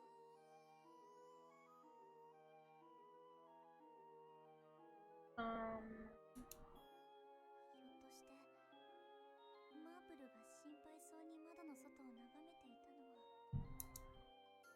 I recall what Marco was like in the classroom. 行きましょうか。A surprise was upon us the moment we went to enter the building. ごめん。 Didn't try to run away, but Mark grabbed him by the arm. あなた、レディにぶつかっておいて、あんまりなんじゃない？ごめん、急いでるんだ。She shook away her grin and was quickly off before she could say no more. 今の人、何だったのかしら。さあね。あなた、怪我は？大丈夫よ。よかったわ。ここであなたに怪我されたら、誘った私に非があるみたいだもん。これは心配されて喜ぶべきなのかしら。それよりも行きましょう。待ってちょうだい、マープル。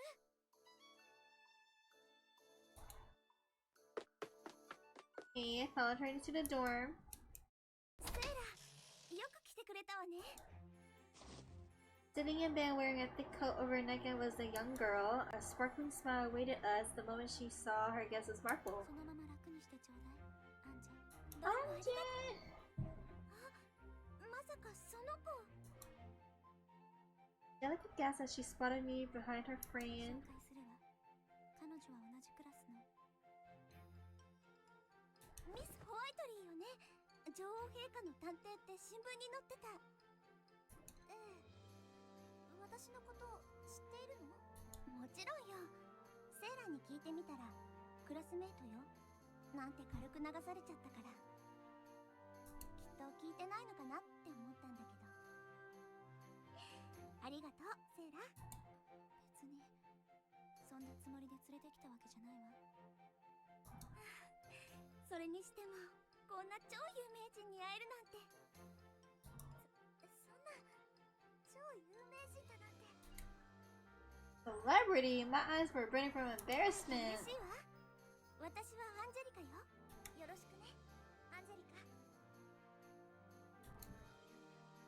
Okay, her physical condition made it so that her smiling took great effort, but while she did, for my part, the sight was a rewarding one. でもいいな。私なんかしばらくベッドの上なんだもの。人に会うのもルームメイトのエリサとお医者様の2人だけよ。あ、セイラのお見舞いは別ね。あら、さっきまで同じ合唱部の子がお見舞いに来ていたんじゃないの？どうして？ Her friend shifted to no one possessed by nerves, though she did attempt to mask the change.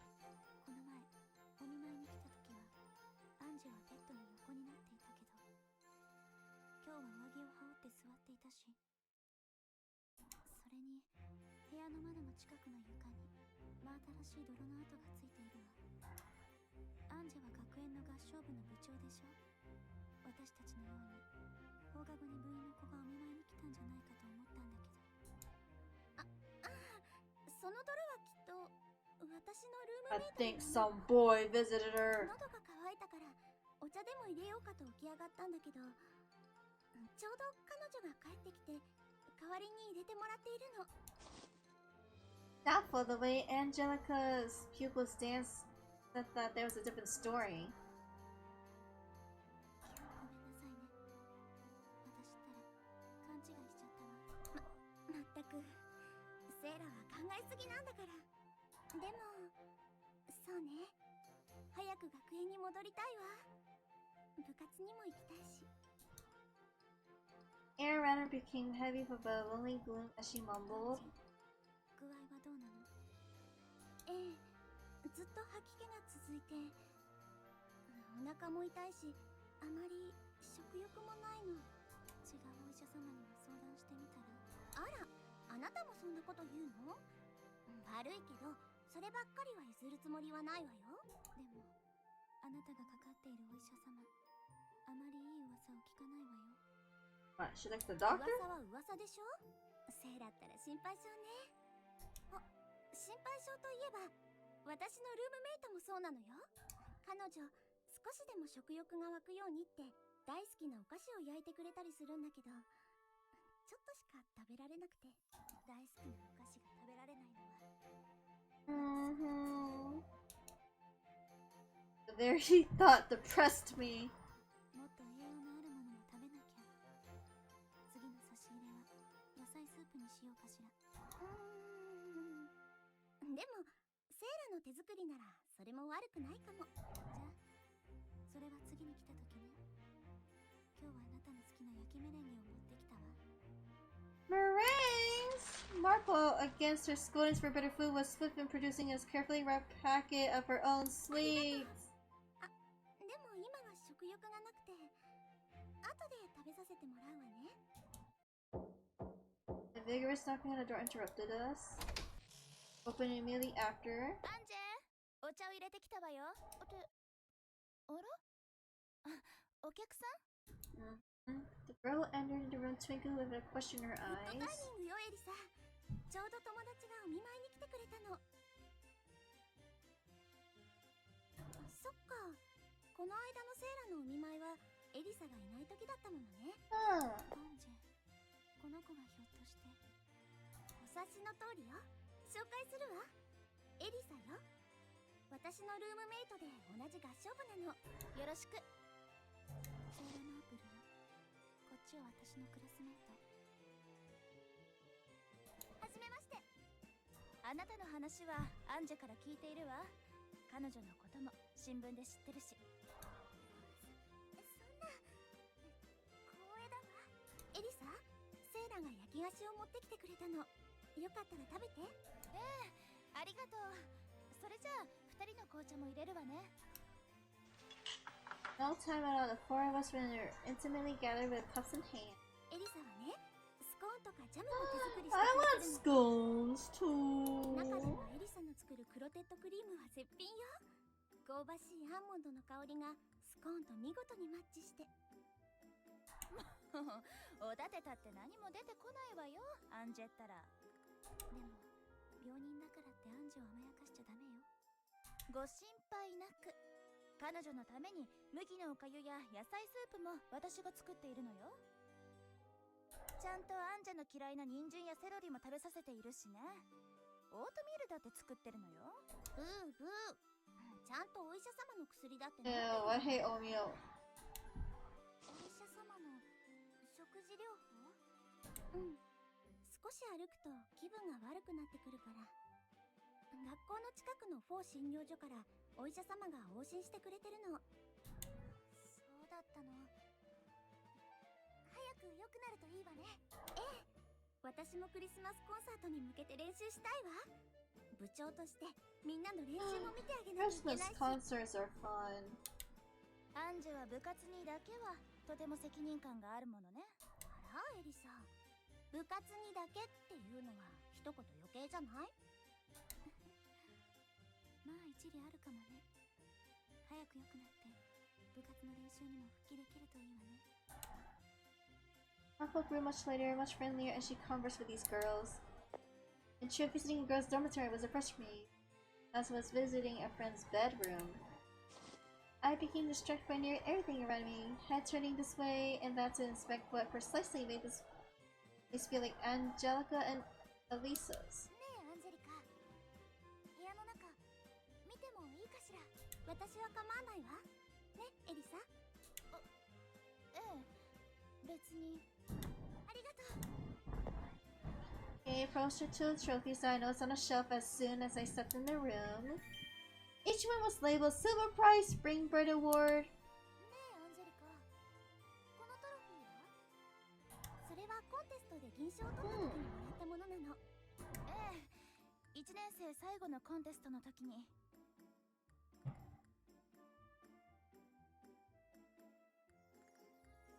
素敵。具合が良くなったらぜひ聞かせてほしいわ。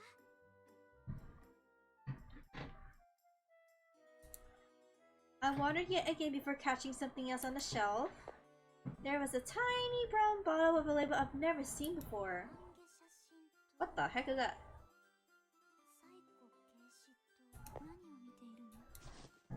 Perhaps I stared too intently. I haven't had a clue Marco was watching me until she spoke.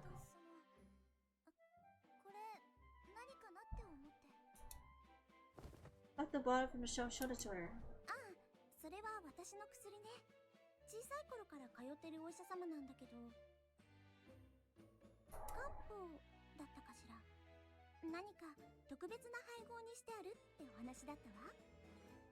Recently? She's been prescribed it since she was young.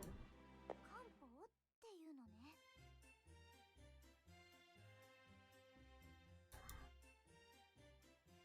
Okay, reading the label.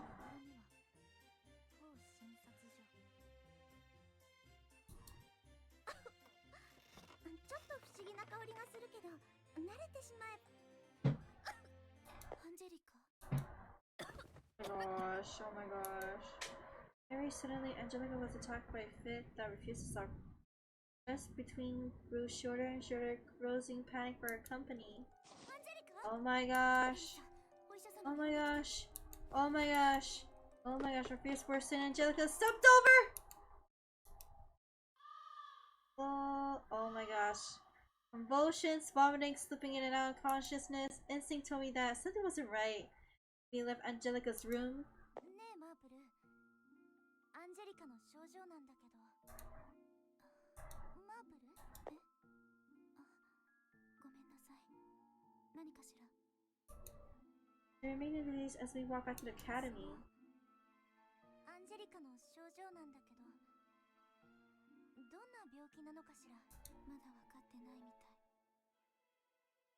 こんな顕著に症状が出ているのに病名がわからないなんてどういうことなのかしら。でもここ何年かアンジェの具合は安定していて元気になっていた。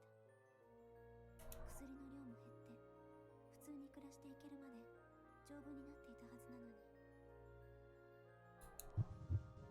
Her sadness was so apparent that my heart was roused.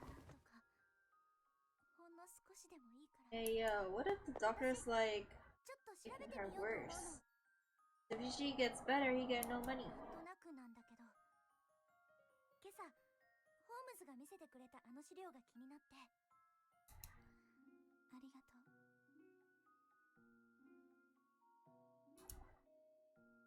So there she was. Marco was grateful to me, but her kindness hidden beneath the layers of those dullest features, which expressed little on the surface, was the inspiration that made me want to be kind.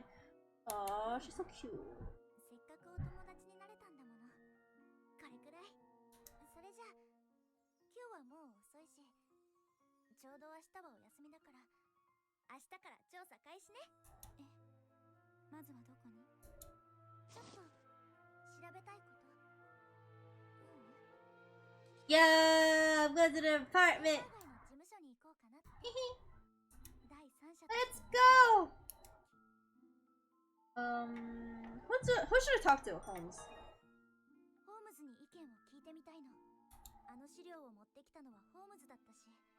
それに Marple not in agreement. それじゃ Let's go! I better be cute. I better look cute. A 2021 B Baker. I mean 221 B Baker Street was the address for Holmes and Watson's share flat. They're one of the several within a charming 3-story brick building which Marple and I now stood before. Yeah, I look cute. My fit is cute. 聞いたところだと、どうも若い女性の管理人さんがいるみたいよ。あなた、興味あるの？ああ、いや、そういうわけじゃ。私はてっきり。Okay. Marple made a sudden stop that I nearly bumped into her. Conveniently, she ignored my clumsiness and knocked on the door. It only took a moment for the door to open in a pinch. It's me! 何をしに来たんだ君たち。こんにちは、ホームズ。実は聞きたいことがあって、マープルに連れてきてもらったの。それは今でないとダメなのか？別に学園でも構わない。What the heck are you busy with? Painting? どうしても解決したい事件があって。For a short time, Holmes eyed myself and made Marple back and forth.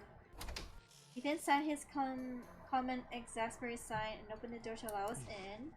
それで要件は何だ？痙攣、嘔吐。Wow, he has a good room. これらのことが一度に起きる病気って何か考えられるかしら？そうだな。結論的に言えば僕が知っている限りではない。アダムス・ストークス症候群というのが一番似ている。しかも嘔吐は条件に含まれていない。これが条件に含まれるとなると Adam-Stark syndrome. 外傷はなるほど。Wait, hold on.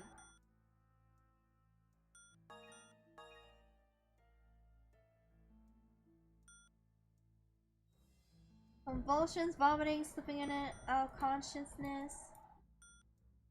Okay. Holmes paced around his room, one hand stroking his chin in deep thought. He then stopped and removed the research materials he had presented the day before from the shelf. That's what I just said! The doctor's killing her! Holmes continued as he leafed through the pages. 例えば、アンズ、毒ゼリ、マチン、トリカブト、毒人参。このあたりが似ているか。A variety of plants and their toxic symptoms were listed on the pages.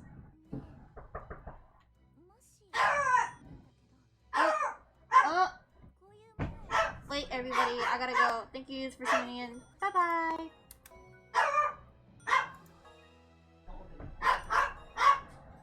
Don't open it. Don't open it. It's not bad. How do you know? Because I can see the location. Oh. Okay. さて、お嬢様。Oh my gosh. Well, too bad I'm back. Oh, let me load. Shut up. Oh my gosh. I didn't save. Wait, I'm so confused.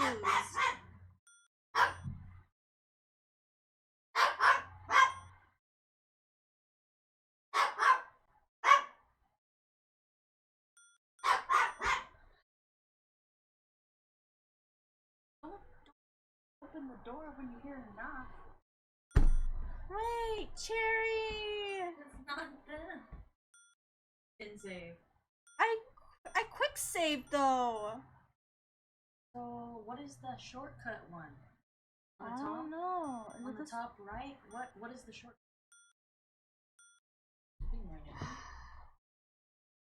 I lost my data. What is this one? Oh no. Click on it. Click log.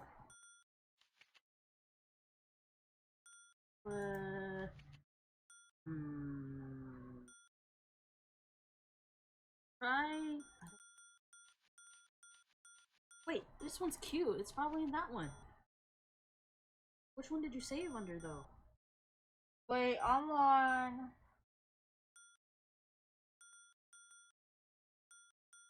Okay, make sure you actually save also. Okay, I'm definitely on one of these. Okay, then click on one of them. Better than being. It's better than being 3 hours behind in the game. Girl.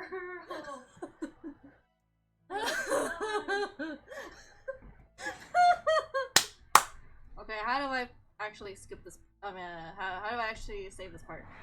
Okay, hold on. Hit escape. Hit save. Hit save. Okay. Go back to 1. And click on.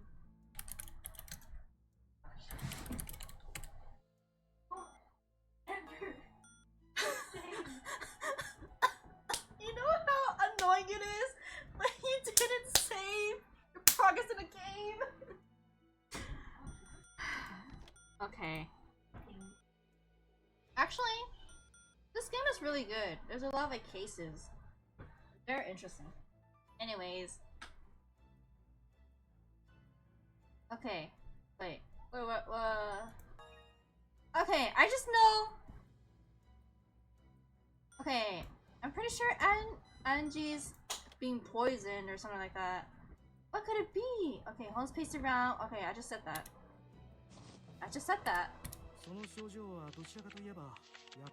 It reminds me more of drug poisoning than illness! Holmes continuously through the pages. Oh, I just said that. I just said that?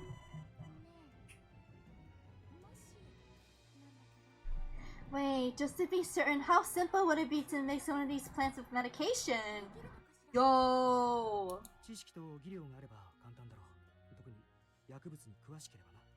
Oh my gosh. それは私の薬ね。小さい頃から通ってるお医者様なんだけど。漢方だったかしら。何か特別な配合にしてあるってお話だった。 Oh my gosh, she's being poisoned. ラベルにはフォー診察所。ありがとう、ホームズ。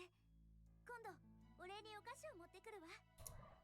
結構だ。僕は君と違って菓子類にそもそも興味が。行きましょう、マープル。それじゃあホームズ、また学園で。 I left with Marple in a hurry. Our next destination was to be a fall clinic, as Angelica described to us the afternoon before. It was but a short walk from the academy. Oh my gosh, this looks like hard. The doctor who greeted us was so ordinary in appearance, he was more dubious than unremarkable. Suspicion was sweeping to his coat, which was wrinkled, and mistrust was the brush to his slovenly hair. The books stacked into mountains within the room behind him reinforced the impression of a man who cared little for company. Something told me to stay wary. こちらでアンジェリカ・マイヤーに往診していらっしゃいますよね。ああ、だからなんだって言うんだ。彼女は私の友人です。彼女に処方している薬についてお教えいただけますか。彼女は患者だ。そのカルテを部外者に簡単に教えるわけにはいかん。それに彼女の症状にはこっちも手を焼いているんだ。でも私は彼女の友人なんです。ああ、カルテを見せろと息巻くやつはみんなそう言うんだよ。自分は母親だとか恋人だとかペットだとか適当言いやがって。自分はペットだという人はなかなかいないでしょうけど、私たち本当に友人を助けたいんです。この指輪に免じて協力してもらえませんか。 It was time to reveal the ring I had been given by the queen, but it had less an effect than I prayed it would. He merely stood silent, waiting for me to speak again. で、この指輪をくれるのか。違います。女王陛下がこれを私に。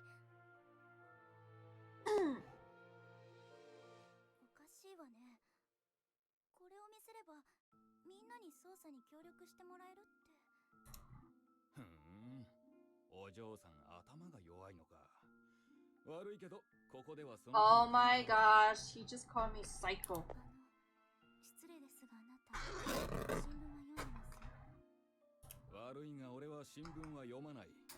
あんなものはゴシップを満載した低俗な娯楽だ。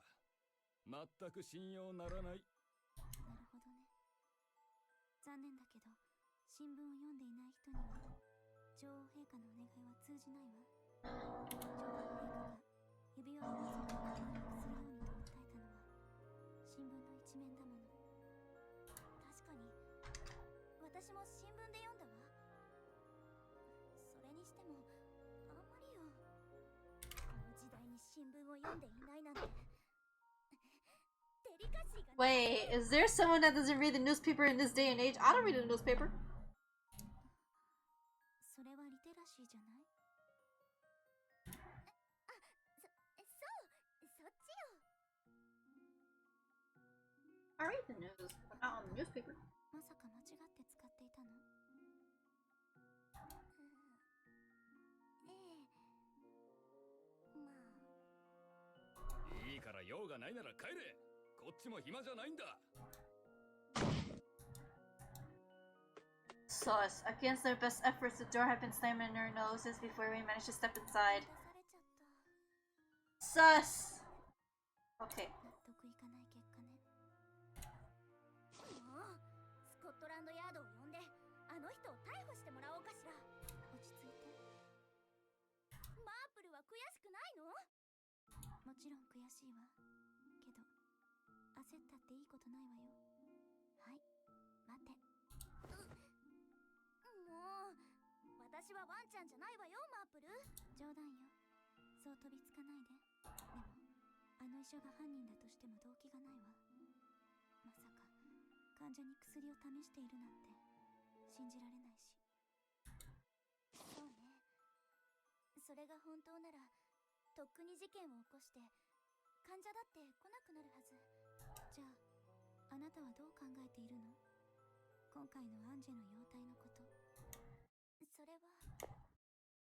As we begin to give more serious thought into the issue, we ran unexpectedly into someone we knew. ミス・ホワイトリーにミス・マープル。こんなところでどうしたんですか？まあ、ルーピン？あなたこそどうしたの？ There were no classes today. He still wore his academy uniform. どうしたって、ここ病院前ですし。どこか具合が悪いの？気分がちょっと悪くて吐き気がするしお腹痛いしで。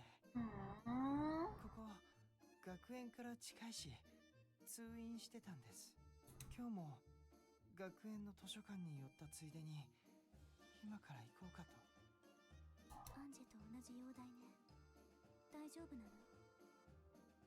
はい、先生に見てもらってからだいぶ良くなったんで。ちなみにどんなお薬もらっているの？薬ですか？ちょっと待ってください。 It's the same thingy! これアンジェのものと同じものだ。ルーピン、大丈夫？これを飲んで倒れたこととかない？ミス・ホワイトリーが何を心配してるかわかりませんけど。Oh my gosh, this guy's useless. 僕はこれを飲んでここまで元気になれたというか。最近 The answer took us by surprise. 患者さん一人一人に処方されてこの瓶に入れて渡してくれるんです。アンジェリカのも専用の薬瓶ということよね。動機はわからないけど可能性があるなら一度薬を調べてみましょう。これところでルーピン、あなたはどうして吐き気と腹痛が？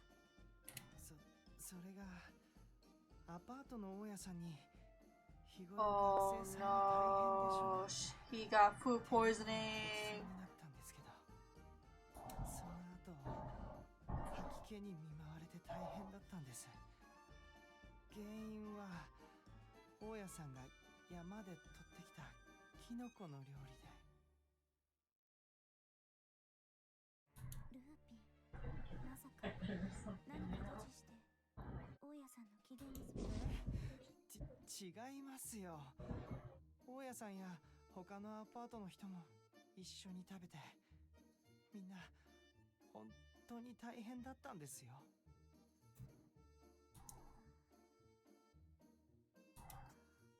でも急げね。早速アンジの部屋に行きましょう。ありがとうルーピー、お大事に。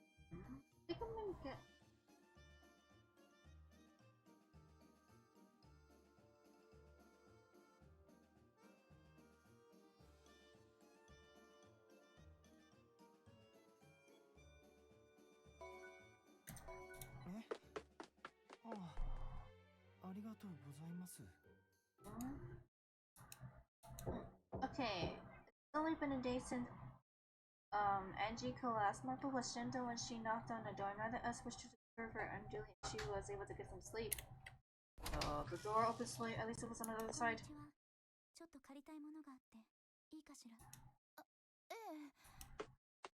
Marple wasn't nearly as gentle in thought in Angie's roommate, having forced the girl aside quite intentionally as she entered. I was able to spot Angelica's. She looked up as I entered. What is that? The first thing to grab my attention was a tiny hard shell, barely noticeable with it being the size of one's thumb on the ground just before the shell. I don't know what about it intrigued me so much, but I plucked it and examined it closely. What is it? Why does it feel so weird?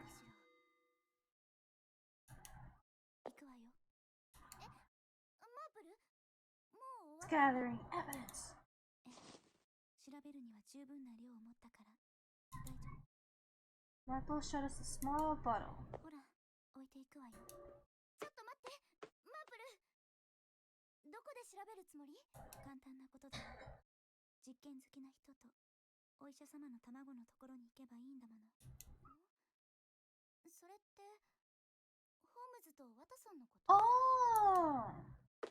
Marple moved at Marple for such short legs. I wasn't tall myself, but it took considerable work for my aunt not to be left behind. We'll stop on here in court in the distance, however. 嘘つかないでよレイファス。ひどいじゃない。部活内で二股かけるなんて。同じ合唱部員だからってあなたを今まで多めに見てきたけど、私も我慢の限界よ。The girl was shouting on the top of the ledge from here on the courtyard. Pricked our ears and listened. Oh my gosh. Oh my gosh. Oh my gosh. Talk about Angie. I stepped forward. Stood in vigor to hear more. Yeah, seized me, but that was before I could get far. Safe. Okay. The stare was so piercing that I couldn't move even if I wanted. Realizing she must have done something in mine, I pleased without protest, yet it wasn't long before we were noticed.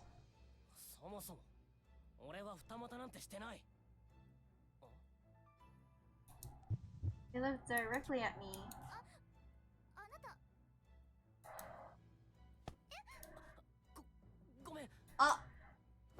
It was the same boy that fled from the girls' dormitory just yesterday. He made to flee the scene once more.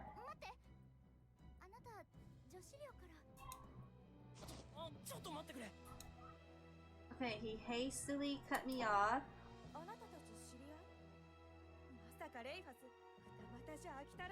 Oh, something's going on. Something's going on. 調べたいことがある。それが分かれば大切な人が助かるかもしれない。いいわよ。あなたたち探偵クラスの人でしょ？何を知りたいの？アンジェリカ・マイヤーニについて何か知っていることがある？アンジェについて？それなら私よりも。What, they're childhood friends? 言っておくけど、俺は二股なんてかけてない。I listen to who bullied the septic question. Giving scrutiny. that helped to counter anywhere that stood out to her as with 俺 caution. はアンジェとは真剣に付き合ってるつもりだ。彼女の部屋 Hold up, he's dating 心 her? 配で何度か足を運んだ。先にアンジェの部屋を訪ねていたのはあなただったのね。だけど男子禁制の女子寮にあなたが忍び込んだとバレたら退学処分になるかもしれない。アンジェはあなたをかばって誰もお見舞いに来ていないと嘘をついたのね。まさかエリサもあなたが部屋に上がったことを知っていたの？ああ、一回だけアンジェに会いに来たところをエリサに見つかったんだ。誰にも言わないようにって頼んだよ。そしたら約束を守るって彼女はそう言ってくれた。そんなことがあったのね。誓って。俺は二股なんかかけてない。 Hey, he could have been making a stronger effort to plead his innocence. 確かにエリサとは以前付き合ってたけどちゃんと別れたし今じゃ Oh no, what? What if? Oh my gosh, what if it's... 時々部活にも差し入れで Oh my gosh, what if it's Elisa that's making her sick? アンジェリカのこともエリサのことも大切に思っているのね。頼む。どうかアンジェリカを助けてくれ。ありがとう。 Hey, Rafus left the courtyard. アンジェもエリサも大切なのはわかるけど、どっちにも優しくしちゃって。ねえ、あなた一つだけ教えてくれない？二人のこと？そうね。以前から二人はとっても仲良しで、まさか彼女と元彼女だったなんて夢にも思わなかったわ。アンジェは部長でいつも練習でみんなを引っ張っていたけど、エリさんが差し入れを作ってくれた時は子供みたいにはしゃいでいたわね。差し入れ。レイファスも言っていたわね。スコーンに彼女は差し入れでどんなスコーンを Oh my gosh. 何度か作ってくれたけど、だいたいスコーンはプレーンなものかレーズン入りのものだったわね。ジャムはイチゴかマーマレードだったわ。どっちもとても美味しかったわね。そうなの。彼女は他に差し入れで何か作 Oh my gosh. 私たちお茶の時間は好きだし、食べながら自然にそういう話題になるから。エリさん、ありがとう。助かったわ。We said our farewells to her before leaving. マープル、エリサのスコーンについて何か気になるの？ええ、ちょっとね。スコーンについてはアンジェも話していたし、アンジェリカもエリサのスコーンを褒めていたわよね。クロテッドクリームと見事にマッチしているって。ええ、その通りだわ。レイファスについてマープルはどう思う？嘘をついているようには見えなかったわね。目線が泳いでいなかったし、発汗も正常。それに彼はアンジェの部屋に入ったこと事実として認めていたわ。でも寮に忍び込んだ彼氏のためにアンジェが私に嘘をつくなんてね。たとえ規則破りでも恋人のお見舞いが嬉しかったんじゃない？そういうものかしら。いまいち理解できないわ。ええ、そうね。マープルって恋愛ごとにはあまり興味がないのかしら。Hey, with nothing more to debate on the issue, we return to the Baker Street office. はい、どちら様？ Stupid. Hey, the second time we visited in a day. What a busy day it's been. こんにちは。またお邪魔します。なんだ、ミス・ホワイトリー。また来たのか。今日彼女来てたんだ。なんで教えてくれなかったんだよ、ホームズ。Yeah. 教えたところでどうするんだ？それで、要件は何だ？とにかく、どうぞ。Hey, Watson sported a welcoming grin as he opened the door for us. 僕は何でも嫌じゃないんだ。そんな簡単に。いいよ。薬調べるぐらいだったら俺もできるし。Okay, Watson abruptly cut Holmes off, earning a nasty glare in return. なぜ勝手に引き受けようとするんだ。第一、君は忙しくないかもしれないが、僕は忙しいんだ。だから俺がやるって言ってるんだろ。ほら、二人は座って待ってて。急いで調べてくるから。ありがとう。私も行くわ。And Martha followed after Watson. ごめんなさい。何度もお邪魔して。別に来てしまったものは仕方ないだろう。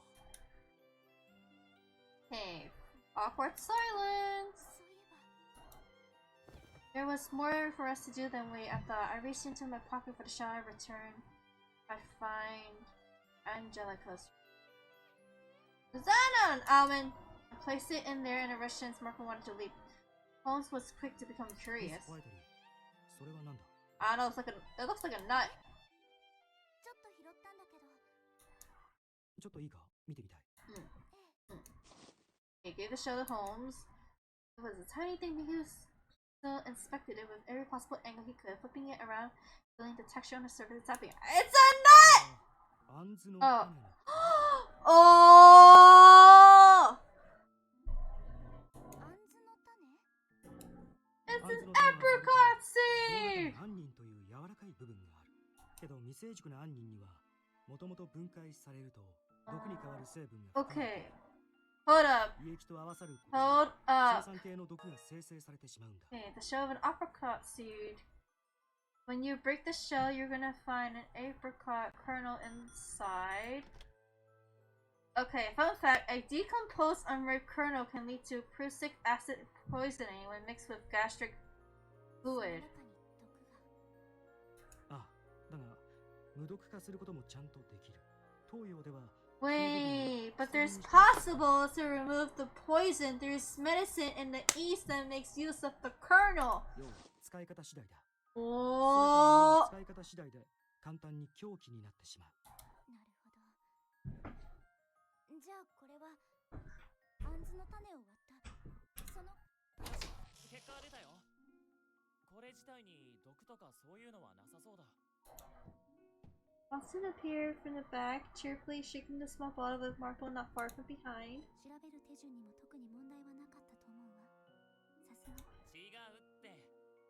俺は探偵の卵。ありがとう、バタさん。マープル、今ホームズから聞いたんだけど、このかけら、アンズの種の殻じゃないかって。あなた、これをどこで？さっき、薬をもらいにアンジェリカの部屋に行った時よ。確か種子には毒になる成分が含まれているらしいわね。ひょっとしてこのアンズの種を割って中はジャムに？でも、アンズのジャムの話は誰からも出なかったわ。それに熟したアンズからは毒のある杏仁は取れないでしょうし。この種は杏仁を取ってから時間が経っていて香りは消えてしまっているが、取ったばかりのものはアーモンドに似たいい香りがするんだ。Oh my gosh! Marco and I were... Okay, they have... Okay, they're one of mine. Wait, hold on. だとしたら今すぐ行きましょう。I bet it's the friend! エリサ、スコーンはまだある？あるわよ。いちごのジャムとクロッテッドクリームでいい？ Don't eat it! Elisa hands... Okay, Elisa hands quivering slice a scone in あ half. りがとう。今は少し気分がいいからちょっとなら食べられる。 Okay, why scooping the cloud with a spoon? Several knocks for her from the door. ちょっと見てくるわね。 For Elisa could turn the knob, the door was won't open on its own. アンジェ、エリサ、とても美味しそうな香りがするわね。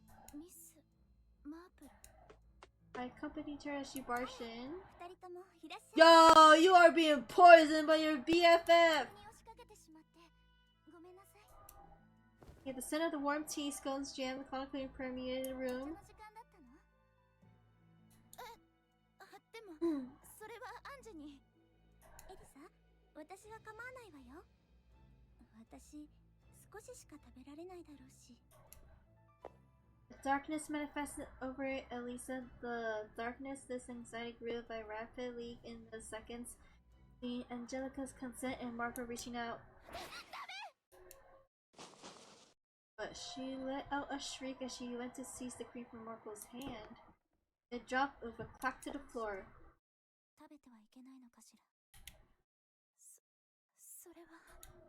You've been killing her!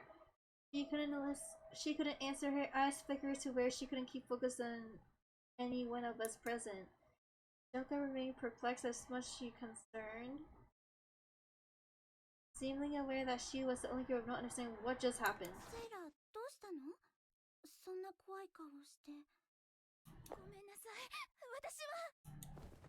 Marco was the one to stop her.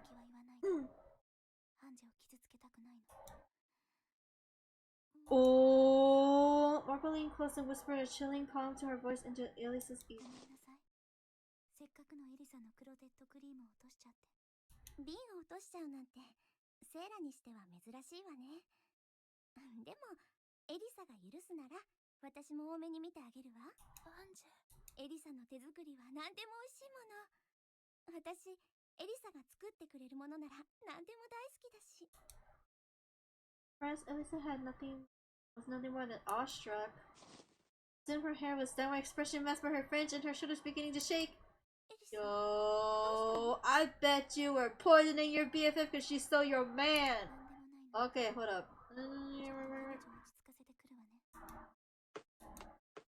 Two of us led Elisa to the door entrance, leaving Angelica alone in the room.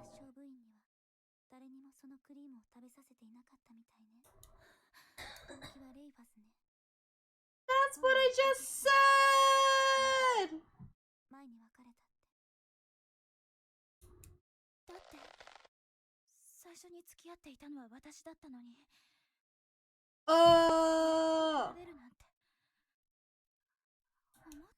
Case closed.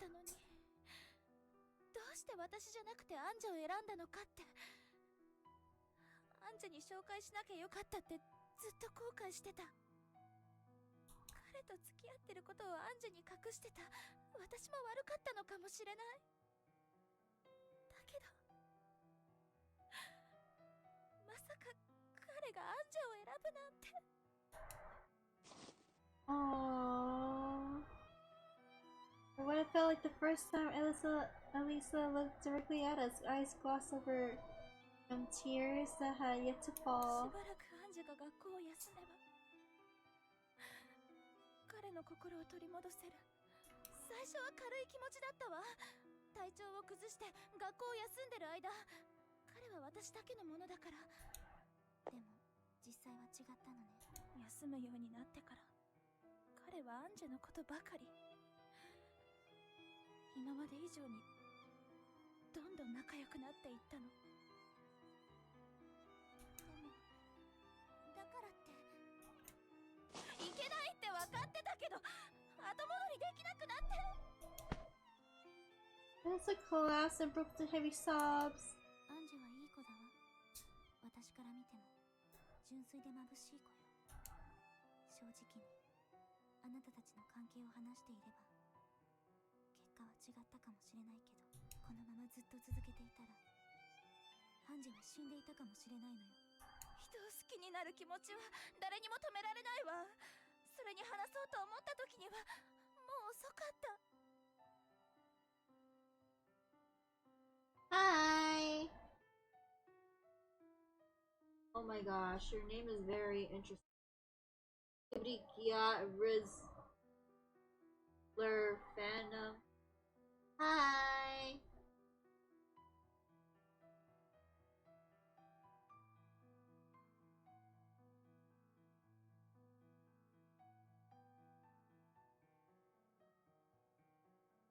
I'm in a very emotional part.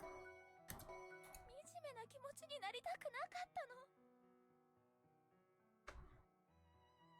Oh my god. 分かっているわ。許されないことをしたって。でもお願い、このことは誰にも言わないで。このことが知れたらアンジェやレイバスに軽蔑されてしまう。Yo, imagine Ravus was right behind her? でもこれとした殺人未遂よ。そんなつもりじゃ、そこまでは考えていなかったの。お願いだから誰にも言わないで。 All she could do was cry, cry some more and beg. それにお母様に知れたらきっと高熱で倒れてしまう。実家のお父様に知れたらきっと無知で背中を撃たれるわ。警察に捕まったら檻の中に閉じ込められる。自業自得よ。あなたはそれだけのことをしたの。分かっているの。お願いよ、警察は嫌。それだけは勘弁して。お父様、お母様。 It was neither Marco or I who broke the silence. I bet it's Rayfus! Oh my gosh! Out of all the people in the world who would first speak of forgiveness, it was Angelica who was still in her nightgown. Oh my gosh. あなた、いつからそこに。ごめんなさい、セイラ。でも、私、エリサが心配で。Angelica had dragged her weakened body down, despite it working against her for every step. She stumbled as she approached Elisa, who had lost the will to speak at the sight of her. エリサは、私の大切な友達なの。すべての人にいい面と悪い面があるわ。それに、私まだ生きているし、健康な人もたまには具合を悪くするものよ。そうでしょ、セイラ。 Marco looked down at the floor, lost for words. In the short time I've known her, I've never seen her look so unsure what to do as she did now. The silence was almost too heavy for us to bear. 今日すぐに寮を出て、そして二度と彼女の目の届くところに戻らないと約束して。もし約束を破ったらスコットランドヤードに言うし、レイファスにもこのことを伝えるわ。マープル、私はスコットランドヤードの犬じゃないわ。でも私の気が変わらないうちにさっさと。分かったわ。アンジェのことお願い。エリサ、気をつけて。それと元気でね。ええ、あなたこそありがとう、アンジェ。本当にごめんなさい。 In the end, she couldn't choke back on her tears as she said her goodbyes. Aw, man. Several days had passed in a rush. それにしてもアンジェリカが無事でよかったわね。ええ、無事に回復して合唱部にも復帰できたみたいだし。私、アンジェから友達を一人奪ったも同然なのよね。マープル。 She said it in her ordinary matter-of-fact tone, but I could hear the sadness beneath. As we walked through the halls, we could overhear the enthusiastic chatter from the music room. 部長、もう一度パート練習させてください。じゃあソプラノからもう一度行くわよ。クリスマスキャロルもみんなの息を合わせないといけないからな。エリサが抜けた分、みんなでカバーしなきゃいけないからね。 They all seemed full of life, as if they were having great fun. ちょうどいいところに。 Angelica had to spring herself as soon as she ran towards us in the hall. 二人ともクリスマスコンサートは絶対聞きに来てよ。 Aw, the plushies are so cute. そうそう、セイラ、あなた、私との約束忘れないでよ。約束、私に野菜スープ作ってくれるって言ってたじゃない。楽しみにしてるから。 Aww. It appeared that a weight had lifted from Marco's shoulders as she watched Angie return to practice. Aww, this is so wholesome.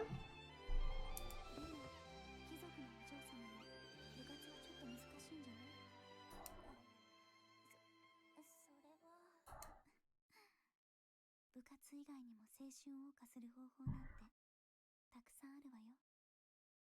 今日はいい天気だし、出始めにこの歌声をバックに一緒にお茶なんてどう？ Her cheeks flushed as the corners of her mouth curled modestly. I want some scones too! 鋭いわね。ジャムにクリーム、それから紅茶も用意してあるわ。いいえ。いただくわ。I was reminded of when I had visited Angelica once, although since I was worried about her after all that happened. Marples and I had come up in conversation. あの子は思ったことをズバッと言っちゃうから、周囲の子から冷たいって誤解されやすいけど、本当は人の気持ちに敏感で自分に正直なの。私は大雑把だし、人の気持ちに鈍感だから。セイラとあなたはきっといい友達になれるわ。あなたとお茶を飲んでる時の彼女の顔、すごく楽しそうだったもの。マープルにとっては今のがとっておきの笑顔なんだわ。でもマープルってそんなに誤解されやすいのかしら。 I hadn't intended to let that one slip. あら、今あなたは何か誤解をしたの？秘密。さて、いただきます。 As I reached for a scone. No! I felt an iron grip on my wrist. Given recent events, my heart gave a bold thump. Oh. マープル、徹底しているわね。おばあちゃんのしつけよ。食べ物に対する礼儀は忘れちゃダメよ。では清潔に残さずいただく。 Like before, Marple handed me a petite napkin. ハンジも部活にのめり込んでるし、少しだけ寂しいわね。それじゃあ、代わりに私にいろいろ教えてくれないかしら。マープルの勉強してきたことを。それにこうやってまたマープルとお茶もしたいわ。そうね。考えておくわ。 Okay, Marple elegantly wiped her hands and reached for a scone. With the case now solved, it was nice to be able to return to daily life again. And through the experience, Marple and I had grown a little closer as well. Oh gosh, I spoke with Pendleton that evening, as I always did. ごちそうさまでした。お嬢様、一体どうなさったんです？ Don't call me fat. Pendleton possessed a dubious brow as he brought me milk tea. 何でも食べて生き抜いてみせる。 Oh my gosh! 今度はつつましやかに振る舞うなんて、何か悪いものでも食べました？失礼ね。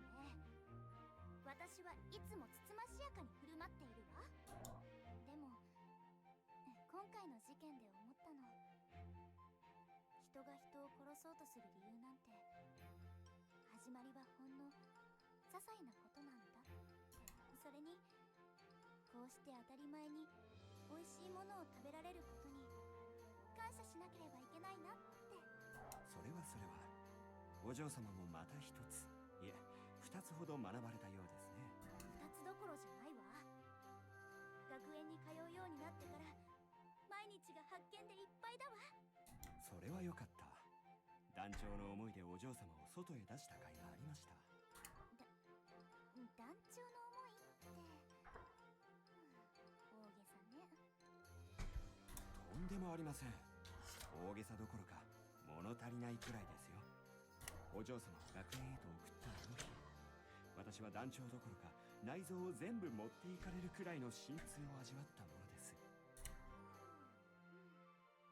想像しがたい痛みね、それは。I daintily sipped on my milk tea.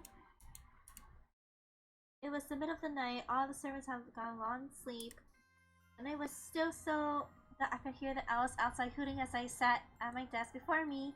There were my books and my diary. Oh shit, I haven't been using my diary.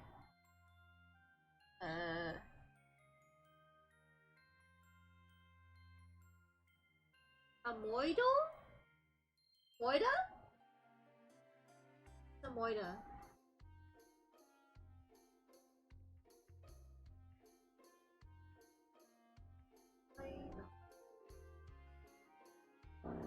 I have no idea what that is. I'm sorry.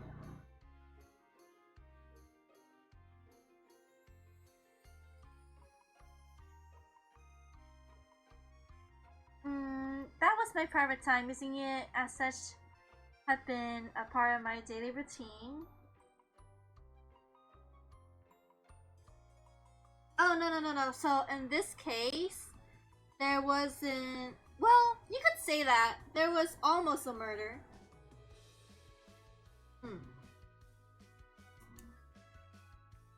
Hey, yeah. How you been? So was the case until recently, but so much had been happening lately that it had become partially forgotten. Still, now I remember. Perhaps I should take some time to myself before calling Pendleton. Hi. I think I'm good. I just found a really nice. Oh my goodness, you know. So the thing is, I really like visual novels, but I was having the hardest time trying to find a safe for work visual novel. Know what I'm saying? Because I got some family behind me. And I didn't. You know how some ultimate games they can get kind of spicy.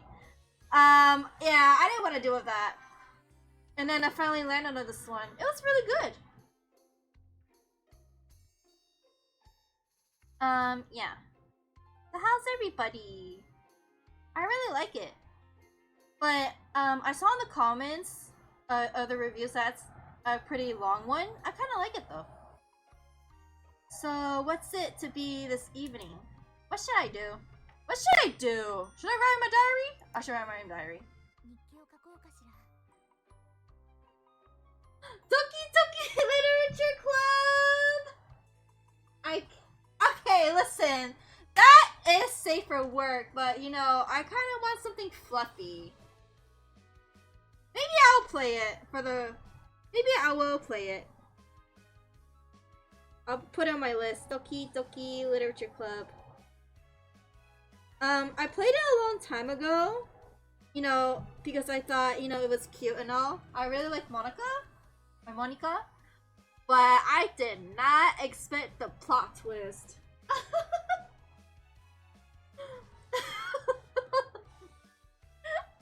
You know? Yeah.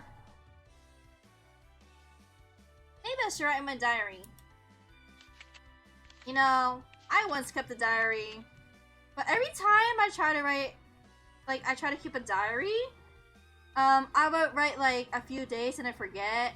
And then I'm like, I feel unmotivated, so I just stopped.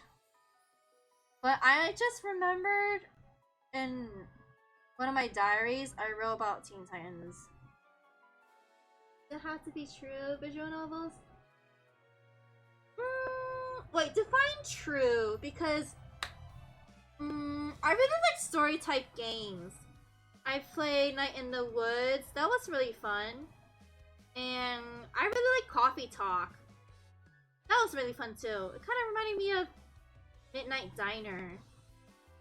Yeah, I really like listening to everybody's problems and what they're going through. And when you're playing right now, oh yeah. No. I'm talking about like, what would you say about? Okay, yeah, that's a visual novel.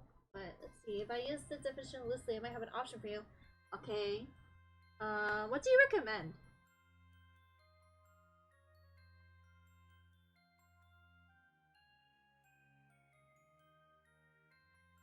I'm not really the one for like like Valorant or League. I'm not really that kind of person, but I really like games with a good story. Like Stardew was really funny. Was really fun. Wait, if I loosely made in Abyss, Binary Star, Wait, is this safe for work? Wait, already got made in Abyss.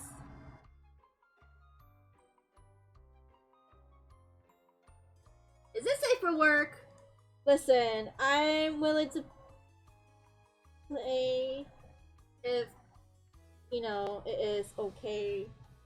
It's okay. Okay, gory. I feel like gory is okay. It's just I don't want it to be spicy. You know what I'm saying? Know what I'm saying? You ever try to watch like an anime in the living room, and then there's like an interesting spicy part, and then your family walk in and they're like heavily judging you, and you're trying to reason this is not what the whole anime is about, and they're like, sips tea. Oh, child characters, thank goodness. I am no pedophile. Okay. Thank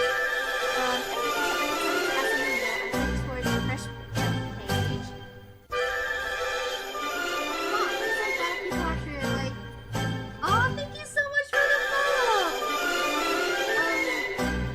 Okay, one thing is I don't really have a set stream schedule. I just stream whenever I wanna. That's my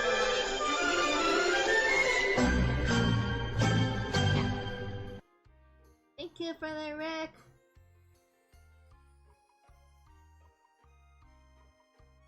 I think I'm willing to take recommendations. Wait. You're a lot harder than the game sounds, mate. Either has to come down, or you have to come up, or both. I'm on it. Huh? Okay, I don't. Oh, thank you. My bestie. Wait, is that okay?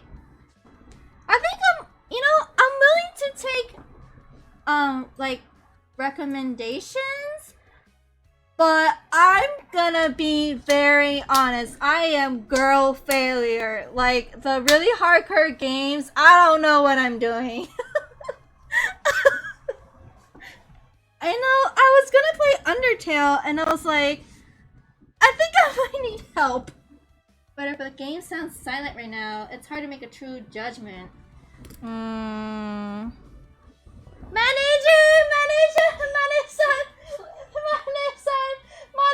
I'm so sorry. You're so comfy, but I need help. I think the game sounds quiet right now. What do I do?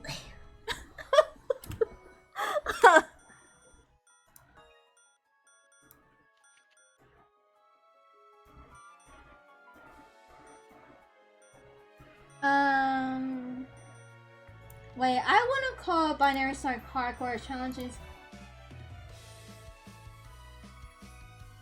challenges you at time, but not Dark Souls. Oh, I cannot live Dark Souls or Halo or I don't know. Yeah. Like I said, I am girl failure. Like, I can hear the background music now, and your friend, you fixed the problem. Thank you so much. Thank you, Cherry. Can I get it? Oh yeah! Okay. Thank you. Wait, okay, let me... Yeah. I think I might choose the Truman gamer. I am girl failure. Listen, so that's my bestie and, like, kind of manager. Listen, I was trying to play Party Animals with her, and I got so confused. I kept on failing, and then her friend messaged her in the game, and he was like, "Don't tell her this, but she sucks at this." And I was like, "I can see that, you know." I just get confused again. I didn't know what side it was or like what I was supposed to be doing. I think I'm just really ditzy. Okay, Made in Abyss. I might play that tomorrow. Or whenever I feel like it. Okay. Recently I made a new friend, an absolute darling by the name of Sarah Marple. Oh.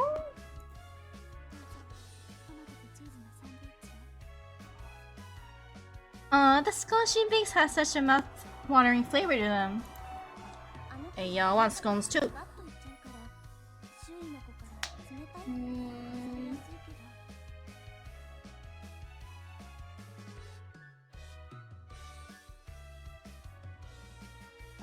Okay, in the old format, in the old real-life format, people like myself were hired specifically. No. No, she's not hired. She's just my bestie. Oh my goodness, I just cannot. I just have a hard time following instructions. Like, before I was getting this, I drove my sister crazy just trying to download this game. I live in a basement under the stairs. Stop. I treat you well! What are you talking about? Okay, Sarah says, what comes to mind so directly that many find her to be callous. But she really has a keen sense for what others feel. That's cute though. Yeah, I feed you so well! Heck, goblins unite.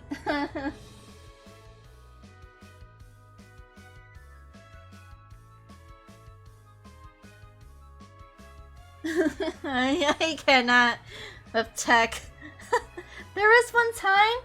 Okay, the thing is, I'm using Cherry's stream set, right? And there was a time she was, away from home, and I was playing, I think Stardew, but I was calling my sister, and I think my sister was telling me, well, I had a problem, and my sister was like, she was dumbing down the instructions into simple muggy terms, so I could understand, because I'm the type, I just cannot follow the instructions, and I can't understand things easily. That was funny.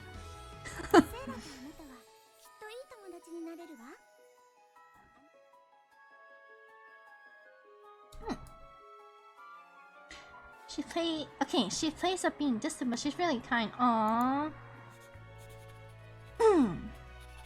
There, I thought I finished. That should be enough.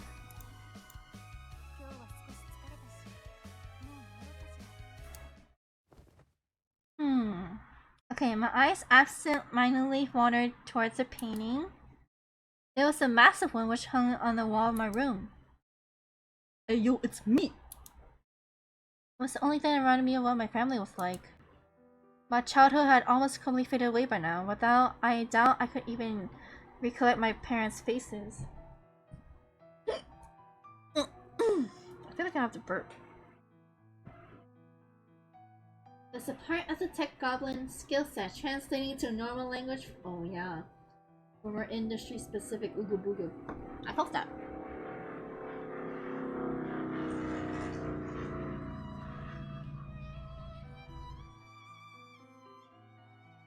You have any others to recommend me?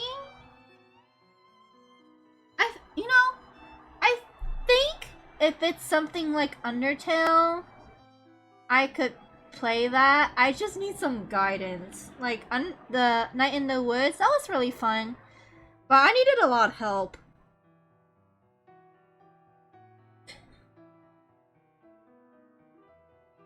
I was almost about to get Hatoful boyfriend, the one with the pigeons and stuff. But then I thought to myself, I don't know if I want to get that when it's just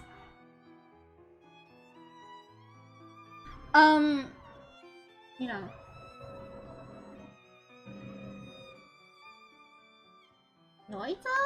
What was it about? I might check it out though. What else have I played? I don't really play a lot of hard ones. I play Overcooked.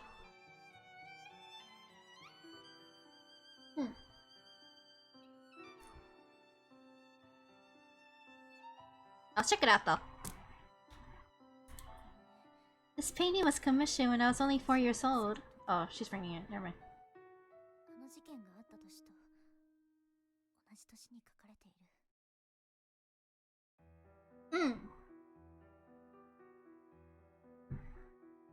Wait, I think something like that is okay. Don't judge me, but back in the days, I was really into WoW and I think Wizard 101 and then Adventure Quest. I think those games are okay because I'm just like following the quests and stuff.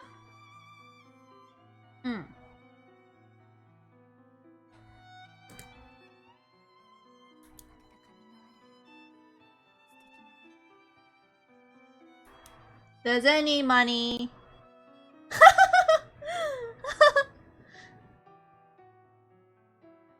Every time I set my eyes upon it, it helped to convince me a little more that I knew what they were like beyond vague, fading memories. I didn't know the meaning behind it at the time, but now I knew that both of them had Her Majesty's rings bestowed upon them. The room in the painting was like a former living room. It had long since burnt down. The mansion I currently resided in was built to resemble the previous one on the outside, but inside it wasn't quite the same. This painting symbolized one of my truest, most precious memories. At the time, it served as a reminder to never stop seeking my mother and father's murderer.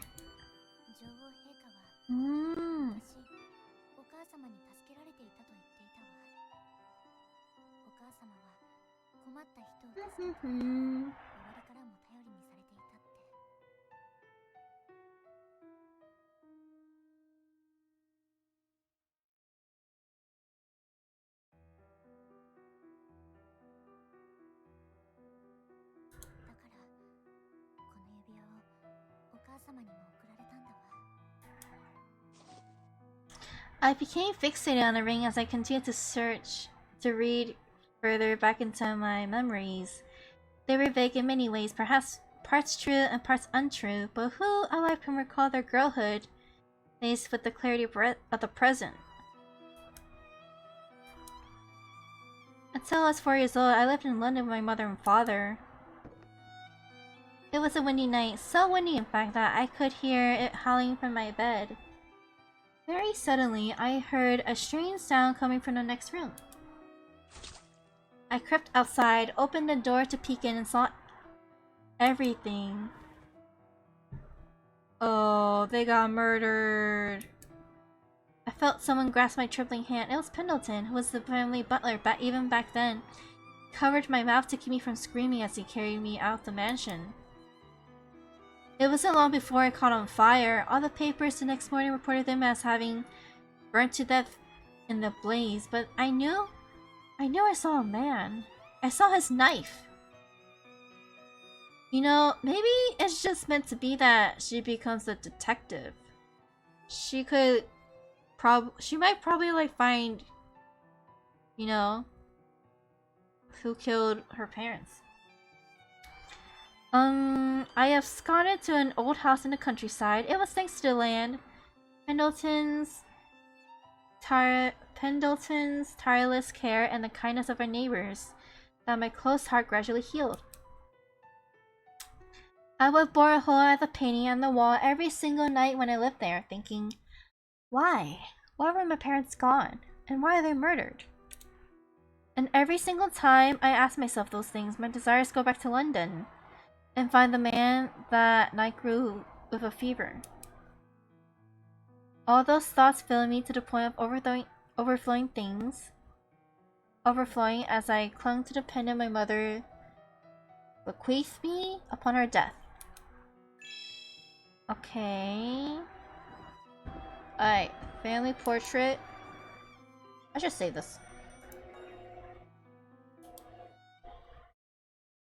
Continue.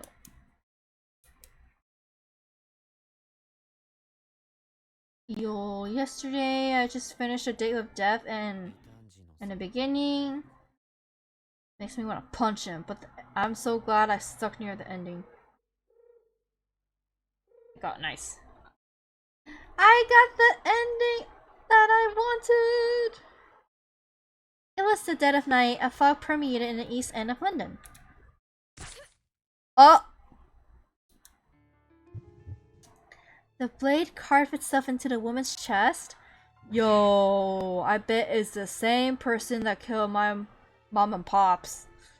In the same moment, her throat was twice spread open. From left to right, skin was split. So methodical was this act that the surface of her skin remained an unfrayed, perfect line. Ugh, the guttural scream elicited never reached her lips. Her larynx and vertebrae had been severed. The woman collapsed, her eyes focused on nothing, fully absorbed with unhinged fear. Oh, blood flowed out of her in an endless stream, smothered her esophagus. Esophagus? When her throat became full, it drained to a pool beside her. The chance for survival was non-existent, but she would not die immediately. The road to death by design would be an artless torture. To breathe was in vain. Every breath she inhaled went out to a hole in her throat, blood sputtering and thick through her, choking air never reaching her lungs. What she last saw was her consciousness gave away was a dreadful sight. The amused leering of a man she had never met and glint of the object of her demise looming from the darkness. Damn. Damn.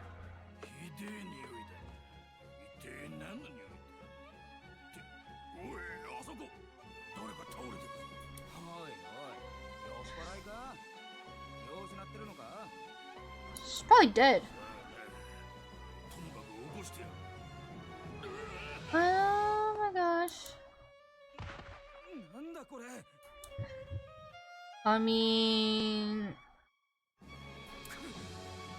it's clearly she's killed. So they made a hasty retreat, shaken to the bone by the implications that would follow from being found next to a freshly slain victim. Into the embrace of the night they fled. Oh shit.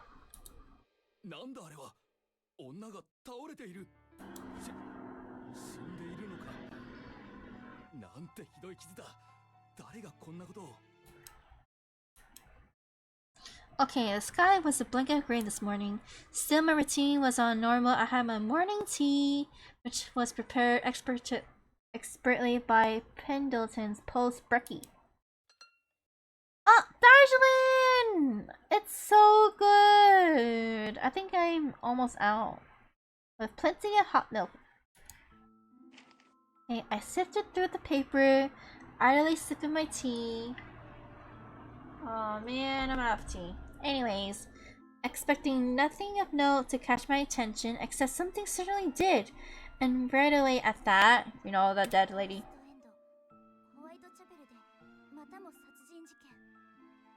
You know, I betcha this is like a serial killer case. Prostitute. I think it's the Jack the Ripper case, probably.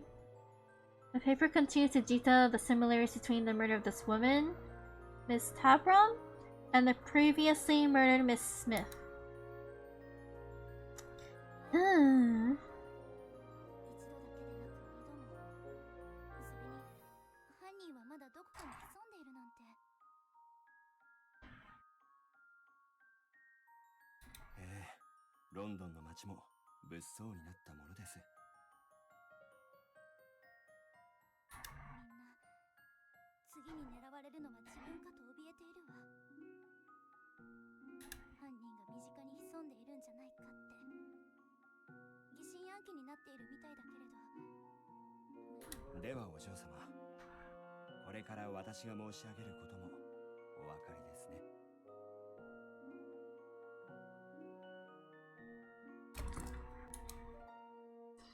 Pendleton seemed concerned. る馬車でも十分注意をってことでしょ。いいえ。それじゃあ心細いから今日は早く帰ってきてくださいとか。違います。それじゃあ犯人は実はこの私。これから自首してきます。お嬢様、ご冗談を。この私がそんな素直に自首するわけありませんよ。とまあ、冗談はさておき。冗談にしてはタチが悪いわ。私がお嬢様に申し上げたいのは、危険な事件に首を突っ込まないようにということです。まあ、事件に首を突っ込むなだなんて。私はこれでも探偵の卵なのよ。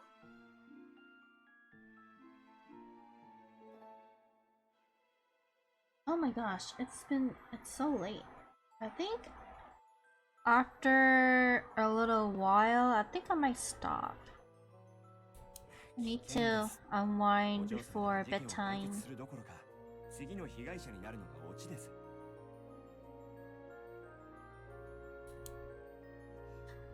相変わらず心配性ね。ですが、万が一ということもございます。特に今回の被害者は皆女性なのですよ。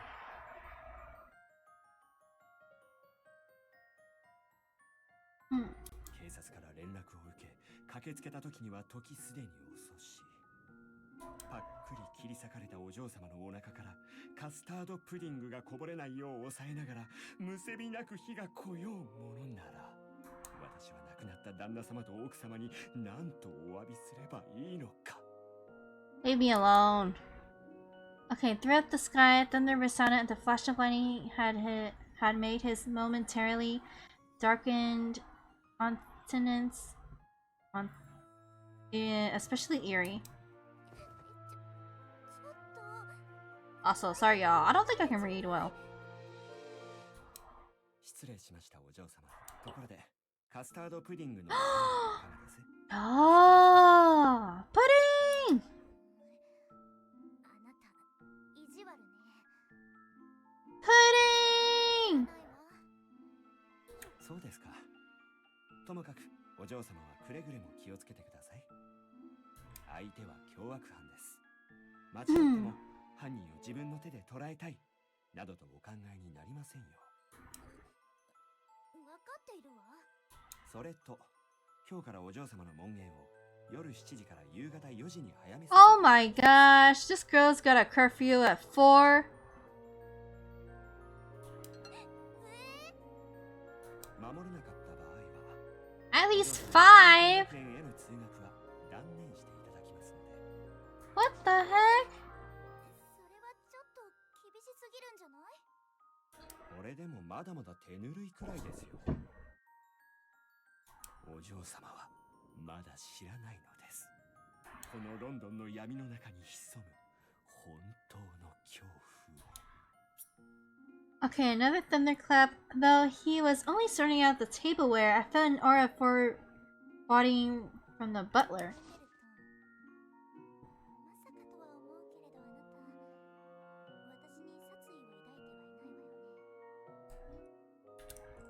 何を言っているんです。たとえお嬢様がどんな莫大な財産をお持ちだろうと、私がそんなことするはずないじゃありませんか。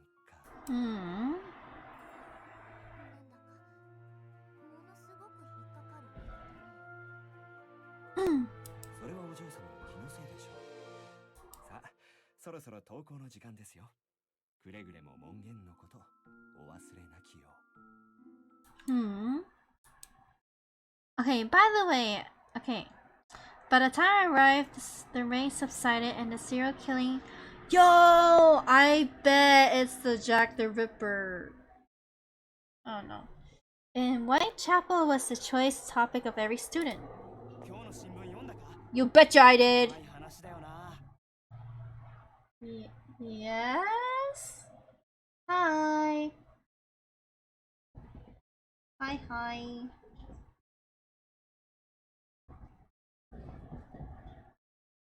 How are you on this fine evening? Or daytime? スコットランドヤードもまだ犯人を挙げられないなんて優秀なんだよね。さあな。Hmm? でもあのレストレード警部ですらこの事件には手を焼いているらしいぜ。Are you drunk? Okay. まあ仕方ないのかな。このまま迷宮入りしSorry. It's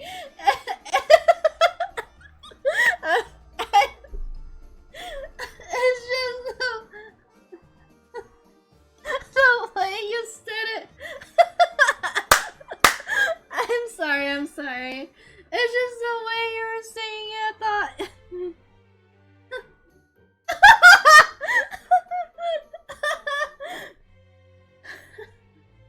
Anyways, how are you?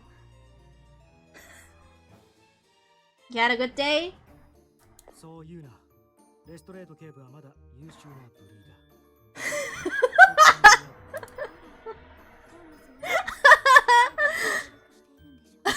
ー。でも俺たちには学校があるし、ホームズの父親も Damn! What did you eat all day?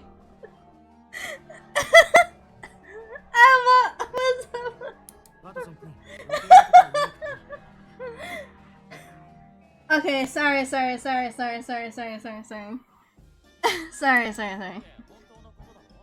Anyways.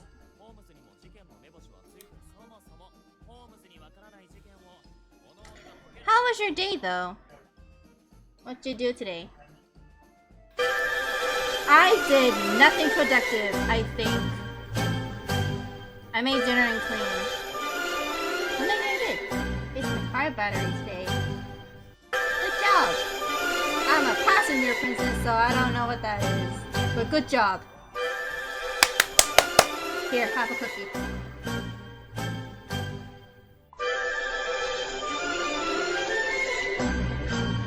What do you mean? I'm not a bully! I'm not a bully! I had 3 cookies today. Nice, same! I had 4! And I killed it all! Yeah.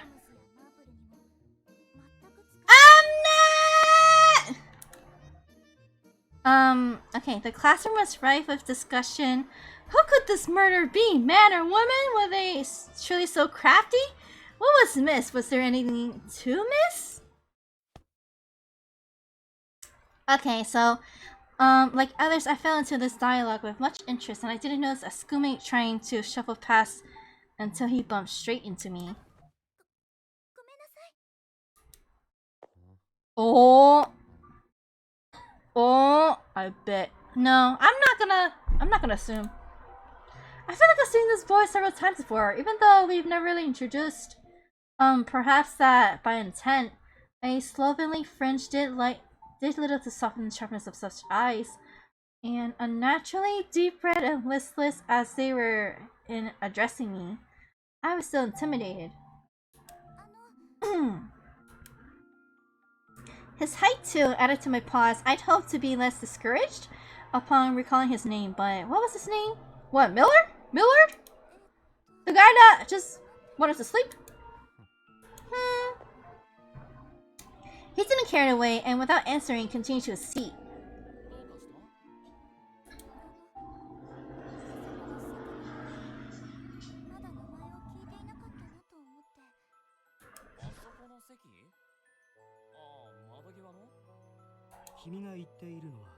Oh, Miller's. I bet it's him. Okay, I don't want to like assume just because he looks like the bad guy, but I saw spoilers, so I love spoilers. 騒がしくて成績も残念な君とは。苦手なもんは苦手なんだから仕方ないだろ。放っておいてくれよ。I don't want to study. Holmes was less than impressed by the excuse. この学園の生徒はロンドンのウエストエンド出身のものがほとんどだが。Who, Watson or the Miller guy? 彼はイーストエンド出身だ。Oh. 君にはほとんど縁のない場所かも。Hmm. 富裕層の多いウエストエンドと違って、イーストエンドは貧困層が多くて、ロンドンの中でも特に治安。 What, is it a ghetto? I had no idea. I knew the East End by the name, but only that. しかし、彼はその環境下で試験をパスし、奨学金を得た。Oh no. Wait, after this part... wait, actually... I don't know where to stop.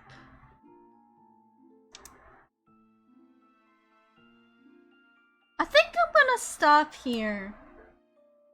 Because I need to unwind for bedtime. Thank you so much, everybody, for tuning in.